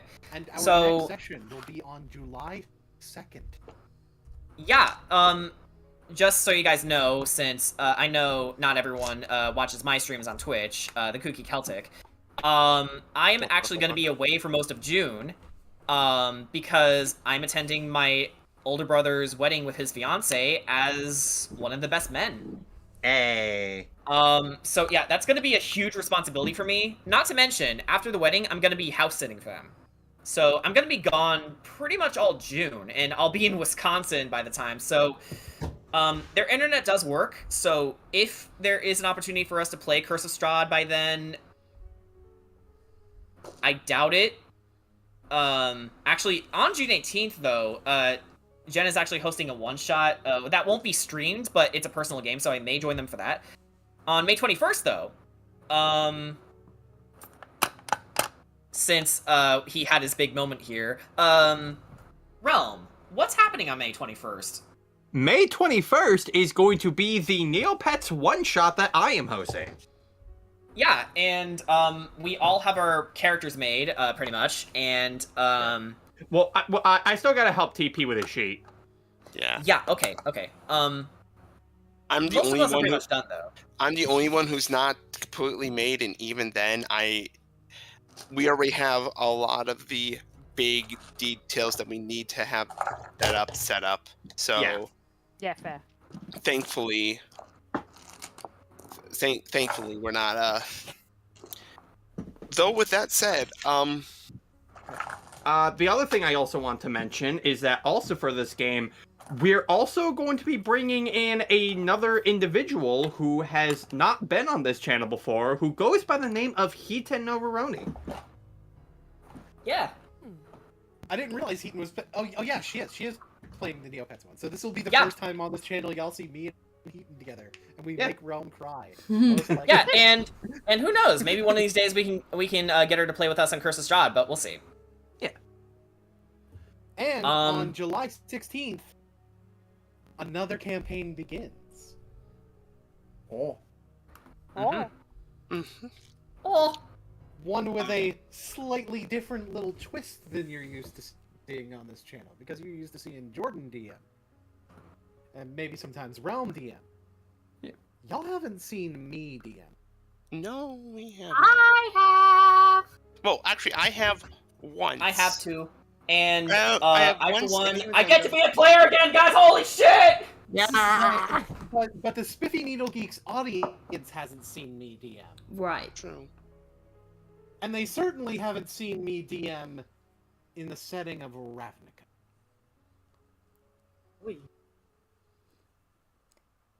So,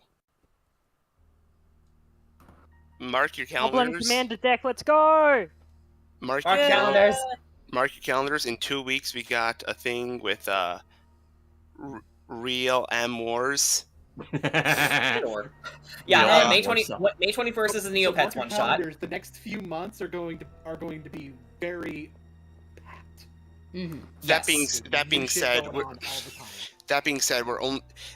It is the same that we're only going to get Curse of Strahd once a month, basically, for the next I mean, until December, and even then, with June, we might not even get a Curse of Strahd session. But you no, know. but you will get to play with Jen. And Jen, in True. case I can't make it to the one shot, I really hope that one shot goes well. Like I'm rooting for you. I'm rooting for you, girl. I mean, worst case scenario is that Curse of Strahd will probably be held on July 2nd. Which Yeah, isn't I too mean- bad. It's not too bad. However, you're gonna make us wait 2 months when Well, I'm not making you wait. It's I have responsibilities to take care of. Can't believe Anyway, it. Can't believe that Good night, responsibility. everybody. just, Yeah. Good night, everybody. Yeah, Just- okay, so with that in mind, thank you guys again for joining us for this session. And again, I feel like I'm repeating Ryan's words here, but thank you again for your patience, and we will see you next time for when we return to the Kingdom of Barovia. And we're in the thick of it when it comes to Kedra and Strahd here. They're playing fucking liar's dice. Yeah, there's a lot at stake. yeah. Speaking, yeah. But you see, what you don't notice is that when Strahd goes to roll his dice, they're suddenly gone, and all he sees is a hoop. Fucking Hoopa! Fucking Hoopa! No, not again. Please let this be a tradition. It is tradition at this point. We have to end every stream saying fucking Hoopa. Yeah.